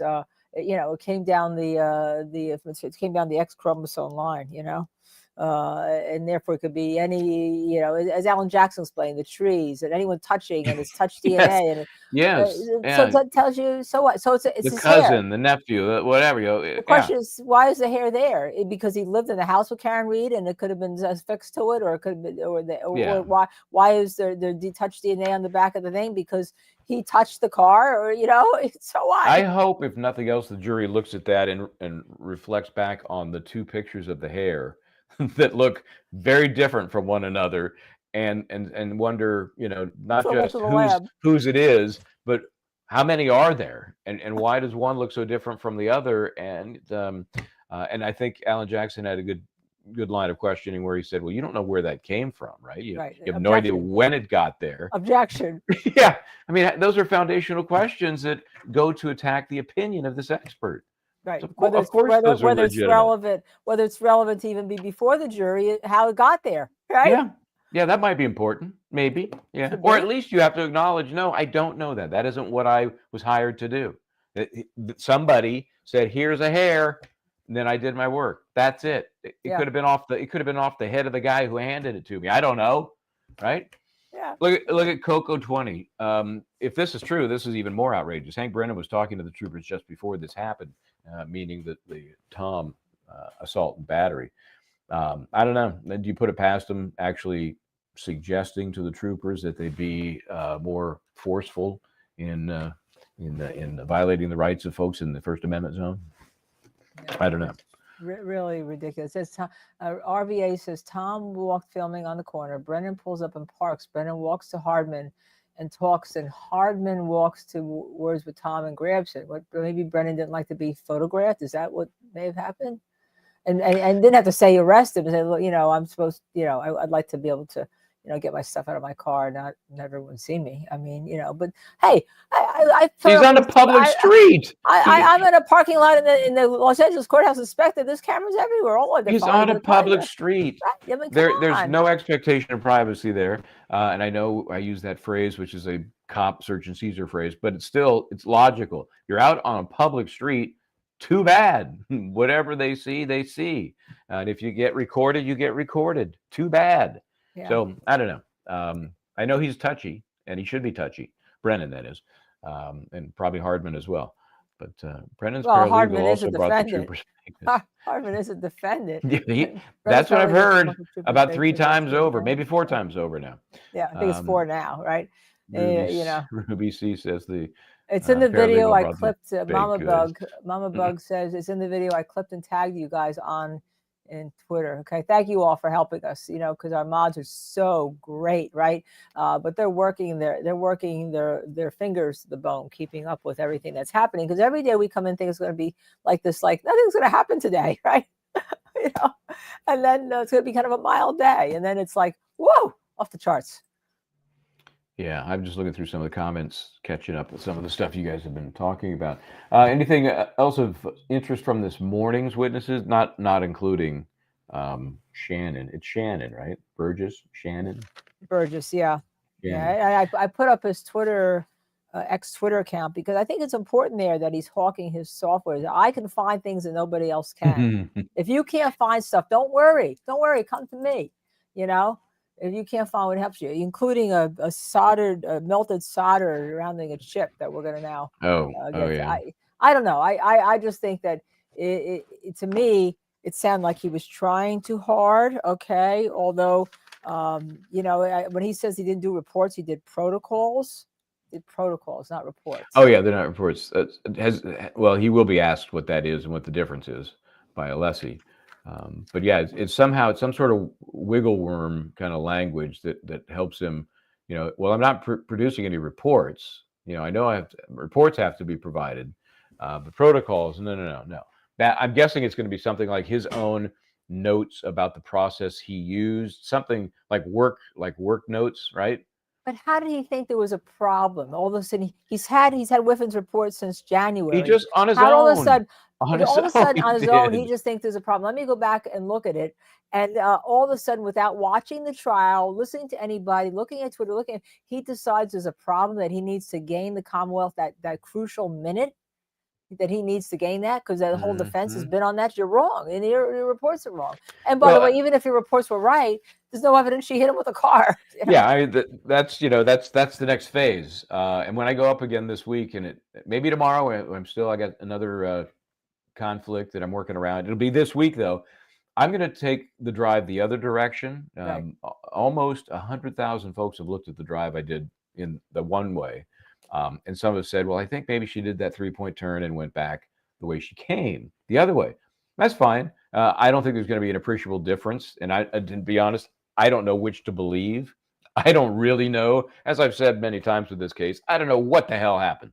So I don't know if she did, in fact, just drive off and down the street, or did she do that 3-point turn there? Just because the experts are telling us that it happened, and it is a synchronizing event, right? Now that we're fixing the clocks, it's a very important synchronizing event. I still don't know with 100% certainty that it happened. But I'll go the other way and go back up Cedar Crest and go that way just to check the time. And I think I'm going to do it at night. I mean, at least the only variable I won't be able to recreate is the snowstorm. We don't have that in the Justice Served TV budget. I can't create an artificial snowstorm to take me. But I'll do it at 12:30-ish. Well, remember, her phone reacted. She never went beyond like 21 miles an hour. Yeah, well, that's totally impossible. I mean, just having driven the route to get from that point, 34 Fairview at 12:32, to One Meadows, I don't care what route you take, unless it's by helicopter, you're not going to get there in 4 minutes. So what is this new Especially if you're driving timeline? 20 miles an hour. What does this new timeline do to the fact that, you know, I figured though with that 1245, that's where, to me, when I heard that, I said, oh, that's where Jen McCabe got the 1245, because someone had said to her, they think 1245 here, right? Initially. Oh, yeah. That she, right? And they still have that problem. They still have that issue. Well, yeah, they about what you had watered said. down her testimony. They watered it down by her just saying, I don't remember exactly when. You know, I looked out the window 3 different times. I really wasn't keeping track. That's how. And of course, on cross-examination, it was, you know, made glaringly obvious that she was so different with the 1245, so certain of that it just looks like a lie. The jury is not going to boycott. They're not going to, and they're not going to refuse to sit. No, they could have had enough, but they're not going to do that. They like being in high-profile cases. Juries like it. At some point, they'll be done. At some point, they'll be like done. And unfortunately, that's usually during a defense case that you have to make that judgment whether to call a new witness, or do you think the jury's just done? Remember ASAP Rocky?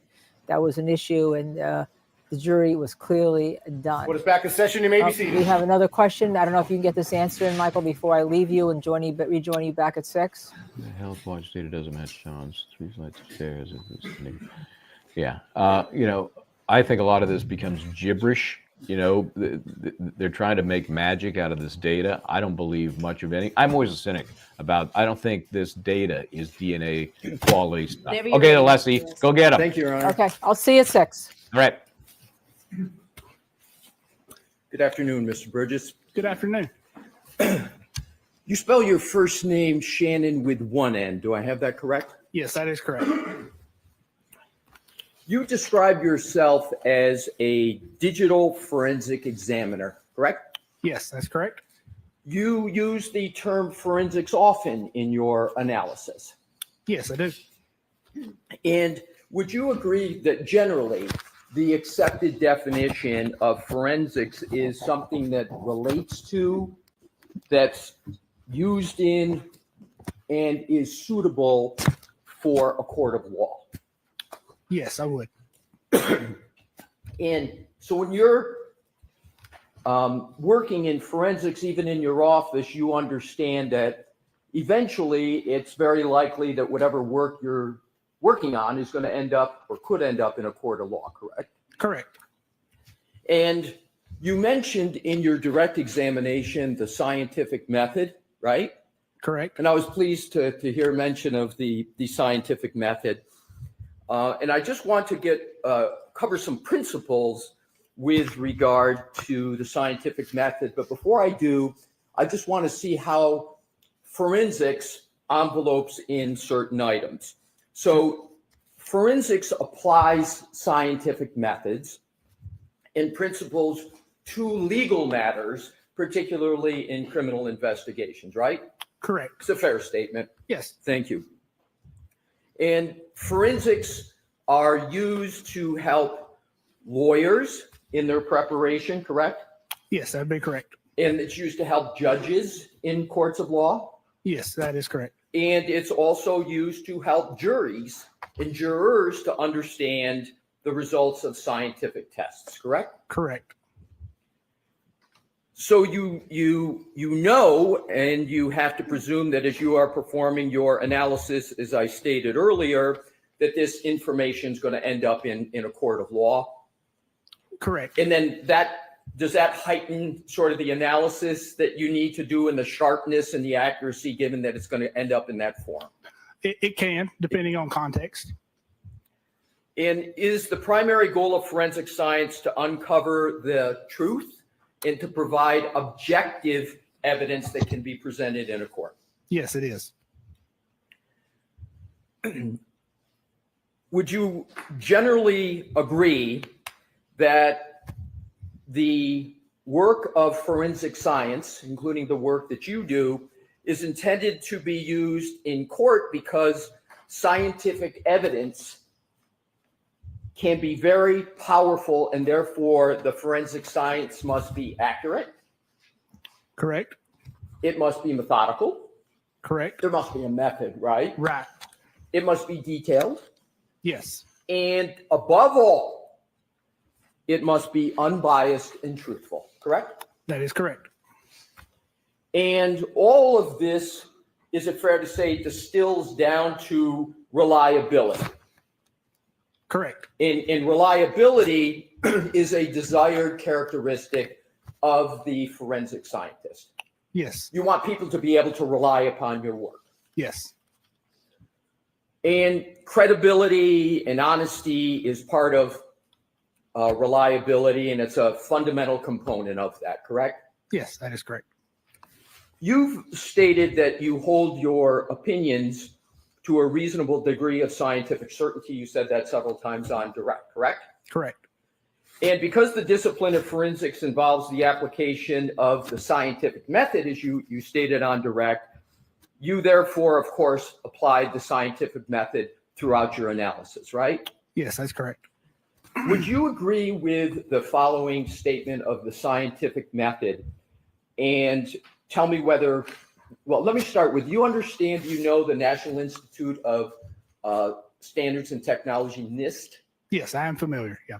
And would you agree with a definition of the scientific method as the systematic pursuit of knowledge involving the recognition and definition of a problem, the collection of data through observation and experimentation, analysis of the data, the formulation, evaluation, and testing of hypotheses, and where possible, the selection of a final hypothesis? I know there's a lot there, and if you'd like me to break any of it down, you let me know. No, I find that generally acceptable. Yep. And I wanted to emphasize the end, the evaluation and testing of hypotheses, and where possible, the selection of a final hypothesis. You understand what I'm meaning by hypotheses? Yes, I do. The scientific method is used, among other reasons, is it not, to avoid certain biases in the science process, correct? Yes, Right. correct. So the method is trying to prevent a scientist, not cultural bias, but scientific bias, correct? Correct. Do you know what the American Academy of Forensic Scientists refer to as cognitive biases in science, generally? No, I do not. Have you heard of the term confirmation bias? Yes, I have heard of that term. Have you heard of the term anchor bias in the scientific method? I have not heard that term. Let's start with confirmation bias. Is a fair definition, and you said you're generally familiar with that, right? Yes, correct. So let's start with that. That's the practice of sort of selectively gathering and interpreting evidence to confirm the scientist's belief or a belief of another, and at the same time neglecting evidence that contradicts them. Is that a fair definition of confirmation bias? Yes. And an example of confirmation bias is not considering alternative hypotheses once an initial hypothesis has been selected, even though the data and other information might contradict the initial hypothesis. Fair statement? Yes, that's a fair statement. And confirmation bias, although sometimes it occurs, is intellectually and analytically antithetical to, it's opposing of the scientific method, correct? Correct, yes. And it's to be avoided. Right. Anchor bias is, and I know you said you didn't recall it, but let me see if this triggers a recollection. If not, fair enough. Okay. Anchor bias is when you prioritize information and data that supports your initial impression of the evidence, even where the impressions are incorrect or it's unknown when the impression is incorrect. You sort of anchor into that. Does that sound like a reasonable definition of anchor bias? Yes, that sounds reasonable. So biases are to be avoided in the application of scientific matters and methods because they can lead to incorrect conclusions in science, right? Right.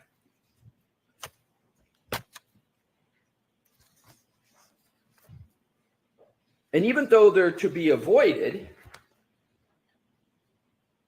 you called this case a homicide even before you began your alleged scientific testing. Isn't that correct? I don't recall. Where would I have called it a homicide? Do you recall your January 30th, 2025 report that you prepared in this case? Yes, I do. Do you have it with you? I do. Can you turn to page 4, footnote 3, please? Yes. Footnote, I'm sorry. I'm sorry. It is page 4, footnote 3.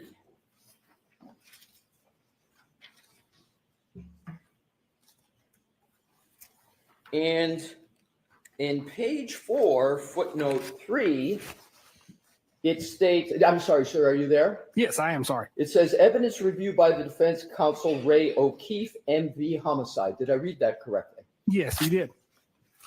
Now, you assumed in the very beginning, that Miss Reed had hit Mr. O'Keefe with her car before you began the scientific testing that you had discussed in your direct. No, that would be incorrect. But you did list homicide down in footnote 3, correct? Yes, I did. And so this report's drafted January 30th, 2025, correct? Correct. And the testing, I'll just give you a snapshot. Some of the testing you discussed with Mr. Brennan, that testing didn't occur until after this trial started, correct? Some of the testing you described in direct? Yes, I'm sorry. Yes. Okay, so that testing didn't even occur in the trial. Just assume the trial started at April 22nd. So the testing you described when you were talking about aligning clocks and GPS, that occurred after April 22nd, correct? Correct. I did. Now let's go on to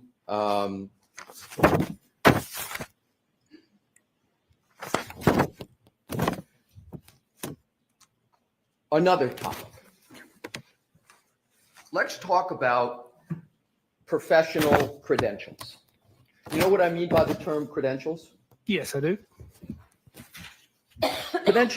Professional credentials are important in any profession, correct? Correct. And they're important in your forensic examiner profession as well. Correct. Your forensic scientists and examiners are no different than any other professional that credentials are important. And your profession requires you to provide curriculum vitae, laying out your education, training, and background, correct? Correct. And it's imperative, is it not, that the information that is disseminated about your professional credentials are absolutely truthful, right? Yes, they should be. You say they should be. Let's continue on with that topic. You understand what's meant by the term ethics, right? Generally? Yes. Yes. And simple ethics mandate that one is truthful about their professional credentials, correct? Correct. And a fundamental credential is what type of college degree you hold, correct? Correct. People rely on those credentials, and the credentials are the foundation of your expert opinions and analyses, correct? They can be. Yes. They can be, and they often are, correct? Yes, they can be depending on context. But more often than not, they're important. Yes, again, depending on context. You know that not only your colleagues, but your clients, your firm clients, courts, and juries will rely on your CV and your credentials in order to make determinations about whether you're qualified to testify and your depth of your qualifications, correct? Correct. You provided the Commonwealth, the defense, and the court with your CV in this case, correct? Correct.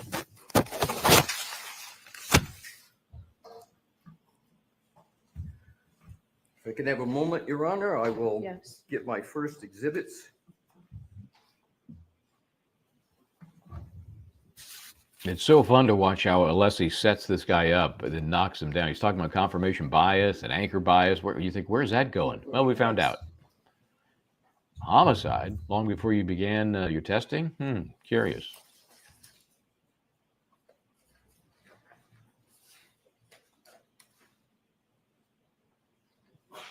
Welcome. May I, Your Honor? Yes.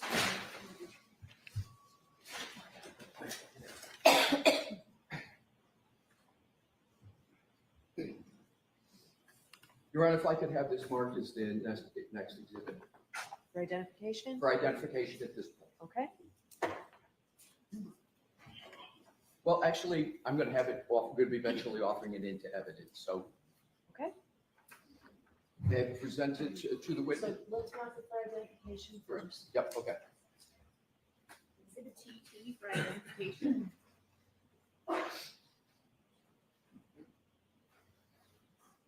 His face is a bit red. Maybe he's seeing his life pass before his eyes.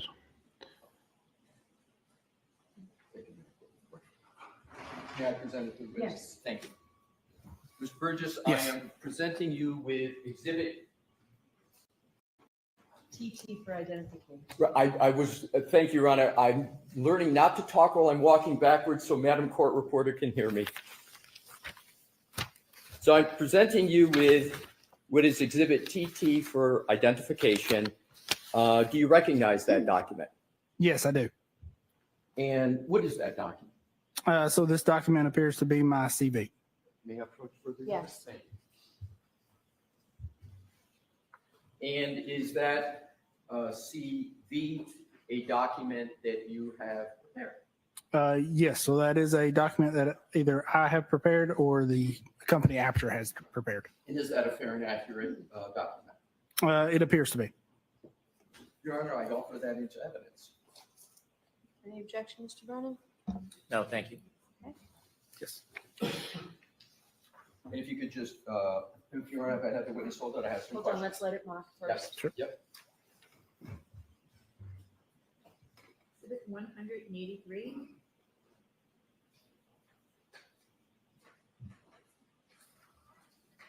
Thank you. Thank you. Welcome.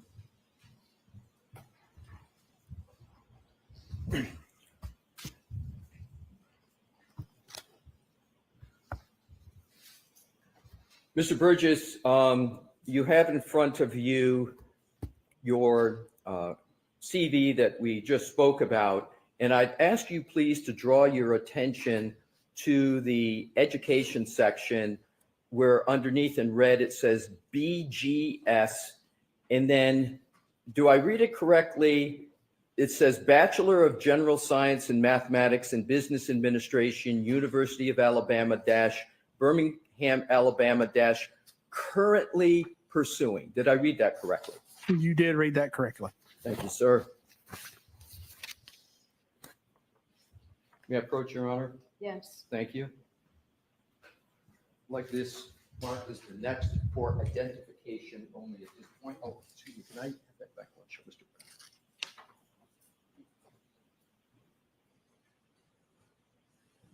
Brown? Sure.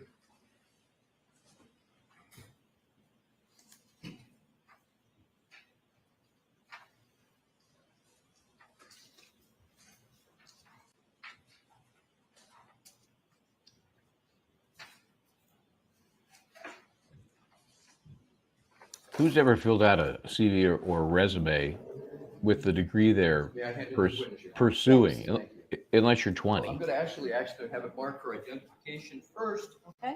and we'll go from there. Exhibit UU for ID. Thank you. Thank you. Mr. Burgess, it's been marked, the document is Exhibit UU for identification. Could you please tell me if you recognize that? Yes, I do recognize that. And sir, please describe briefly what that is. Sure. So it is a CV as well. Thank you. I would offer it into evidence at this time, Your Honor. Mr. Brennan, any objection? No, thank you. The battle of the CVs. What does he claim in this one? 184. So my son is now better qualified since he got his degree. I present it back to the witness, Your Honor. Okay. Thank you. Thank you.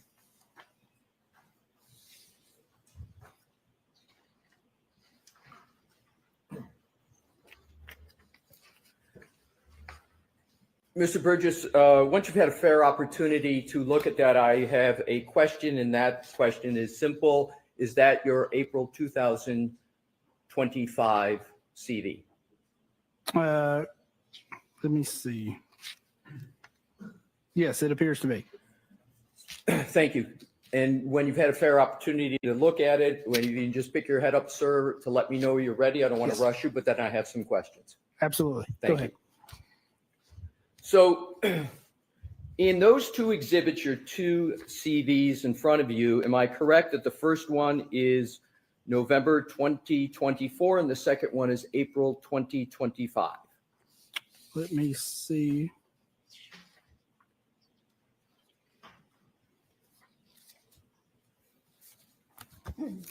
Yes, that appears to be correct. In both of those CVs, you indicate that you have not yet earned a bachelor's degree. That is correct. And you certainly have not earned a Bachelor of Science degree in any educational field, according to those two CVs, right? Correct. And in fact, as you sit here today, you do not possess any bachelor's degree. Correct. And the reason, as you state, is because that bachelor's degree is currently pending. That's the term you use. So I use currently pursuing. Currently pursuing, yes. So you have a public profile that's published on Aperture's website, correct? Yes, I do. And it's in the form of a biography page? Yes, I believe so. And that biography page has your education listed? Very possible, yes.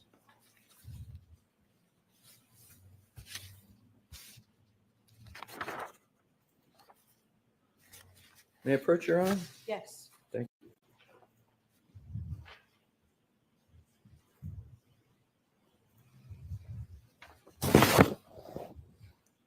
If I could have this marked, please, and once Mr. Brennan reviews it.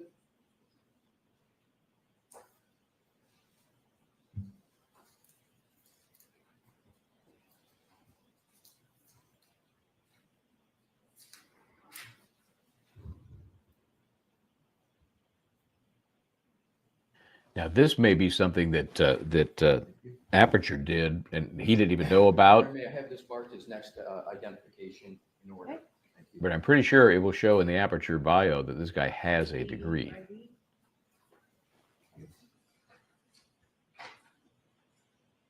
May I hand it to the witness? Yes. Now, Mr. Burgess giving you Exhibit DB for identification. Okay. You recognize that document? Yes, I do. And indeed, that is the bio page that's published on Aperture's website, correct? That is what it appears to be, yes. Now, I would like you, sir, to turn to page 2 of that document. Okay. And I'd like to turn your focus to the bottom of education heading. It states, am I correct, sir, BS, Mathematics, and Business Administration. Is that correct? It does state that, yes.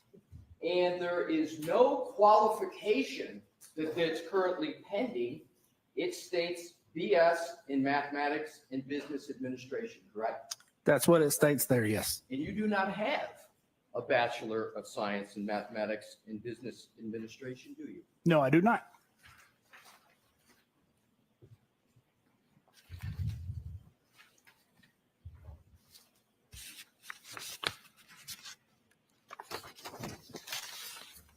And if you click on the hyperlink for your CV on that same website, do you know where that hyperlink takes you? No, I do not. To any member of the public reading this, including prosecutor, a defense attorney, a judge, or a jury, that represents that you received your Bachelor of Science in Mathematics and Business Administration, does it not? Objection. That's sustained.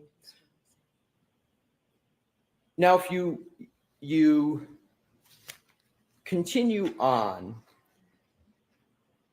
to your photograph, are you familiar with Aperture's website that speaks about you and presents you generally? Vaguely, yes.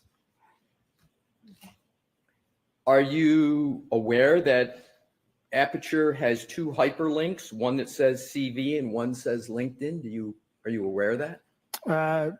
Yes, I am now. And LinkedIn is a professional networking platform designed for career and business professionals to connect, share content, find jobs, etc. Is that a fair description of LinkedIn? Yes, it is. And could we also conclude that it's a professional networking platform, especially for private sector firms like Aperture, that's used to attract clients or potential clients? Yes, correct. And potential clients include, for example, the Commonwealth of the state of Massachusetts, correct? Correct. And indeed, the Commonwealth is no longer, if you will, an attracted client, but it's an actual client of Aperture and you, correct? Correct. And that's the status of the relationship here. Aperture is a client of the Commonwealth of Massachusetts in this case, right? Correct.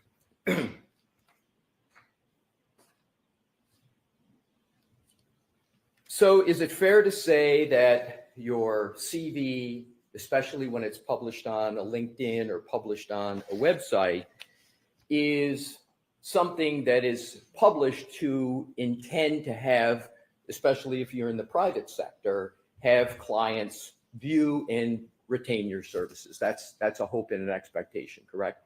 Yes, that is part of it. Now, when you look at that document, when you click on, if you were to be in your office, and let's see if you're familiar with this, you click on your LinkedIn on Aperture's page, that would ordinarily take you directly to your professional LinkedIn account, correct? Isn't that what the links are there for? Yes, I would expect so. Are you notified when someone electronically accesses your LinkedIn account? Not accesses, no. Are you referring to viewing? Yes, that's a better sorry, verb, yeah. viewing. Yes. Yes. So you're notified. Were you notified within the last 72 hours that someone from the defense accessed your publicly available or viewed your publicly available LinkedIn account? No, I was not aware. Are you aware that within the last 72 hours, that hyperlink on Aperture's official website was disabled?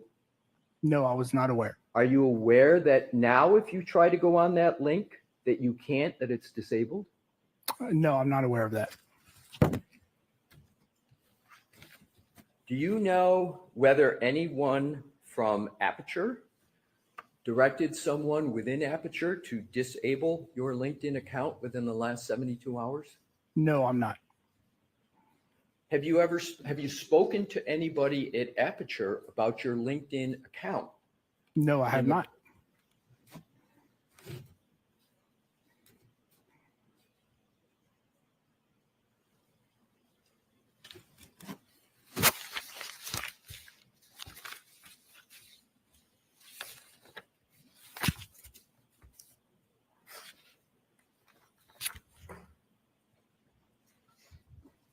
Yep.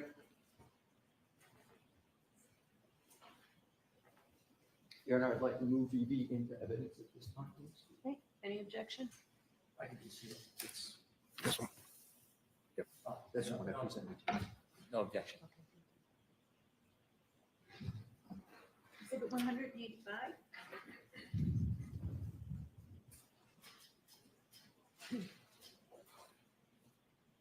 Just the way Alessi drags this out, it's like death by 1,000 paper cuts. we're done with those, so Sure. if I could ask those back to you. Absolutely. Your Honor, could I have please the next one marked for identification at this point? Yes. Thank you. If you pull up Aperture right now, right at the top, it says that their job is to bring you the truth. That's the service they provide. And I guess that includes the LinkedIn references and CVs once they've been told they're bogus. WW.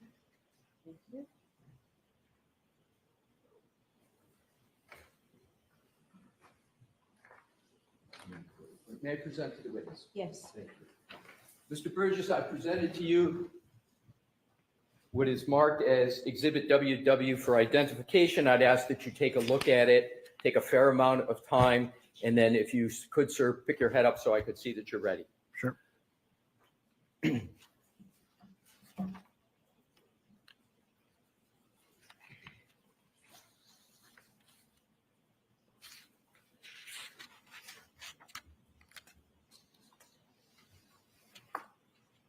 Okay.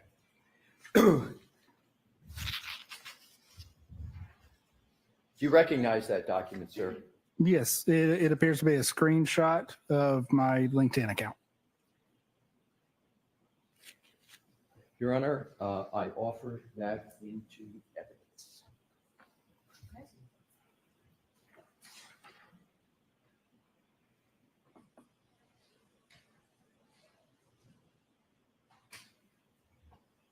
Man, how to go quickly from big shit to full of shit. Oh, just painful, but in a good way. Can I see you at sidebar with these? Yeah, even Judge C can't take anymore. She can't take it. Yeah, time for a sidebar. How squirmy is this moment for this guy? Okay, so so I didn't get my degree. Now, the bottom line is that's not a big deal, to be honest with you. And I have my own thoughts on the value of a college education, and I say that having spent lots of money getting those for two kids. I think these days they're the equivalent of a high school diploma. You just have to have it, for whatever it is you're carrying on. But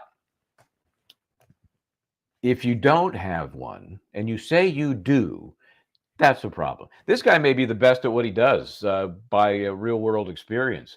What you learn in class, again, how much of that reflects on what you really know and how good you are at your job, to me, it's minimal. Maybe some foundation to what you ultimately learn by working with others who are far more experienced. Again, he may be amazing, but why are you lying about it then? Just to either get new clients or keep your current clients happy.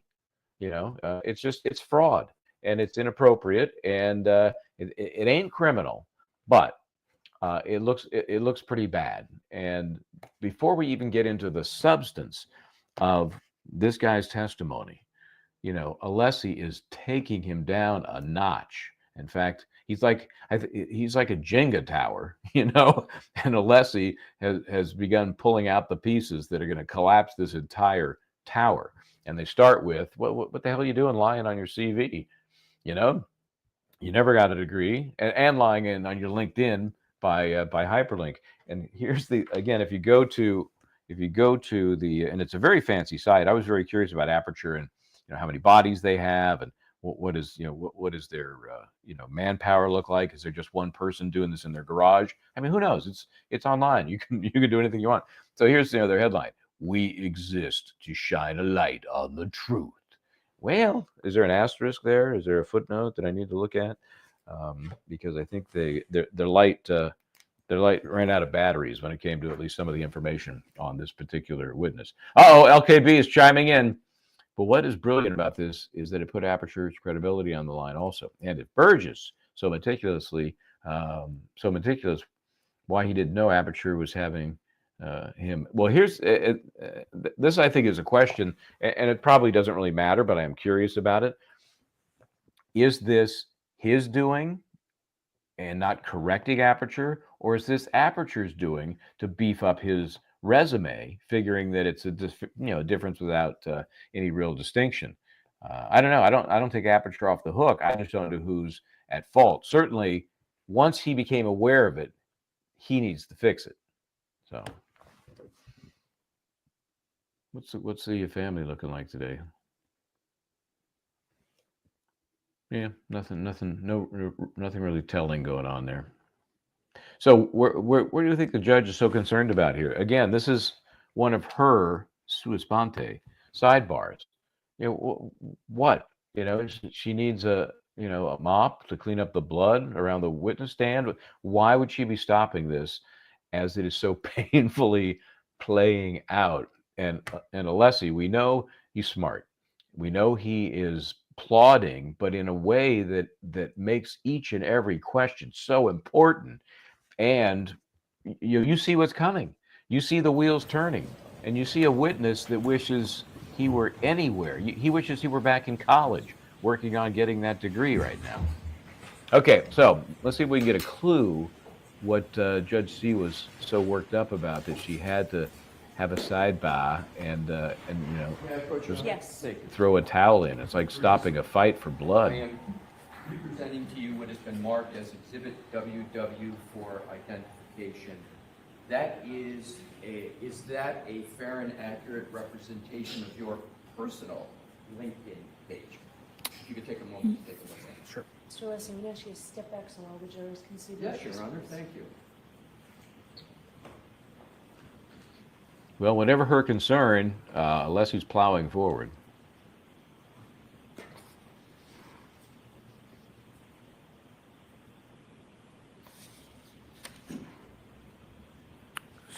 Yes, it does with a error on page 2 regarding education. Right, and we're going to get to that. Sure.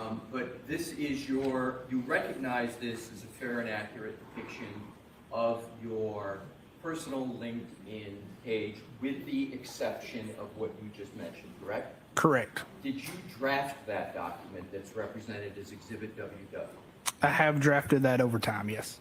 And when was the last time you viewed that document on your LinkedIn page? I don't typically view the profile page, so it would have been, I could not tell you how long it's been. Do you have any reason to believe that that Exhibit WW is not on your LinkedIn page online as we sit here today? No, I don't.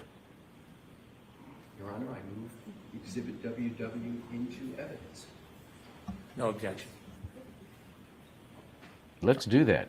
I disagree with LKB on this. I think it's simple. It goes to his credibility, it goes to the basis of his information, and whether or not he's a liar. So she may have tried to derail the defense, Judge C that is, by suggesting there's nobody on the witness stand or for witness list regarding LinkedIn, but I don't think it matters. This is good stuff. There's no way you can keep this out. Well, with the usual Judge I would C like caveat. to turn your attention to the printout of your personal LinkedIn page and go right to the second page, bottom. And under education, it says University of Alabama at Birmingham. It's got a little UAB acronym there. And it says Bachelor of Science, B period, S period, comma, Applied Mathematics and Scientific Computation, 2016-2018. Do you see that, sir? Yes, I do.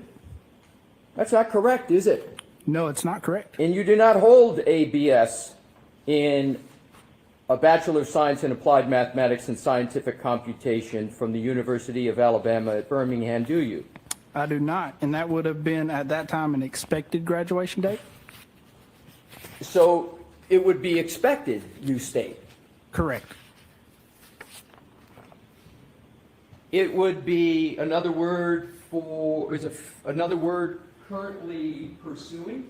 Is that similar to expecting? Sure, that could be similar.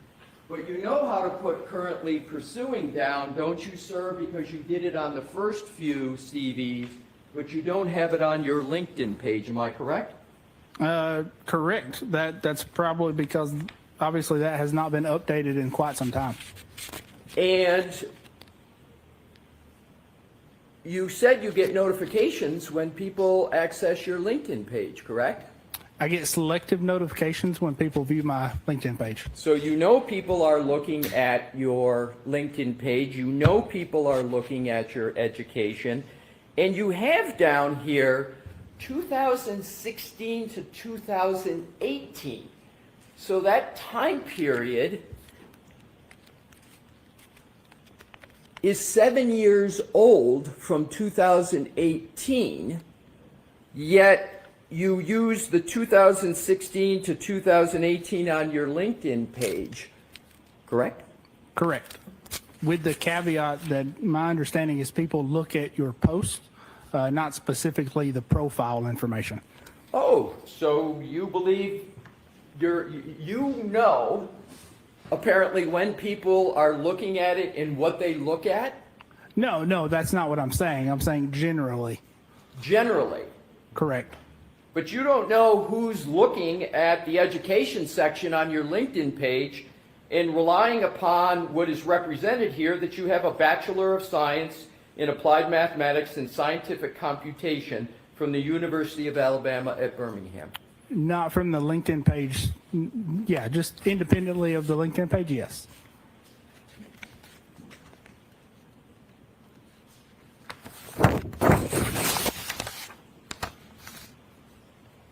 And as you sit here today, that page is still live on your LinkedIn, correct? Correct.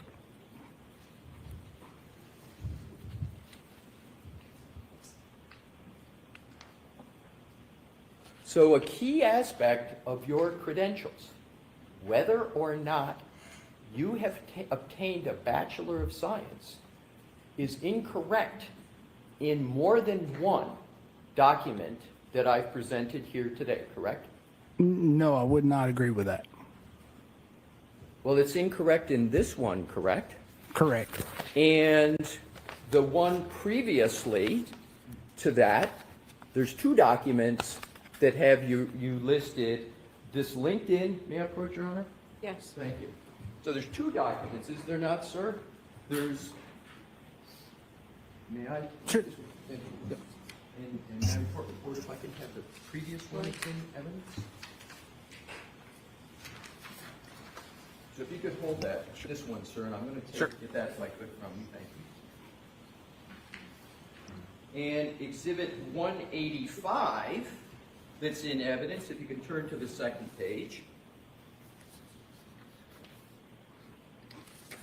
So if you look at each of those state that you have a Bachelor of Science in Mathematics and Business Administration. So there are two documents about your credentials that are inaccurate, correct? Yes, they have errors. Yes, that is correct. May I have those back, Sure. sir? Yep, both. Yes, please. Yes. There you go. Thank you. Fighting about how many CVs he's lied on, how many representations are.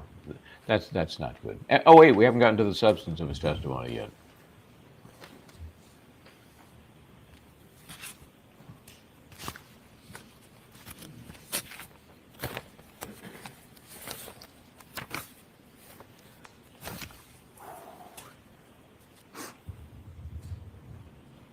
May I approach, Your Honor? Yes. I have the next document marked for identification this only at this point.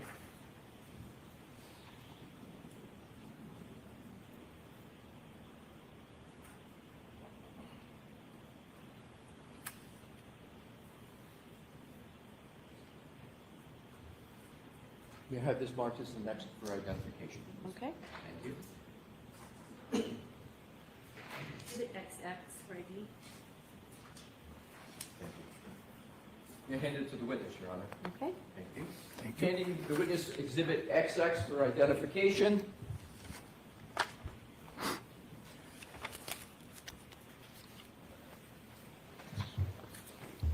You recognize that document, sir? So it appears to be a CV. Yes. You say it appears to be a CV. Can you describe that any further? Yes. So it's a copy of my CV. Is that a CV you prepared, sir? It would have been prepared by myself or Aperture. Yes. I'm sorry, I didn't hear the end. Sorry. It would have been prepared by myself or Aperture. Yes. Yourself or Aperture? Correct. But you had, at a minimum, a role in preparing that, did you not? More than likely, yes. Yeah, and you would have reviewed that, because it's about you, before it would have been used by Aperture, correct? More than likely, yes. You wouldn't let somebody put a CV up and out to the public without you reviewing it, would you, sir? So there are other staff members that do review and update CVs. But you're the only one who's going to know whether what's on it is accurate or not, correct? Unless I explain that to them, yes. So either way, either you prepared it yourself or you interacted with somebody and explained it and collaborated with them to make sure it was right to the best of your ability, correct? Correct. If you can look at the highlighted portion, sir, under education. There's no well, I understand sorry. what you're talking about. There's no highlighted portion. I'm sorry, let's strike that. If you look under education, the first line, it says in the right underneath BGS. Do you see that, sir? I do, yes. And then to the right, it says Bachelor of General Science in Mathematics and Business Administration, University of Alabama - Birmingham, Alabama, 2022. Did I read that correct? Yes, you did. And up in the upper left-hand corner, there's a photograph. Yes, there is. Is that you, sir, in the photograph? Yes, it is. And in the spelling of your name, Shannon, that's with one N, correct? Correct, yes. And so that is not only you in the photograph, that's the spelling of your name with one N, correct? Correct. And that's the correct spelling of your first name with one N, correct? Yes, it So is. that's definitely you represented in this document, correct? Yes, that is correct. Now let's look at the first line that relates to education. It states Bachelors of General Science in Mathematics and Business Administration, correct? That is what it states, yes. And the date is 2022, correct? Correct. So this document represents that you received your Bachelor's of General Science in Mathematics and Business Administration in 2022, correct? That is what it states, but there are a number of errors in that, yes. Correct. So let's go on. So this is the third example, am I correct, sir? Well, let me, may I approach, Your Honor? Yes. Your Honor, at this time, I offer Exhibit XX into evidence. No objection. Okay. I wonder, is a judge clutching her pearls over the prosecution offering a witness that, at the very least, lies about his qualifications? I don't know.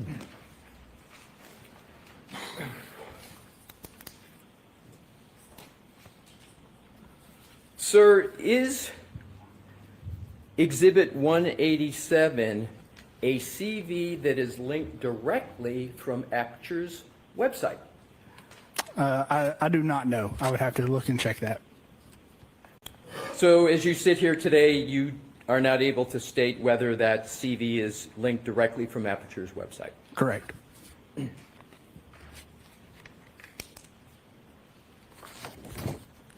So this is a third example of a document that incorrectly states that you have a Bachelor of Science when you do not possess that degree, correct? It has errors or outdated information, correct. Well, when you say outdated, how is it that you can call a date outdated next to something that you don't possess? I don't understand your question. Well, you just used the phrase either incorrect or outdated. I'm trying to understand your statement that it's Sure. So outdated. Isn't it either you have a Bachelor of Science degree or you don't? Isn't? I have represented I do not have a bachelor's degree.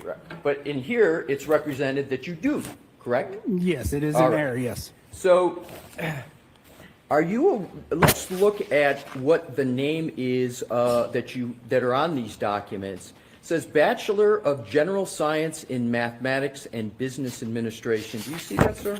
I do. Are you aware that there's no degree at the University of Alabama, Birmingham, called a Bachelor of General Science in Mathematics and Business Administration? Yes, I am. And that is one of the errors I identified. So you would agree that there's not even a degree called Bachelor of General Science in Mathematics and Business Administration offered at the University of Alabama, correct? Correct. That should be Bachelor of General Studies with minor in Mathematics and Business Administration. And what you just articulated, you do not possess as you sit here today, correct? That is correct. What you possess is an associate's degree, correct? Correct. And when did you obtain that associate's degree? So that would have been 2015.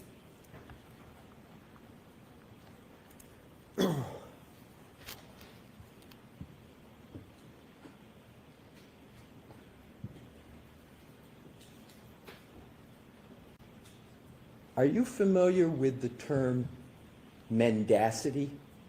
I am not.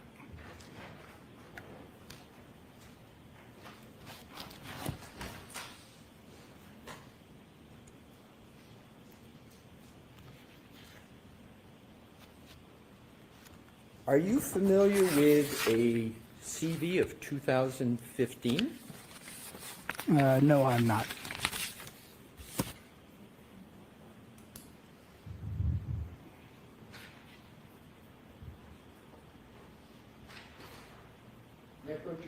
Yes.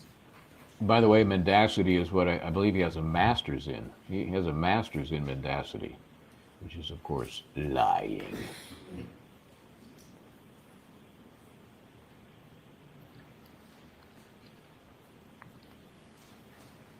Your Honor, may I have this marked as the next exhibit for identification, please? Yes. Thank you.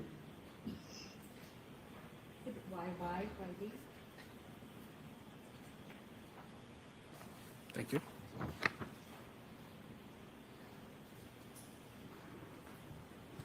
And thank you, Do Trish. you recognize that document, sir? No, I do not recognize this document. May I quote your Honor? Yes. Have the back, sir. Sure.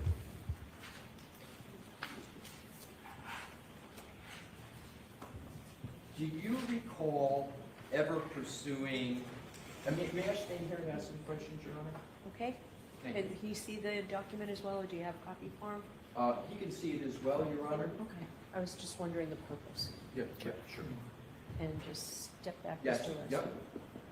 Sir, do you recall when you started pursuing a Bachelor of Science degree of any kind? Sure, I do. Around 2008. So you started pursuing a Bachelor of Science for the first time in 2008, correct? Correct.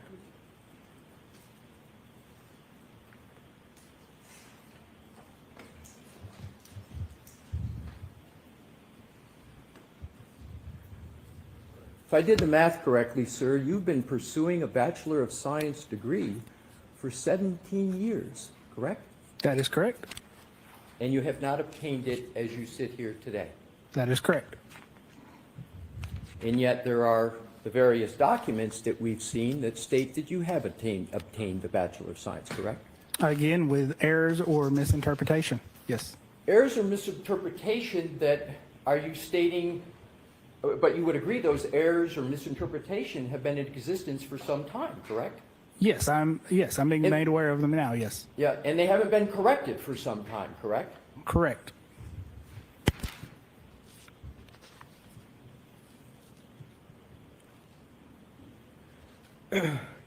You work for insurance companies, correct? I do work for insurance companies in addition to law firms. Yes. But you work for insurance companies, correct? Yes, sometimes. Yes. Well, you state that right in your report in this case, don't you, sir? That you work for insurance companies? Again, I do work for insurance companies. Yes. And what role do you play in working for insurance companies? You working for them, or are you working for the policyholders that have paid premiums or are making a claim to try to get money from an insurance company? Which role do you have? Objection. I'll allow that. So I work for the insurance company themselves. And in your work for the insurance company, has any of that work related to denying claims to insureds? Objection. Why don't I see you on this, Mr. Lassie? Sure. Oy, okay, now he's drawing this insurance bad guy connection that, in the days of Luigi Mangione, insurance companies are not exactly well thought of, health or otherwise. So here's a guy that insurance companies bring in. Why? Why do they do that? Well, we could be the most optimistic and say they do it because they want to know how an accident happened, how a fault can be allocated, right? On the other hand, maybe it's to get out from underpaying claims, right? Let's just say this guy isn't working for the policyholders. He's not working for you and me, paying our premiums, hoping for the best, knowing that if we do need an attorney or experts, the insurance company will pay for them. But to what end? And, that's where I think we're going here with, and I do believe there's a limit to how far he can go with this, and I think the judge may be trying to advise him of that limit. So let's see how far he gets into this guy's repping insurance companies and maybe exactly what he does for them. Mayor, Your Honor? Yes. Thank you. Are you familiar with the phrase academic dishonesty? Yes, I am.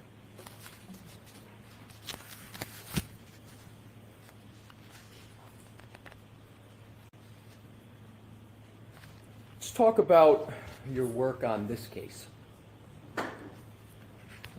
In October of 2024, the Commonwealth hired you to perform a new data acquisition from the infotainment and telematics system of Ms. Reed's Lexus SUV, correct? That is correct. And in your October 10, 2024 report, you outlined a proposal for attempting to extract additional data from the telematics and infotainment modules, correct? Correct. With the caveat, it's not a report, it is a proposed protocol. So we'll call it a proposal. In that proposal, you explained why, in your opinion, you believed an additional data acquisition was necessary based on your, in your words, education, training, and background, correct? That is correct. And when you compared your proposal, you had access to the manufacturing specifications of the chips in question, correct? I did. You were under no critical deadlines to get the work done, correct? Correct. In your initial October 10, 2024 report, you explained that you believed the data acquisition was incomplete because, in your opinion, based on your education, again, your words, training, and experience, the download of the acquisition was less than the chip's storage capacity, correct? That is correct. And converting megabytes, B-Y-T-E-S, to megabits, B-I-T-S, and gigabytes to gigabits is a basic digital forensic concept, and that concept's critical to successful data acquisition and analysis. Fair statement? I would say that's a fair statement. In your initial report, you stated that the December 2023 data acquisition was from the spansion clip, S-P-A-N-S-I-O-N, from the infotainment model was incomplete because the acquisition was only 8 megabytes in size, even though the chip has a storage capacity of 64 megabytes, correct? Yes, that is correct. And that's your October 10, 2024 report, correct? Protocol. I'm sorry, well, is it proposal or protocol? Protocol. Protocol? It is a protocol. We'll use protocol. And you blame this on the, quote, programmer's inability to fully read the component, close quote, correct? Correct. In point of fact, the manufacturing specifications establish that the total flash memory component of the chips in question is equal to 64 megabits, not 64 megabytes, correct? That is correct. 64 megabits is 8 megabytes, correct? That is correct. That means the spansion chip was not incomplete, correct? Correct. The acquisition was the same data size as the total memory storage capacity of the chip, correct? Correct. Your protocol for data acquisition was based on a misunderstanding of megabits versus megabytes, correct? It was based on a working theory and a misinterpretation, yes. And that was your misinterpretation. Yes, it was. You mentioned Ms. Gaffney in your direct testimony. Do you recall that, sir?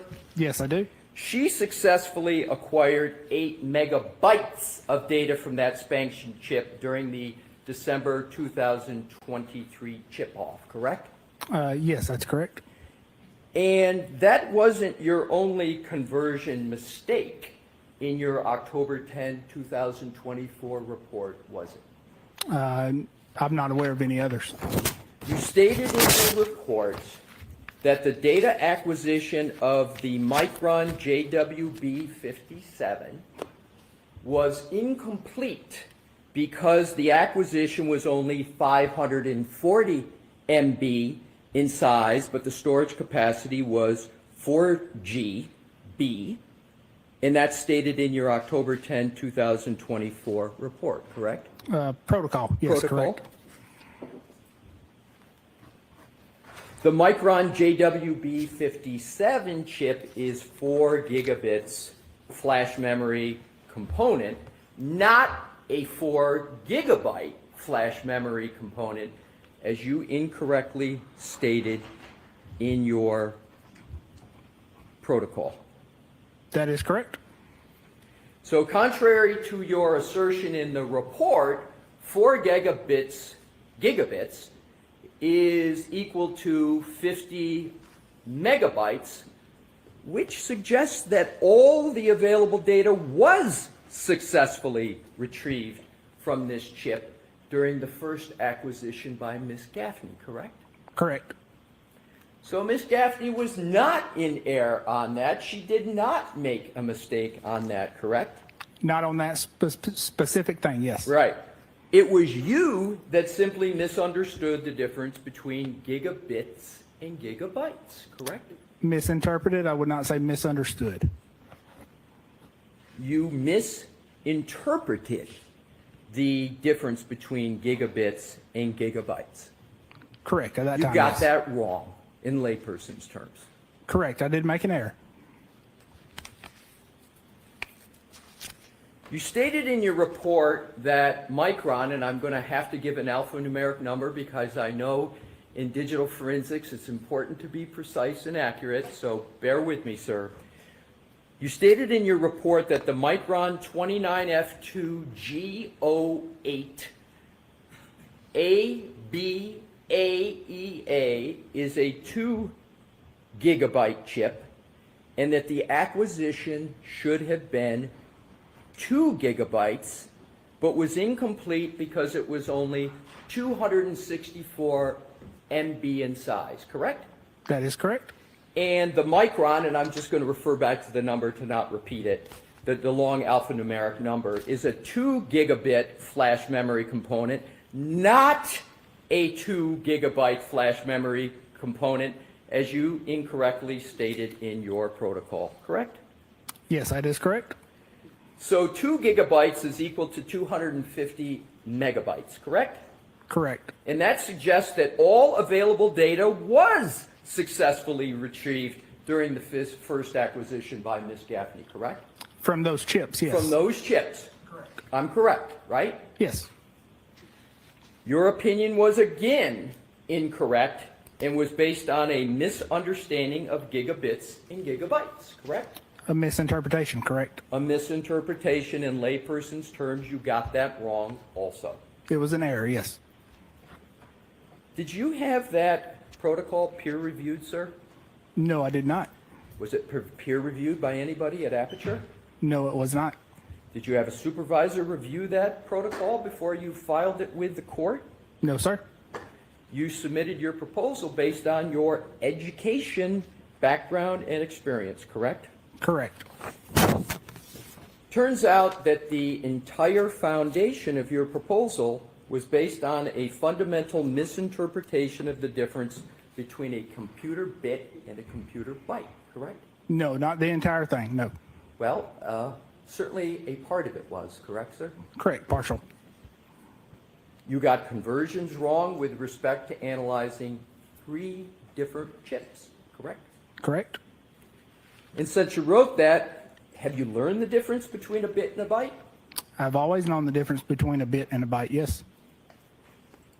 You learned that in this case from reading the affidavit of an expert for the defense who pointed out those errors before you submitted your supplemental report. Isn't that correct? I would have to go back and look at the timing on that. I believe I submitted the supplemental before the protocol from the other expert. Are you certain of that? I'm not certain of that. Isn't it the case that the expert for the defense submitted his affidavit before you submitted your supplemental report? Objection. Do you know that? I do not know that. You don't know one way or another. Correct.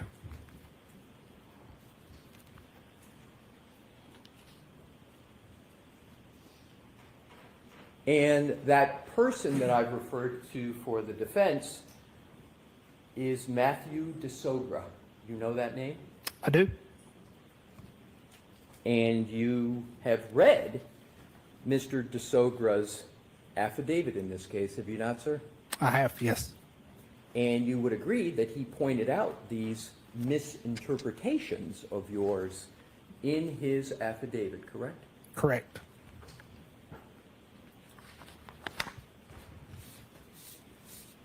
I would like to go back to your January 30th, 2025 report.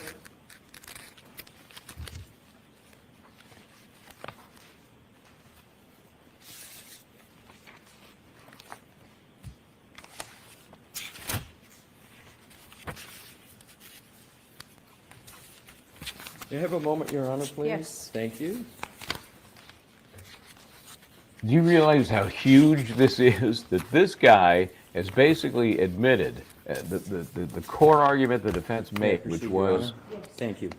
Oh, In your January 30th, 2025 report, you know which one I'm referring to, sir? Yes, I do. Am I correct that you indicated that at the time of this, quote, incident, Burla did not offer support for the infotainment and telematics modules removed from the Lexus, but have since released updated software according to similar modules that are supported by in-vehicle acquisition? That is correct. And the infotainment module that was removed from Ms. Reed's Lexus is consistent with the MMU, you know what I'm referring to in the MMU? Right. It's consistent with the MMU documented by Burla and has been identified as containing an internal micro SD card not acquired during the initial chip-off acquisition by Mrs. Gaffney. You remember that statement in the report, sir? I do, yes. You obtained no additional information from the chips that were already analyzed by Ms. Gaffney, did you? Correct. Correct that you obtained no additional information, right? No data of value from those chips, yes. No data of value. So all the data of value Ms. Gaffney had already obtained from those chips, correct? That's kind of a confusing question. So there was no data of value from those chips to begin with.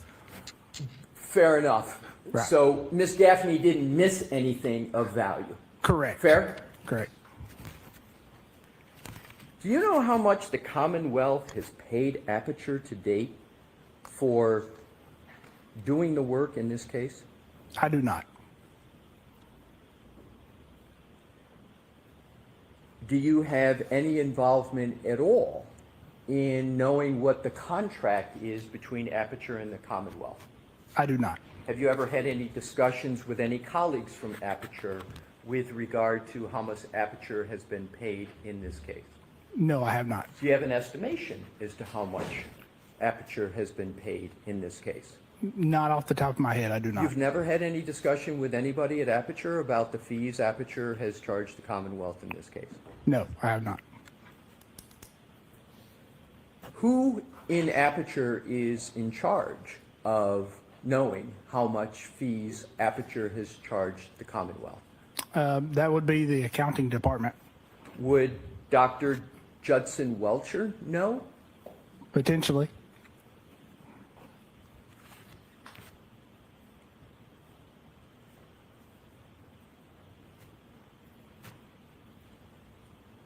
Your analysis, I want to move on to another category, sir. Your analysis in this case was not strictly limited to data in science, was it? No, it was strictly limited to data and science. The Commonwealth requested that you review numerous materials in connection with your analysis in this case, correct? I did review materials, yes.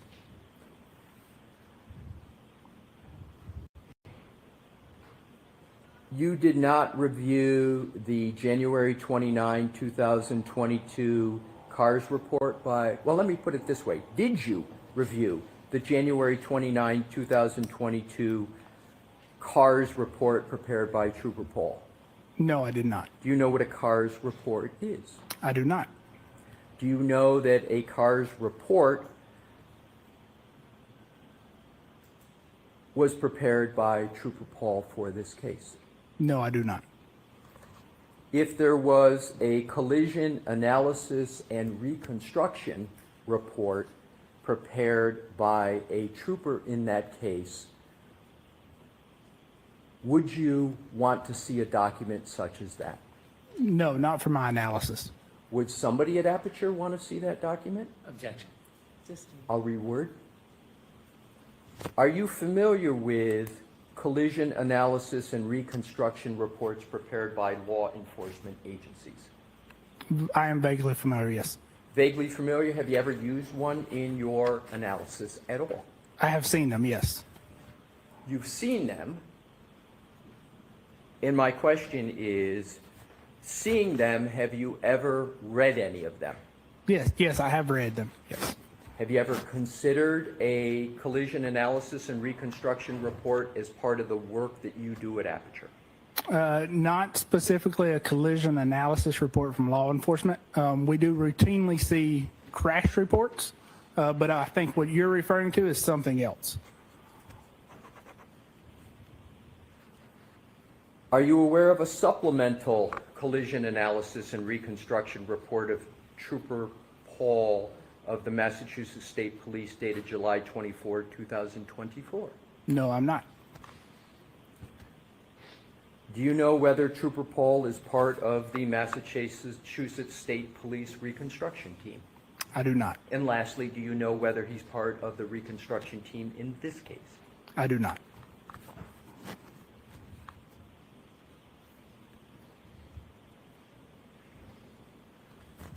Did anybody tell you to avoid reviewing a collision analysis and reconstruction report in this case? No, they did not. You did, however, review the 2024 testimony of Trooper Nicholas Garino in the proceeding of last year, didn't you? I did for specific data, yes. So that's not really science and data, is it? It's testimony. Yes, it is testimony. So you did review materials in this case beyond science and data, correct? You reviewed testimony. Sure, that is common, yes.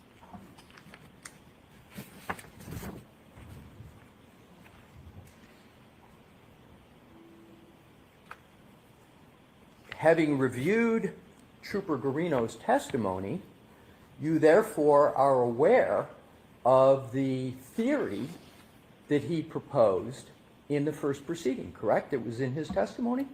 Objection. I'll allow that.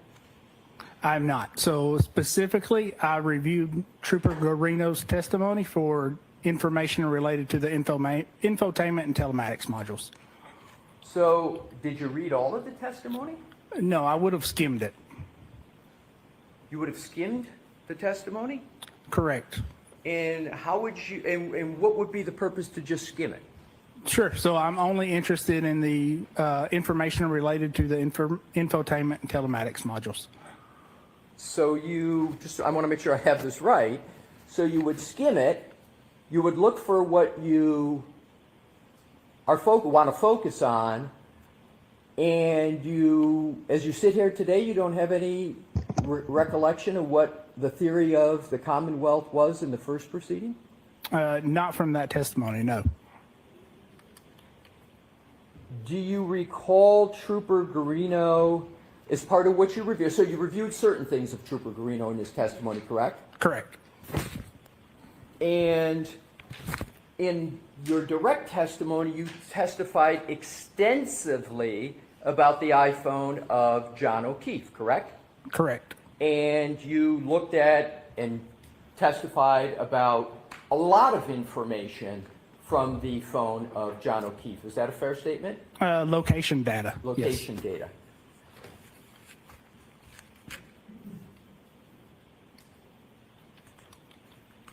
Did you read, therefore, Trooper Garino's claim that the last... Objection. So why don't I see it side by, find out what's going on? Sure. Yeah, Leslie's like, sure, we'll see you sidebar. This is going pretty well. Yeah, so let me just, I was about to get to how I'd like to talk over the testimony because who knows what's coming in. So this is huge because you have, remember, this whole supplemental report on a report on a report on a report, or whatever you're calling it, protocol or whatever it may be. This was fought for because of the changes the Commonwealth needed to make to match up with prior testimony from Mr. Whiffen, right? So now we're getting to the point where this guy is saying, well, wait a minute, it wasn't all the missing information that I thought it was because I kind of mixed up my bytes and bits. He said, I counted 5 times, maybe it was more than that. Remember, the theory was from the Commonwealth, not all of the information was extracted from these telematic and or infotainment modules, and that's the chip, right? That's the chip. When that was first done in 2023 by Ms. Gaffney, I think her name is, and they were saying that, well, wait a minute, there were 64 megabytes of information, only 8 megabytes were pulled from those modules, from those chips. Well, now it turns out that, whoopsie, it was 64 megabits, and 64 megabits equals 1 megabyte. Now, I don't care if you want to know this stuff, think you need to know this stuff, or ever want to hear this stuff again. You can't miss the significance that you have a witness testifying that when an original extraction were done, that it was so inadequate, you needed to dive in for more. You needed to pull from it things that hadn't been pulled before, when in fact, oops, I guess I mistook my bits for bytes, and all of the material had in fact been extracted during the 2023 extraction from those modules, from those chips. I don't know where you go after that. I don't know where you go when you say all of these things I've opined on related to information I said wasn't previously extracted. And oh, whoops, by the way, I guess it was. It was just a misunderstanding, not a mistake, not intentional, not because I don't know what the hell I'm doing, because I don't really have a degree. These are just things that don't matter, don't worry so much. And yet it was the sole reason for supplemental reports done by this, I don't know, can I say expert? I don't know. He may be just a slightly better educated layperson, for all I could tell.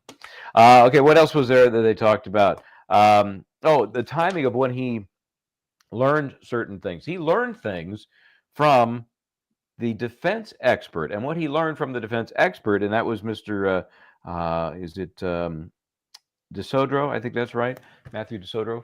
What he learned was that he had screwed up. It was through that report, that information from the defense expert, that this prosecution expert learned that he had made the mistake he did in confusing megabits with megabytes. I don't know how the prosecution doesn't anticipate. I mean, are they just that naive that they don't think people are going to dig into this stuff? I mean, the first stuff Alessi dealt with was routine, Judge, we're just man. waiting a minute for something before we can proceed. Feel free to stand up and stretch if you'd like. Trying to step out of the courtroom. I better stand up and stretch because I may nod off. It was a long night. Anyway, this original stuff from Alessi is just, you know, you go online and find the LinkedIn. You go get the CVs. You match it up with school records. You know, not only lying about having a degree, but, oh, by the way, Alabama doesn't even offer that degree. Oh, yeah, that was another mistake I kind of forgot. So he has an AA degree, which is great. All education is great. Just don't represent something you're not, and then try and sell that BS to a jury to convict somebody. I mean, that's what we're talking about here. Not just ethical violations, as they are at the very least, but to use a pretend education to support an opinion that the Commonwealth wants to use to send somebody to prison. This guy should never be working again. Maybe at a grocery store, maybe. And does anybody know what that little, it's not a soul patch, but what is that little line of beard on this guy? I know this is critical information. What's that little beard thing on him? What is that called? It's not a soul patch. Get back to me on that. Okay, where are we going to go from here? Where are we going from here, Mr. Alessi? When last we saw the blood dripping off this witness, it was relating to the Guarino testimony, which again had to do with, he skimmed it. He skimmed that testimony. Remember, Guarino was the big prosecution witness having to talk about the modules, the information obtained from the modules, but this witness skimmed that testimony. Mr. Alessi, is there anything we can go to and come back? If there's not, there's not. It will be a bit incongruous, Your Honor, but I can do it if Your Honor would like. Do you have any idea how much longer it's going to be? I will go check. Yeah, obviously, they've got some documentation they're prepping and didn't have ready, or wasn't as ready as it should have been, or needs to be supplemented. You know, it happens. It happens, and I'd be as forgiving as any party when this happens, as long as it's not intentional. These things happen. So I'm now more anxious to know what the hell it is that wasn't properly prepared and not ready. Anybody excited to hear Trooper Paul's name pop up? I mean, that is golden testimony from that guy. And I don't think anybody's going to see him again this time. Do you think you're going to see him again this time? Has anybody checked on him lately? I think we need to do a wellness check on Trooper Paul. I will show this to Mr. Brennan first, and then if the court would like to see it, we've got another. Thank you. Okay, so whatever it is, we now have copies for all, and we're going to find out exactly what it is.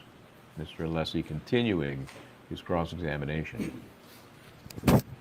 May I approach, Your Honor? Yes. Thank you. May I have this marked as the next exhibit for identification, please, Your Honor?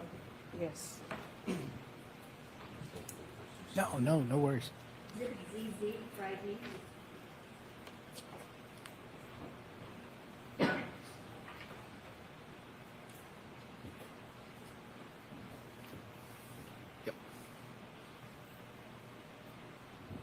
May I, Your Honor? Yes. Thank you. Sir, I'm handing you what has been marked as Exhibit ZZ for identification. Ask you to take a moment to look at it, please, when you've had a fair opportunity to look at it. If you could pick your head up, sir, and I'll proceed that time.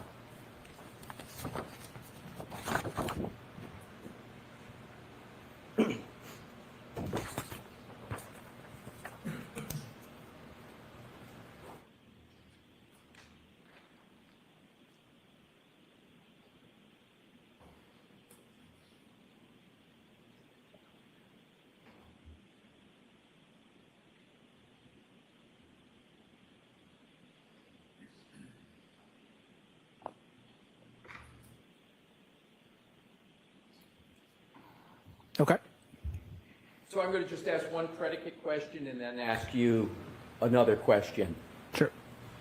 Does Exhibit ZZ contain, and if you just answer this yes or no, that would be great. Does it contain location, data, information? Okay. I'll allow that without pursuing it. That's the only one I have for that purpose. Okay. Does it, sir? Yes, it does. Did you consider this part of Trooper Garino's testimony in any review that you've done in this case? No, I did not. Thank you, sir. Yep.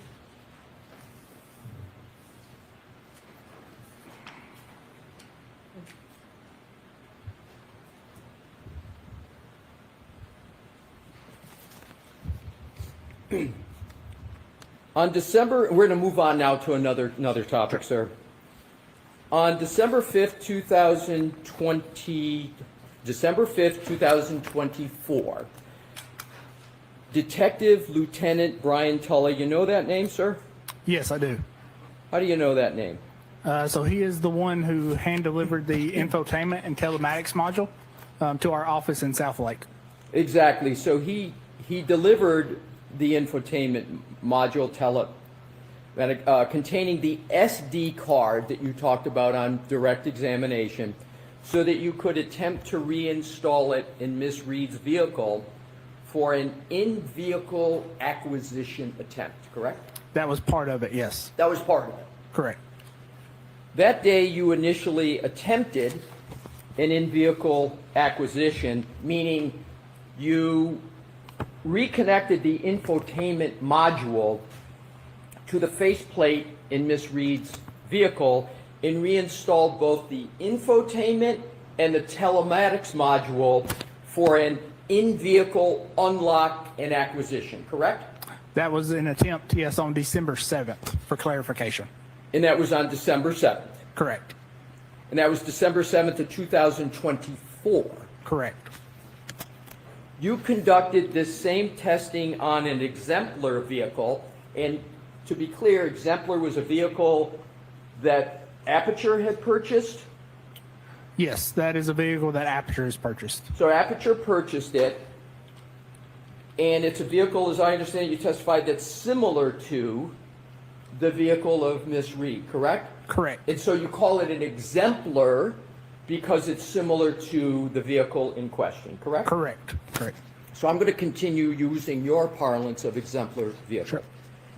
And so you conducted this same testing on the exemplar vehicle and successfully reinstalled and tested the infotainment and telematics systems for an in-vehicle unlock and acquisition, correct?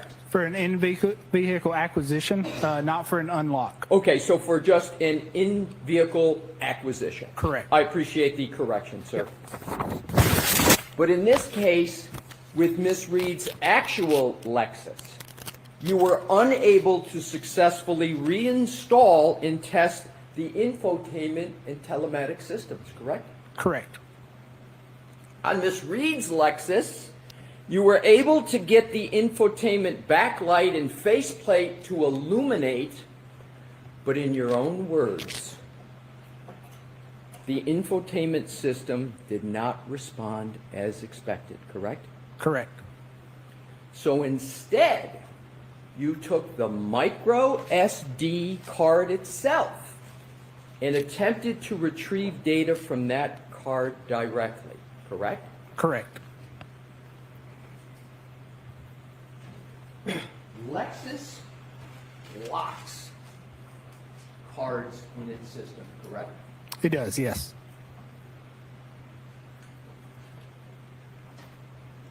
If Lexus thought it was appropriate to access those cards, do you know whether or not they would have them unlocked? Do you know? I do not know. Now, I'm going to let the answers. Thank you, Your Honor. I want to cover a basic question. Do you have any citation to any scientific literature where specifically what you did on this Lexus model is ever done before? Has it ever been done before, do you know? No, not on this specific model, which is why we did the exemplar testing. Right. So there's no scientific literature that states that the methodology that you used with this Lexis model is an appropriate methodology at all, correct? There is literature that addresses the methodology in other ways, but not specific to this Lexis, correct? There's no literature at all stating that the methodology that you used for this Lexis is the appropriate methodology to use for this Lexis model, correct? There is no literature about this appropriate Lexis model, correct?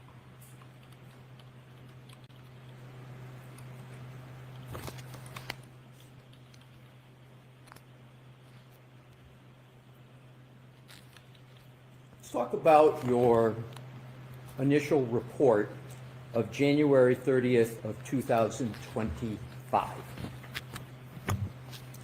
You issued your initial analysis and report on January 30th, 2025, correct? Correct. Your report included a general timeline analysis. You used that phrase, timeline analysis, that you stated could impact, quote, event reconstruction. Do I have that right? Your January 30th, 2025 report does not discuss a collision, does it? No, not in my report, no. As a matter of fact, your January 30th, 2025 report doesn't even use the word collision, does it? Correct, because I'm looking at data from the infotainment and telematics module. But the report of January 30th, 2025 does not even contain the word collision in it, correct? I believe it does in the background portion, which would be on page 2 or 3, which would just be restating the, if you'd mind if I can look at my report? Oh, please. Sure. Go ahead.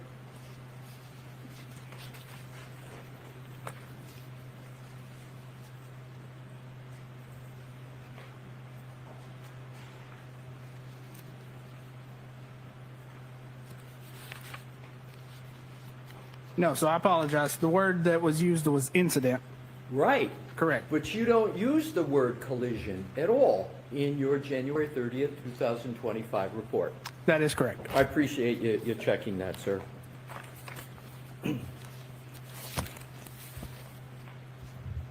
Also, and please keep your report handy, Sure.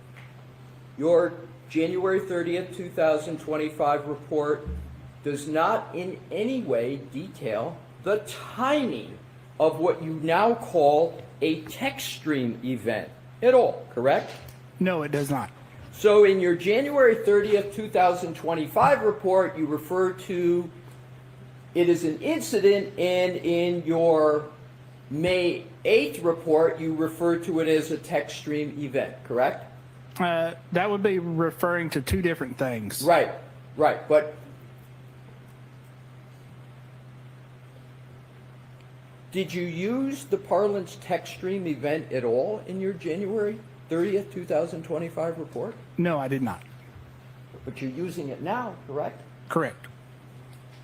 And we're talking about the same event, right? Correct. In fact, your analysis and conclusions were limited in your January 30th, 2025 report to generally identifying a clock skew between Mr. O'Keefe's phone and Miss Reed's infotainment system, correct? That is correct. On January 30th, 2025, you engaged in no further analysis to determine whether precisely the 1162-2 text stream event that you now call it occurred, correct? Correct. Why not? I was not asked to at that time. I was just asked to look at the general timeline and consistency of the timestamps. So, back in January 30th, 2025, you were not asked to engage in analysis to determine when precisely the 1162-2 text stream event occurred. Is that fair? That is fair, and that is based on the common concept that, a lot of cases that we work, there is clock skew, but we do not have events to precisely determine what that clock skew is. Understood. So Wasn't your goal, however, on January 30th, 2025, to determine the correct timeline of events relative to this incident? Wasn't that your goal? It was my goal to determine the data from the infotainment and telematics modules that were missed in the initial download, and create a timeline and consistency of those timestamps. So your goal was to create a timeline, correct? Correct. And that timeline, among other uses, was to be for your colleague, Dr. Judson Welcher, to use that in his analysis, correct? That is correct. So you knew not only what your purpose was, but you knew what your work was going to be used for by Dr. Welcher, your colleague, correct? Well, I knew it was going to be provided, yes. Well, you knew it was going to be provided. Have you ever talked to Judson Welcher, your colleague, about this case at all? I have vaguely, yes.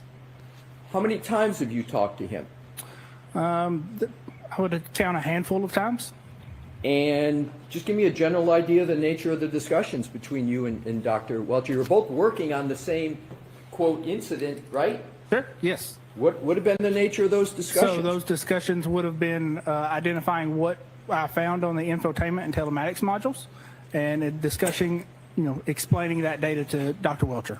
So did Dr. Welcher ever tell you, your colleague, why he wanted to use that data for his purposes? For reconstructing a timeline.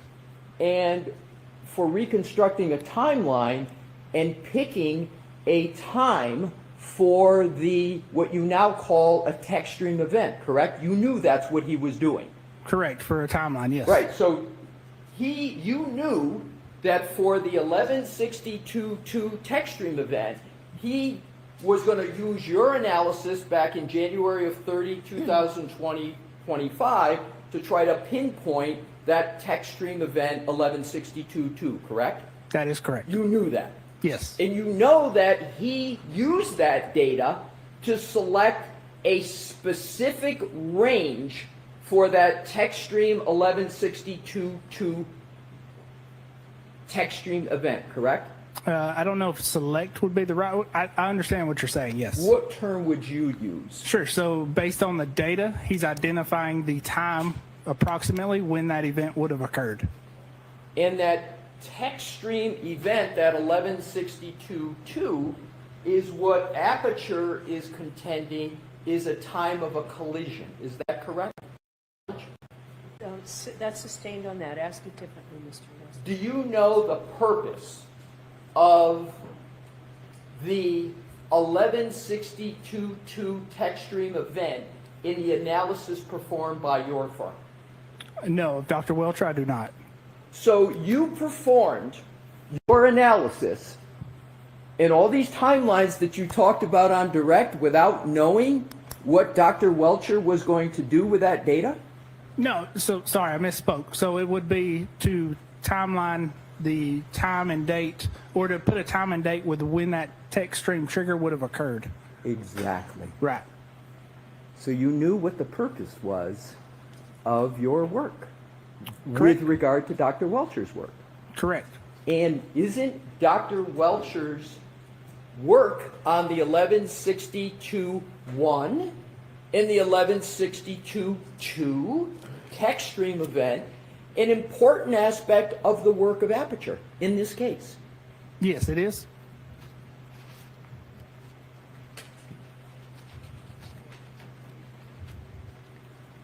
Did anybody from the Commonwealth ask you in your January 30th, 2025 report to not discuss your work in connection with the text stream 1162.1 and the 1162.2 events? No. But you didn't discuss that, meaning the 1162.1 and 1162.2 events, in your first report in January 30th, did you? That was not part of my report, correct. But you did delve into that, and pretty heavily, in your May 8th report, correct? Correct. And you delved into that pretty heavily in the middle of this trial, correct? Correct. So after the trial, do you know the trial started around April 22nd in this case? Generally? Yes, generally. So let's do the timeline on this. January 30th, 2025, you prepare your initial report, correct? Correct. In that initial report, you mentioned nothing about text stream event 1162.1, correct? Correct. In that report, you mentioned nothing about text stream event 1162.2, correct? Correct. The trial starts April 22nd, correct? Correct. Roughly. Generally. No, the trial in this case, this trial, about April 22nd, after the trial starts and after witnesses, of course, are appearing, you prepare another report, correct? Correct. And that's your May 8th report, Correct. right in the middle of this trial. Correct.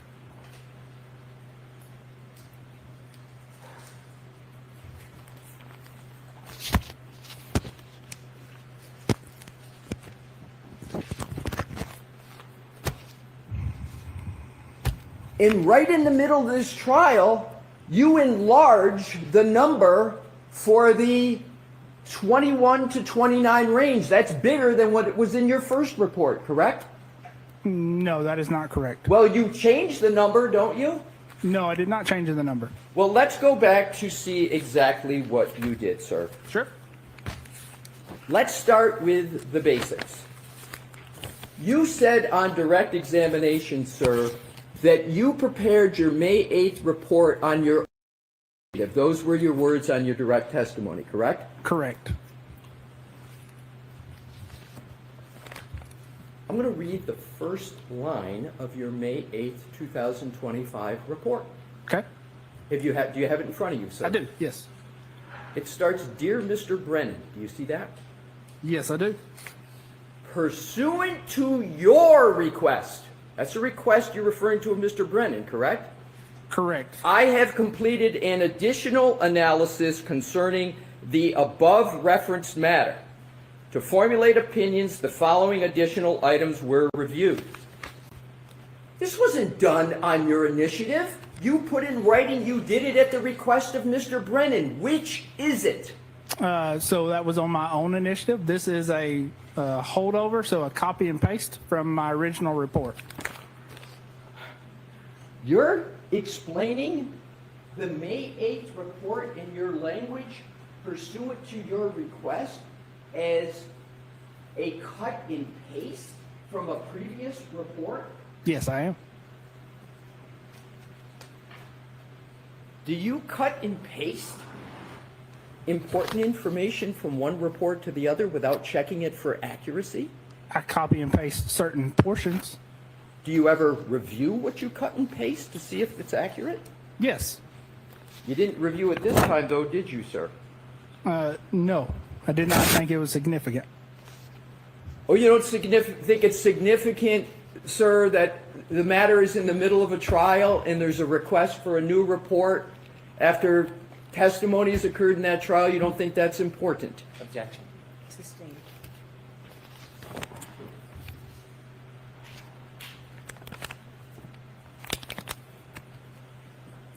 Why did you prepare the new report then? Sure. So there was a claim from a PowerPoint presentation by Mr. DeSogra of trying to adjust clock syncs or making clock adjustments based on the synchronization of certain events. That was produced in March. Upon reviewing that, my initial thoughts were to address that in testimony. But as I was preparing for trial, I made the decision that it needed to be better addressed in a supplemental report. But you understand that the report that you're referring to, that's the report of Mr. Soger, correct? It is a presentation of Mr. DeSogra. It's correct. a presentation. You understand his presentation merely was responding to the work that you did, correct? No, that's not correct. So your belief is that Mr. DeSoger's report didn't address at all what you had done? Part Partially, yes, but no. Okay, but let's cover the basics. You Sure. agree that Mr. DeSogra addressed, at least in part, the work that you had done? He tried to address, yes. Right. So do you know the date of Mr. DeSogra's report as March 5th? Does that sound right to you? Yes, that's what I So said. you had Mr. DeSogra's report that you claim was the basis for you on your own in the middle of this trial, creating and submitting a new report. You claim that the basis for that was Mr. DeSogra's report of March 5th of 2025. That is correct. You waited 2 months to do that? Again, my initial thoughts were to address it on My testimony. question, sir, is not your thoughts, just did you wait 2 months? Just let him finish the answer. My question, sir, finish it how you'd like. Sure. So 2 months, was it 2 months between March 5th and when you submitted your report on May 8th? Was that 2 months? yes, it is. So, did you know when this trial was going to start, sir? Generally? Yes.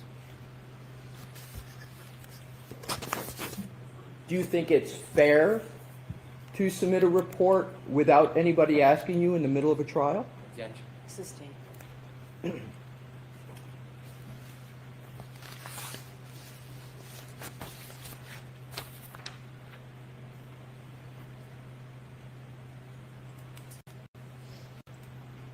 As we've been discussing, you issued a brand new report in this case dated May 8th, 2025, correct?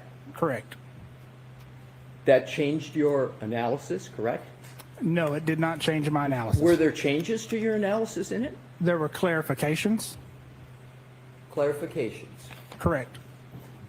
Let's address that. In your January 30th, 2025 report, you did not mention tech stream event at all, did you? No, I did not. And you didn't mention collision at all, correct? No, I did not. And you mentioned both of those now in your May 8th, 2025 report, correct? I don't know if I mentioned collision. I'd have to go to my report and look.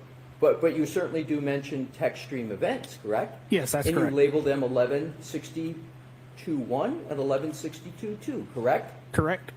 That's a change from your first report, isn't it, sir? No, it's not a change. It's a supplement. Oh, so your definition is that when you add something to a report, it's not a change, it's a supplement? That is what it is, yes.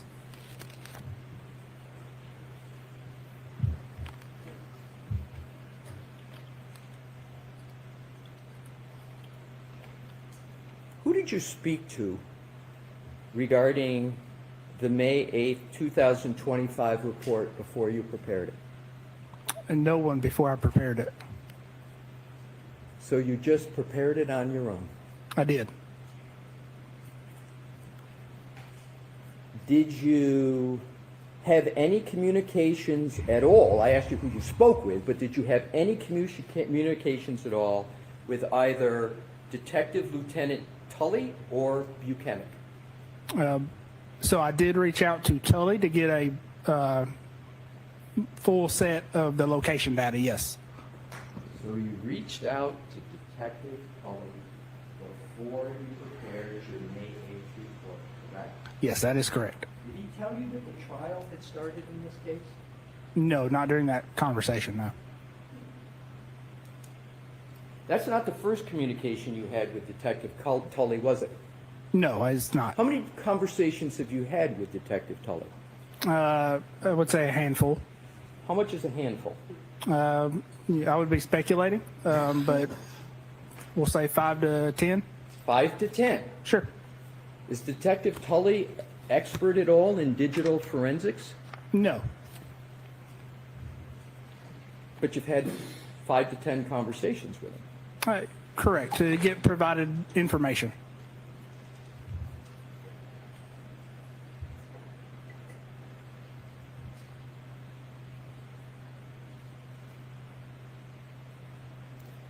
At any time, has anybody from the Commonwealth had a discussion with you relative to your January 30th, 2025 report or your May 8th, 2025 report about keeping flexible the timelines for any events in this case? No, sir.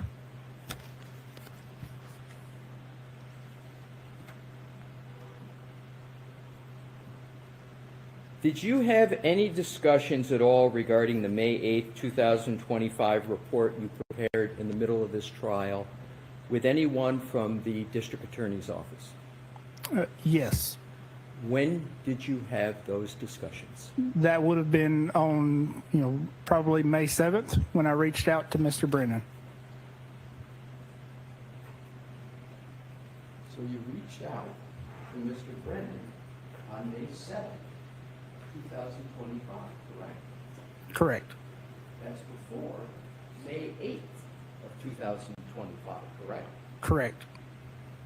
So before you sent that report in, you had a discussion with Mr. Brennan about it, am I correct? Correct. What was that discussion about? That was just a discussion over the data and what the report said. So you were discussing with Mr. Brennan what was going to be in your report, including data and analysis, correct? Correct. Did you tell Mr. Brennan that you were going to be submitting the report shortly to him on May 8th? Yes. Did you agree to a time when you would submit that report? No, I did not. Did you tell him when you were going to submit it? No, I did not. But after the conversation on May 7th, you discussed with him that you had either pretty close to finalize the report. It's a pretty extensive report, right? Correct. So on May 7th, you were pretty well along the way in that report, correct? Correct. Did you let Mr. Brennan know that? Yes. So he knew the nature of the report. He knew how far along you were with it. Correct.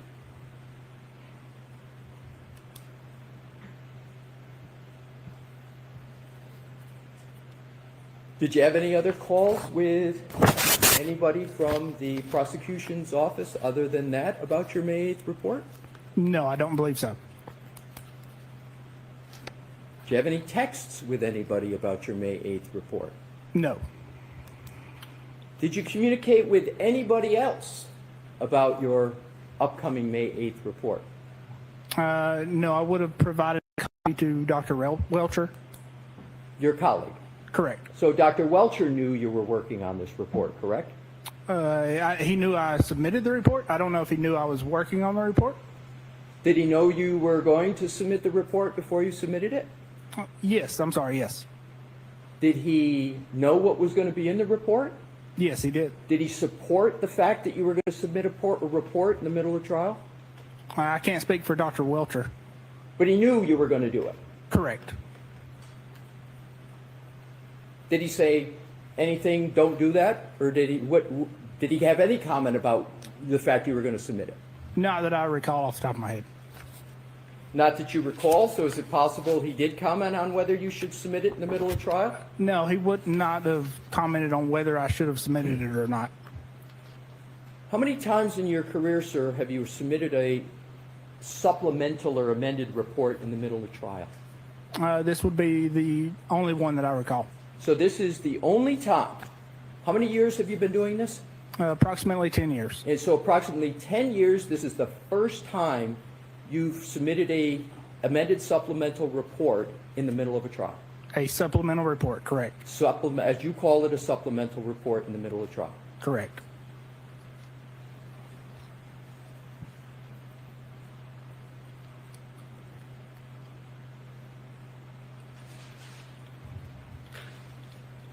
Do you know a person by the name of Ian Whiffen?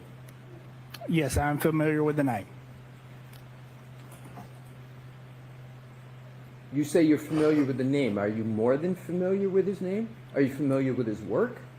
I'm familiar with his report in this case, yes. So you're familiar with his work if you're familiar with his report, correct? Correct. Were you given do you know that Mr. Whiffen has testified in this trial? No, I do not. And with regard to Mr. Whiffen's report, did you read it? Yes, I did read his report. And that would be of interest to you, correct? That's why you read it? Correct. Because Mr. Whiffen's report, and are we talking about Mr. Whiffen's January 2025 report or his March 2025 report? Are you aware there's two of them? No, I'm not. Do you know which one you're referring to? That would be the January report. So the January 2025 report, are you aware that there's just a couple minor differences between the two reports, or you're just not aware of it? I'm not aware of either way. Assume there's very minor differences with the reports. Mr. Whiffen's reports contain information and some detailed, they're long reports, right? Yes, they are. So Mr. Whiffen's report contains information about the cell phone of Mr. O'Keefe, correct? Correct. It contains information about the location data in Mr. O'Keefe's phone, right? Correct. It contains information about the phone calls in Mr. O'Keefe's report, correct? Correct. It contains information about the temperature of the battery in the iPhone of Mr. O'Keefe, right? Correct. It has some timelines in that report, correct? Correct. And those timelines have very specific events that are represented in the data from Mr. O'Keefe's cell phone, correct? Correct. As a matter of fact, it's got location data and times that you have used in your report and PowerPoint presentation here, correct? Correct. When did you receive the report of Mr. Whiffen with regard to the cell phone of Mr. O'Keefe? So I would have received his report sometime in January. So,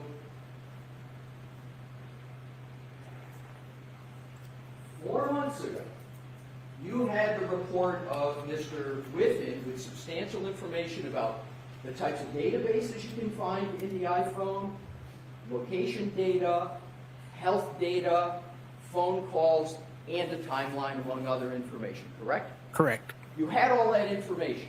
Correct. And you had GPS location data in that report regarding Mr. O'Keefe's iPhone, correct? Correct.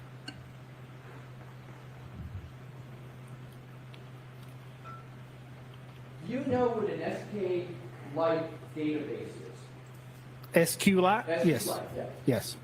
And an SQLite database is one of the many databases that are contained within an iPhone, including Mr. O'Keefe's iPhone, correct? Correct. And you testified on your direct that you have general knowledge about cell phones, correct? Correct. And you say you've got certifications with regard to cell phones, correct? Correct. And your certifications include being able to read, Celebrite, and apply the Celebrite tool, correct? Correct. And you have certifications that allow you to apply and utilize magnet forensics, like, for example, their Axiom program, correct? Correct.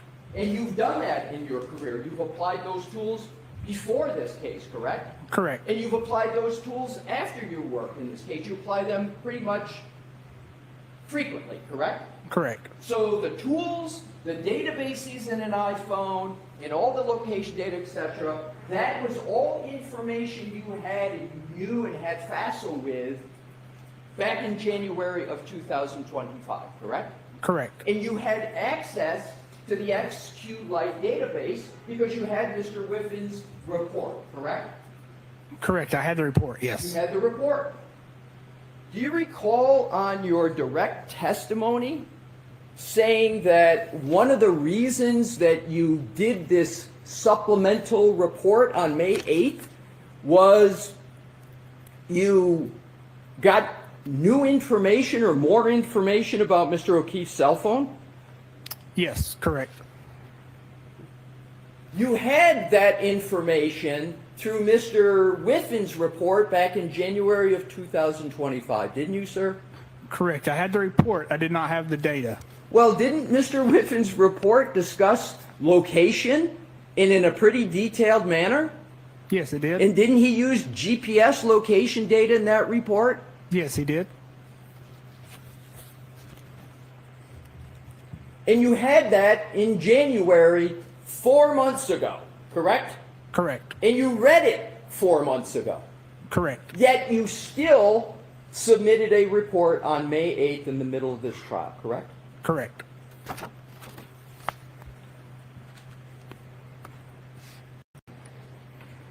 Are you familiar with a digital forensic analyst named Jessica Hyde? I am familiar with the name, yes. Do you know she's working on this case on behalf of the Commonwealth?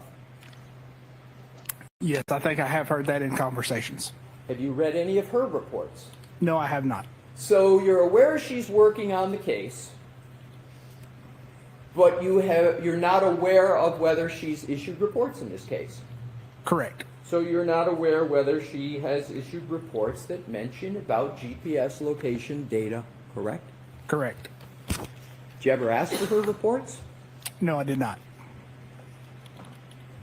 Did anybody ever tell you or comment to you whether your analysis is consistent or inconsistent with the reports of Mr. Whiffen or Ms. Hyde? No. Did you watch their testimony in this trial? No, I did not. Did you learn of their testimony in this trial?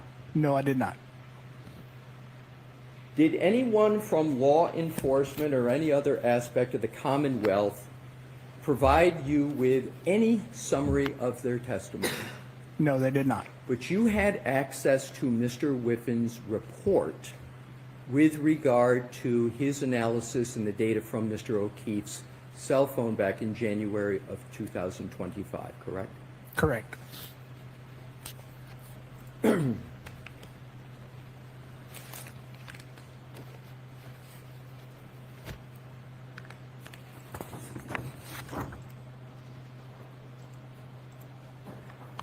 Having read Mr. Whiffen's January 2025 report, you know that his report contains statements about movement and other activity of Mr. O'Keefe's phone after your time period in your original report of January 30th, 2025, correct? No, not after the time period, no. Let's take a look at that. Sure.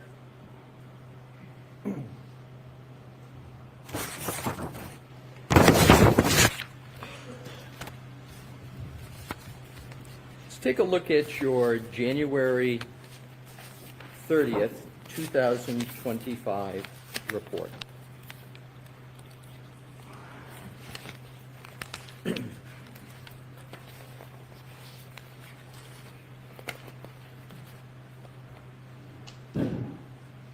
Well, we'll come back to that. I'll do that in an order that makes a little bit more logical sense.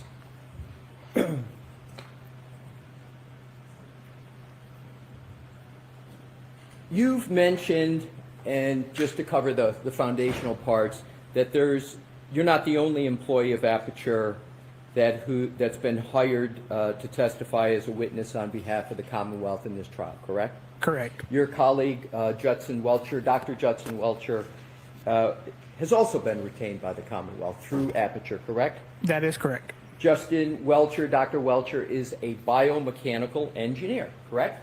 Correct. Do you know whether Dr. Welcher holds any professional certifications? I do not know. Does Dr. Welcher's expertise extend beyond your own? It is a different discipline than my own, yes. So it's a different discipline. So it could be horizontally extended, and it also can be vertically extended depending upon the subject matter? Sure. That's a fair statement? Sure. Your colleague, Dr. Welcher, who is an engineer, did opine on the timing of the TechStream event 1162-2 in his report of January 30th, 2025, correct? Objection. Is this, the objection sustained? I'll reword it, Your Honor.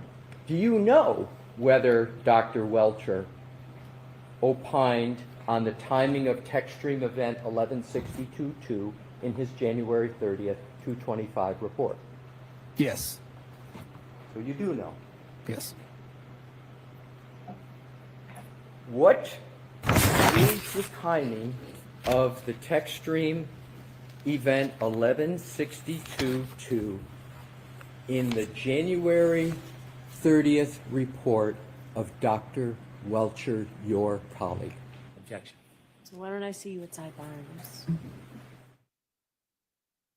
Oh boy. I mean, is it ever going to end the pain for this guy? I know nobody's feeling sorry for him, but it's really starting to make you even wonder how bad Hank Brennan really is when he is apparently telling the court one thing that is a flat ass lie when it came to what this expert needed to supplement his report for. Why didn't he need it? Why did that 5-8 report need to be done? Well, according to Hank Brennan, because there was some new information from the Welcher report, and of course the Whiffen information. So he needed to update his report. Well, according to his own testimony, the Whiffen report, which provided some new information for this witness, Mr. Burgess, was available to Mr. Burgess 3 months earlier in March. Let's see, I think I have an exact date here somewhere. March 5th. So what is the deal? Why is he sitting on it for 3 months and then all of a sudden deciding, I must do a supplemental report? And remember, he said, that was my own idea. No, I didn't talk to anybody. Oh, well, I did talk to some people. It was my own idea, but I did talk to some people. Who did he talk to? Well, among others, Hank Brennan. He did talk to Hank, but he has testified under oath it was not this supplemental report given on 5/8/28. Yeah, just what is that? 10 days ago, 11 days ago. That was not requested by anybody. It was just, in fact, if you read the report, there's a line in there that says, "As you've requested," but he says, oh, "Well, I come on." That's just cut and paste language. You know, I just cut that from a prior requested report response and threw it into this not report response. I'm telling you, I don't know where else you go with this guy to bring him back. This is not just a cleanup on aisle 5 for Hank Brennan. This is a cleanup in the entire grocery store. May I proceed, Your Honor? Yes. Thank you. Yes, please do. More cross. Thank you for your patience, Mr. Burgess. You're aware that Dr. Welcher created a PowerPoint presentation with regard to his work in January of 2025, correct? Correct. Did you ever discuss that work with Dr. Welcher that he was doing? No, I did not.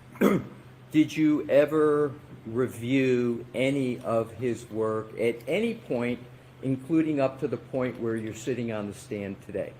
I have reviewed the slides that are included in Mr. DeSogra's presentation. Okay. In the slides that are included in Mr. DeSogra's report include, those slides you're referring to are the slides of Dr. Welcher, your colleague, correct? Correct. And the slides that are in Mr. DeSogra's report about Dr. Welcher that slide discusses the 1162-2 TechStream event, correct? Correct.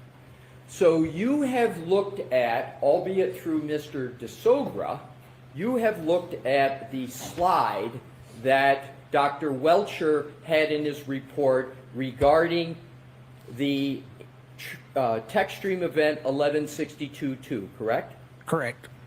May I approach, Your Honor? Yes.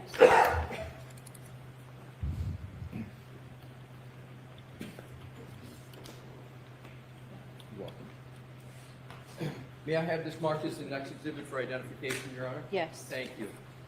And court reporter? AAA for identification. Okay. Thank you. May I present it to the witness? Yes. Thank you. May I remain here for a few questions? Sure. Thank you, Your Honor. Mr. Burgess, if Yes. you could take a look at what has been marked for identification is AAA, and tell me, once you've had a fair opportunity to look at it, whether you recognize that slide. Yes, I do recognize that slide. And sir, what do you recognize that slide as? So it is a slide that states a number of times associated with text stream event 1162-2, which would be the second event. And did you consider this exhibit AAA in your preparation of a response to Mr. DeSogra's March 5th, 2025 presentation? Yes, I did. I offer this into evidence, Your Honor, AAA for identification. Okay.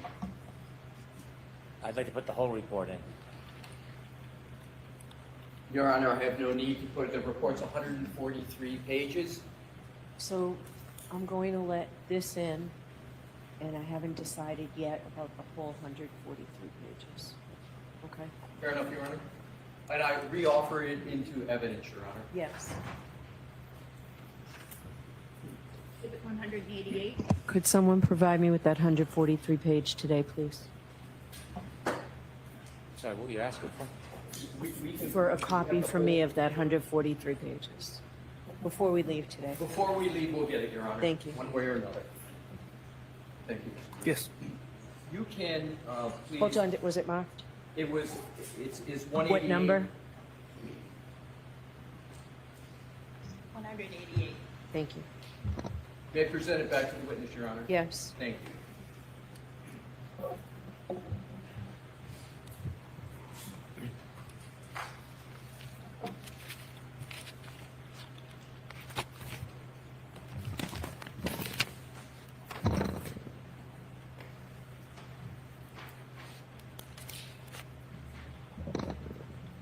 Sir, you now have what is in evidence as Exhibit 188 for identification.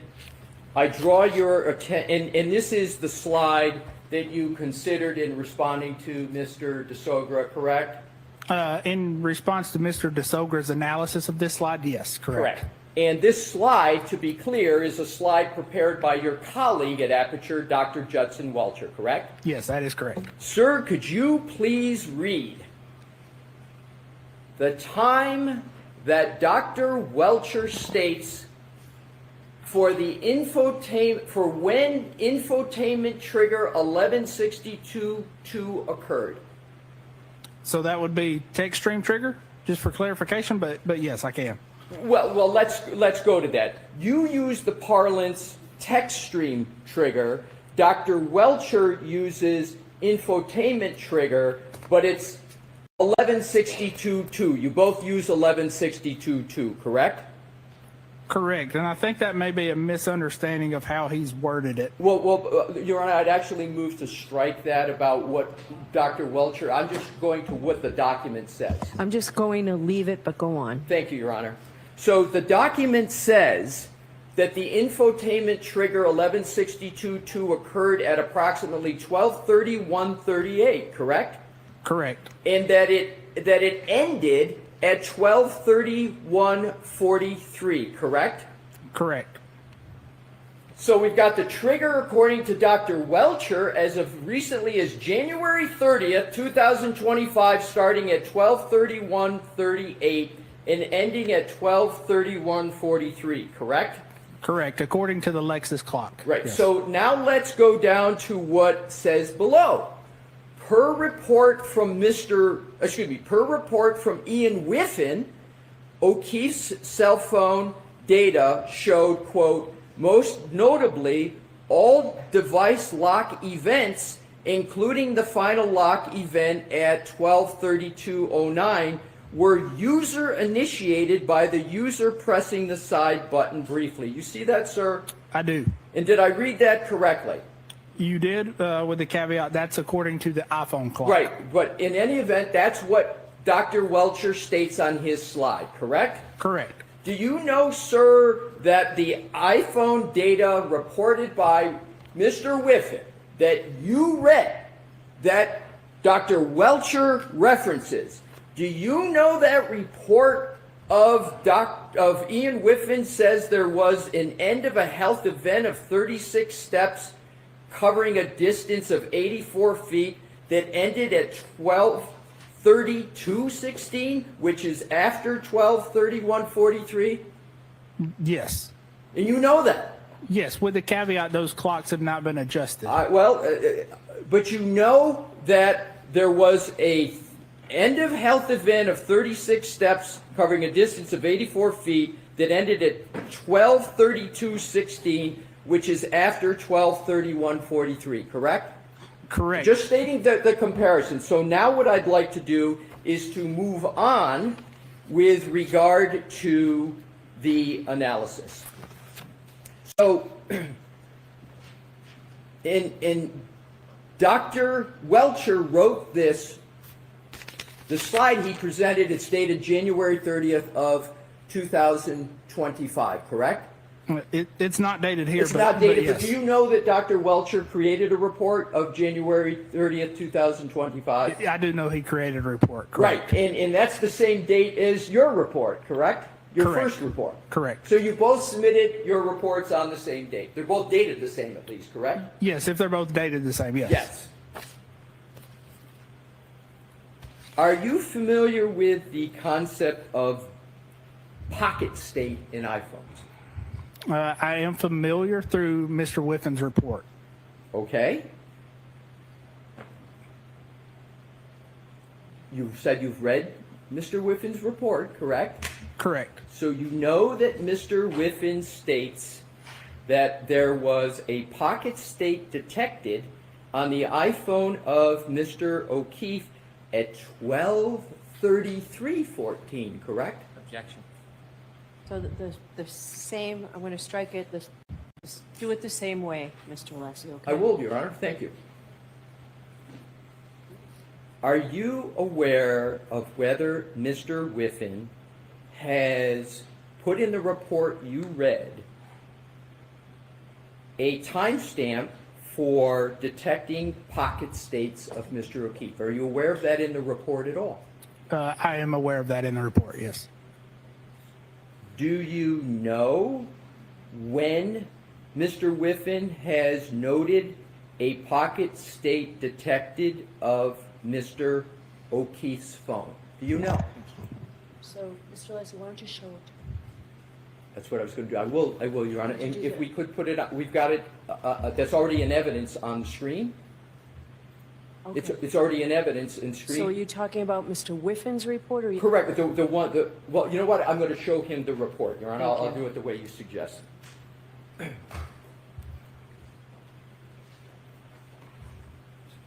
Sir, do you recall the specific time that Mr. Whiffen has stated pocket states detected for the phone of Mr. O'Keefe? No, I have not. If I showed you a report of Mr. Whiffen, might that refresh your recollection as to when Mr. Whiffen has stated pocket state detected? Would that Yeah. help you? Yes. Okay, Yeah. sir, I'm going to endeavor to do that.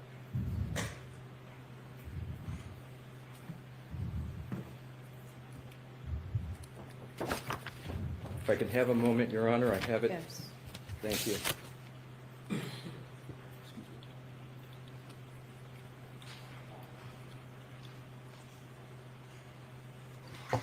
Did you have an opportunity? Just listening to Hank with Whiffen on this exact point.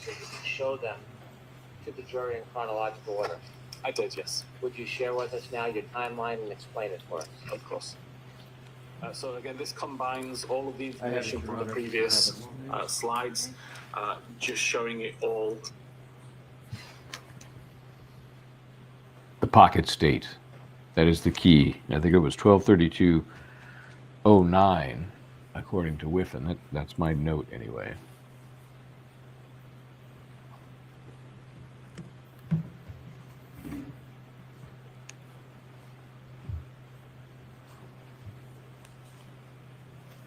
I think Alessi's working towards some sort of end of day moment here. He's had a lot of moments. Why not have yet another? And can you imagine being Mr. Burgess? Has to go home, stew in this. Of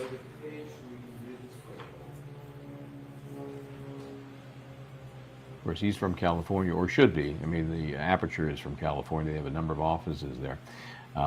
So maybe he's local, maybe he contracts out, maybe he flies across the country, but it's going to be a miserable night because I'm assuming he's coming back tomorrow. I do not think he's going to be done, even if he is done with Cross, which I doubt.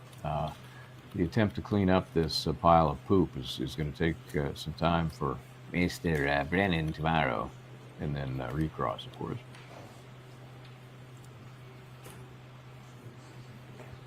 Darn it, I wish I'd continued watching that then, since I didn't. I thought they were going back at it. Within a timelined view. So at 18 minutes and 25 seconds, the device is unlocked using Face ID. We see the SMS application is in use. For around 11 seconds, a phone call is made from John to Jennifer McCabe. A phone call lasts 36 seconds, starting at 18 minutes and 47 seconds. That call ends at 19 minutes and 23 seconds, and the mobile phone application is closed at 19 minutes and 24 seconds. At 19 minutes and 29 seconds, the Waze application is loaded on screen. And at 20 minutes and 49 seconds, which is what this location on the side relates to, we see an incoming message from Brian Higgins saying, "You coming here?" Got an agreement of sorts with Mr. Brennan. Could I proceed, Your Honor? Yes. Thank you. At 22 minutes and 14 seconds. Mr. Burgess. Yes. I'm going to show you what are 2 pages out of the report of Mr. Whiffen that you referenced, and we've been discussing about pocket state.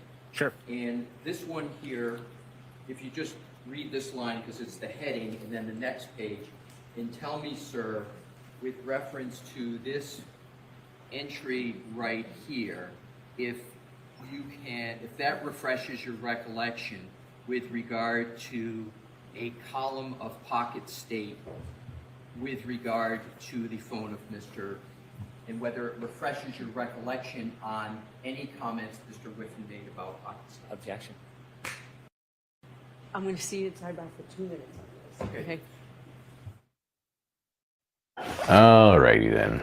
I'm trying to finish listening to this. Give me a moment here. Start of the 3 flight climb events. Again, this is Whiffen. As the device is driving along Oakdale Road, I believe that one is. This is his timeline. At 24 minutes and 26 seconds is when the Waze application is closed and the device is locked via the lock button at 24 minutes and 28 seconds. At 24 minutes and 37 seconds, the three flight climb events comes to an end. And at 24 minutes and 38 seconds is the first record that shows a speed of 0 meters per second. At 24 minutes and 59 seconds, the device is unlocked using Face ID, and the message, "You coming here," is read at 25 minutes and 8 seconds. And 35 minutes and 35 seconds, and 36 minutes and 9 seconds. All the check records. Thought maybe we'd get a few more minutes, but I understand. All righty then. So whatever nuance they're trying to work through here, it ain't happening. Any independent research or investigation into this case. If you happen to see, hear, or read anything about this case, please disregard it and let us know. And please be careful with your social media use. We will see you tomorrow night. Thank you very much. All right. All right, we'll see if they go back on the record after the jury disappears. Coming up in a few minutes at 4 o'clock, from what I understand, Mark Randazza, the attorney with all of the First Amendment cases, including Erica Walsh, arrested today. I don't know if you've heard that or seen that tidbit fly by on the chat. And Mark was there when it happened. In fact, in one of the stills, you can see him sitting on the bench, kind of. I don't even know if the troopers know who the guy is. But anyway, I think there's some sort of emergency hearing at 4 o'clock, which would, in theory, be designed to address what the hell's going on with the supplemental order. All right. Right, back on the record. So are we all set, Mr. Alessi, on this issue and for each time that might occur? Understood, Your Honor. Okay. All right. So we'll see you tomorrow. All right. I admit I was a little sidetracked trying to get through the Whiffen timeline just to see how it was going to square up with that line of questioning. So I missed what maybe the specific issue. Did Judge C seem a little happy, like maybe because it's the end of the day? I'm not quite sure. Anyway, so that Mark Randazza hearing should be coming up in about 10 minutes. We're going to reconvene tonight, of course, at 6 to get through all of the stuff that's happened today, both inside the courtroom, outside the courtroom, constitutional violations flying both in and out. I did want to try and get to a number of the questions here and things that had been collecting while we listened to that testimony. Let's see. Oh, this is interesting. I want to know, this is Kimberly Williams. I want to know if the unknown DNA was found on different stains, the same DNA.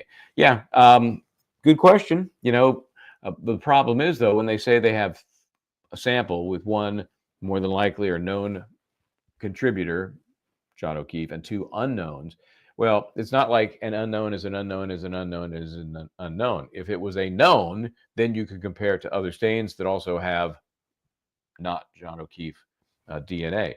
But all of these other stains could also have unknowns. Doesn't mean they're the same unknowns. So is that I think that's clear. The real question is why don't they have samples of some of these other folks that were so important to the whole mix, right? Okay, we have from Ron Stefanelli, why aren't they using her phone information instead of John's? That's a good question. I think if you mean they is the prosecution, I think we can assume that anything they have of Karen's phone doesn't help their narrative. So of course we're not gonna hear that. But you can bet if it's available and it contradicts the prosecution's narrative, the defense will have it and will use it. I'm just not sure it'll be going there. We just don't know. The prosecution really kind of determines at this point the ebb and flow of the case. Although, of course, the defense seems to have their way with so many of these witnesses, including, Mr. Burgess. What a tough day. Tough day. Too bad. To making it count, thank you very much. Is Hank attempting to gain pity from the jury? Well, pity for his own witness. I don't think he's trying to gain pity for himself. This witness, some people have suggested they feel sorry for him, and yet they can't tear their eyes away and feel like he's kind of getting what he deserves. When you start off a cross-examination, tearing into somebody's CV, I mean, it can't go well from there. Not just one CV, not just two CVs, but those and the LinkedIn, everything focusing on what he said were his credentials, which he, of course, with every opinion, supports using his credentials, his education. And now we know he has an AA in the math and the sciences that he has suggested he has a BA in. Again, does that make him a genius or a dunce either way? No, but it makes him a liar.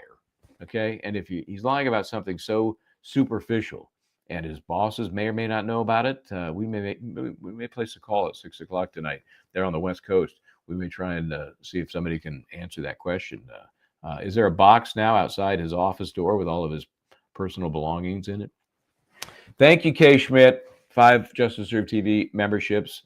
Always appreciate the support. And being able to share what we do with others. We do appreciate that. As well at Donnie, just Donnie, one JSTV membership. Again, thank you so much. We do appreciate the support. Now, we heard that this was something I just alluded to. We're going to see maybe Scott can come on tonight, maybe Tom, who was injured today in an altercation. Erica Walsh arrested in the buffer zone while being escorted by attorney Mark Randazza. Erica was wearing her Norfolk County Our Criminals sweatshirt. Remember, that was the sweatshirt she was wearing last week when she was stopped and told, you can't come through here with that on. And she protested and offered to be arrested at that time, turned around with the hands, behind the back, take me. And they said, well, we're not going to do that. Just go, just get out of here. And so she left the area, and that was the end of it, we thought. Well, Mark, he and I spoke about it both late last week and then over the weekend when I was in California.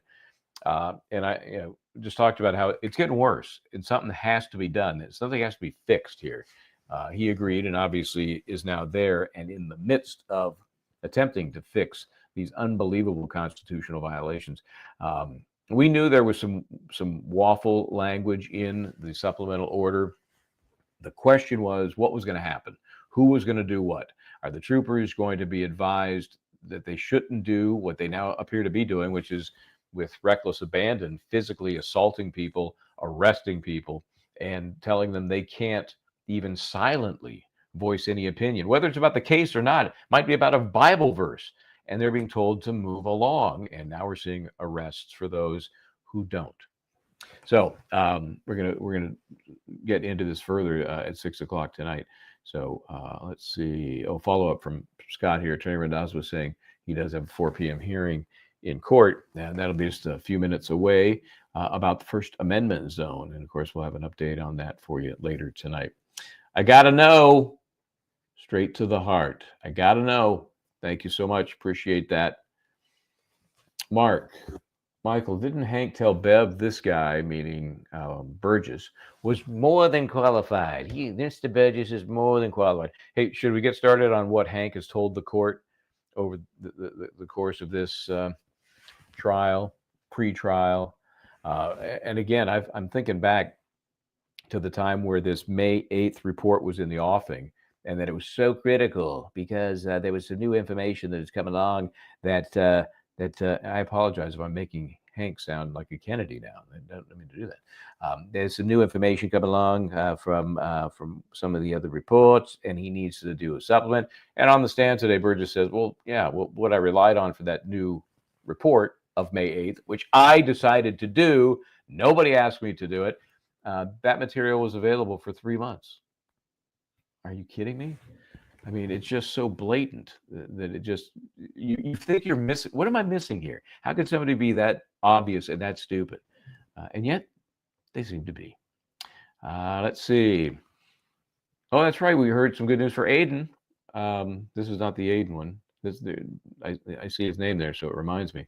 That we saw already. But Aiden, let me see if I can find that. Here it is. 3 conspiracy charges, 2 witness intimidation charges, 1 picketing charge, have been dismissed. We'll have that ruling. We'll look at that in some detail tonight. Thank you, Oasis Cat. Appreciate that. That was echoed too by Nosy Rosie. Turtle Boy, 3 conspiracy, 2 witness intimidation, 1 picketing charge, all dismissed. So maybe there is some justice coming. Maybe. Joanna, hey Joanna, what day am I going up to Dedham? I'm working on that right now because I've got an issue. Not to overshare, but I've got a movie thing that movie that Jordan Peele movie is coming out in September. It's called Him, and it's about a guy who retires after a long football career. And if you know Jordan Peele, his movies have a little bit of a supernatural bent to them, like Nope and Get Out. And so this one is about a replacement for the big star player that may or may not have some interesting help in replacing this superstar. And I did some voice work on it a little while back, and they're trying to set up another session, and I am trying to find out if it's going to be tomorrow or not. If it's going to be tomorrow, then it'll push my oh, now it says that they're booking tomorrow. Okay, so I can't go up there tomorrow. I will go up there Wednesday. I'll do this voice work tomorrow in the city. I'll go up there on Wednesday. And Joanna, so mark your calendar, Joanna. That will be Wednesday. What day is that? The 21st? Is that correct? Does that sound right? 21st? Anyone? I tell you, when you're out of town on the whirlwind tour that I just went through over the last 36 hours, yikes. It was hectic, but I'm glad to be back. Glad it all went well. Yeah, it's on the 21st. So I'll be up there on the 21st and the 22nd. Looking forward to running into you up there, Joanna. Let's see. I'll be the guy without the credential for the local trial. Amber Owens, does the Massachusetts governor have the authority to pull the plug on this entire farce? of a trial. I'm embarrassed for them. Yeah, I'm not embarrassed for them. I'm embarrassed for those that aren't involved, because the governing forces, they deserve any embarrassment you can heap upon them. But the folks who just live there and now are starting to see the exposed law enforcement and management governance that they're having to live under, it's frightening. But to answer your question, this is more, you could get there eventually, I suppose, but the pressure and the decision-making should start with the DA's office. And we know Michael Morrissey is full steam ahead behind this matter. Behind the scenes, could the governor lean on Morrissey to do the right thing, as some people would say? Yeah, could. And could take a step in and of his own volition, but I don't see that happening. I think everybody is in lockstep on how this thing is playing out. Let's see. Howard Mansfield. Does Brennan have a case to answer? Does Brennan have a case to answer? Okay, I'm going to interpret that to mean, with regard to the newest witness, does he have some way to rehabilitate the guy? I'm sorry, I can't interpret it any better than that. Does he have a case to answer? Yeah, we've talked about it from the very beginning, that this is a case that should never have been brought, especially as it relates to the top charge. Middle charge, number 2, on the drunken, basically manslaughter with DUI. There's an argument, and you could go forward with that case and see if you could prove it. But the other charge, forget it. And they'll never, in my opinion, they'll never convict on that top charge of second-degree intentional murder. It just ain't happening. Should they have brought the second charge? I believe if it was a stronger case, they could have worked out some sort of deal. She's, first-time offender, has no priors. But we know what happened here. We know from that one text message what happened here. Less than a day after the incident in which John O'Keefe's found, 129-22 at 34 Fairview, from Matt McCabe. Hey, if she takes a plea deal, this will end quickly. Otherwise, it's going to be an episode. Who says that? Well, you say that when you're going to overcharge somebody, hope that you can squeeze a deal out of them, and the whole thing goes away. That's what you're hoping. Mike B. from the 413. Thank you, sir. How many prior Aperture cases was he on our toast? You don't like this guy? He was so poorly prepared, so poorly advised as to what might happen, that Burgess he's been left twisted in the wind. And there is nothing that Hank Brennan can come back and say or do in front of this jury to resurrect this guy. He may get a little snip here or there. And there may be people on the jury, I think it's naive not to think this. There may be people on the jury that don't give a rip that he lied on his various employment materials, his CVs, LinkedIn. There may be people that think, it's a fudge. He was almost there. We didn't learn how many units he was short of getting the degree that he claimed to have. There will be people that just don't care that that's a big deal. They won't look beyond the substance of the lie to just say, man, that's a lie. Anything else he says should be questioned. And if he doesn't have the education he says he does, how does that support any of his opinions and conclusions in a case in which he's trying to send somebody to prison? So, he's a doozy. That is definite. That is for sure. Sidebot tonight at 6 o'clock. Be prepared to portal in. Do you have to wear special clothes for the portaling? Just wear whatever you're wearing. Come as you are for portaling. Okay. Hey, thank you very much, Mike B. from 413. And we just did that question. Appreciate you joining in the kookiness here. Joey, 1 JSTV membership. Always appreciate it, sir. Oh, in fact, if I don't appreciate that one, how about I appreciate this one? And if I don't appreciate that one, what about that one? Thank you, Joey. That's a lovely bunch of memberships there. Okay, so tonight, I think I've got everything. If I miss something, I apologize. We'll find it. We'll get to it tonight. So tonight we'll talk about Aperture and their star employee. We'll talk about Aiden Carney's charges, those that have been dismissed. We'll talk about Erica Walsh arrest, Tom DeRozier being roughed up, and Mark Randazza on the scene there in Dedham to see if he can, really figure out what this First Amendment zone is supposed to look like. Okay. And whatever else we come up with. So obviously, Linda Kenney Baden will be back. I'll see if I can get a second wind from the overnight flight. But good to be back. Glad to be back in the mix here. And again, heading up to Dedham on Wednesday now. So, all right then. I am Michael Bryant. This is Justice Served TV. See you a little bit later tonight. In the meantime, try to do the right thing.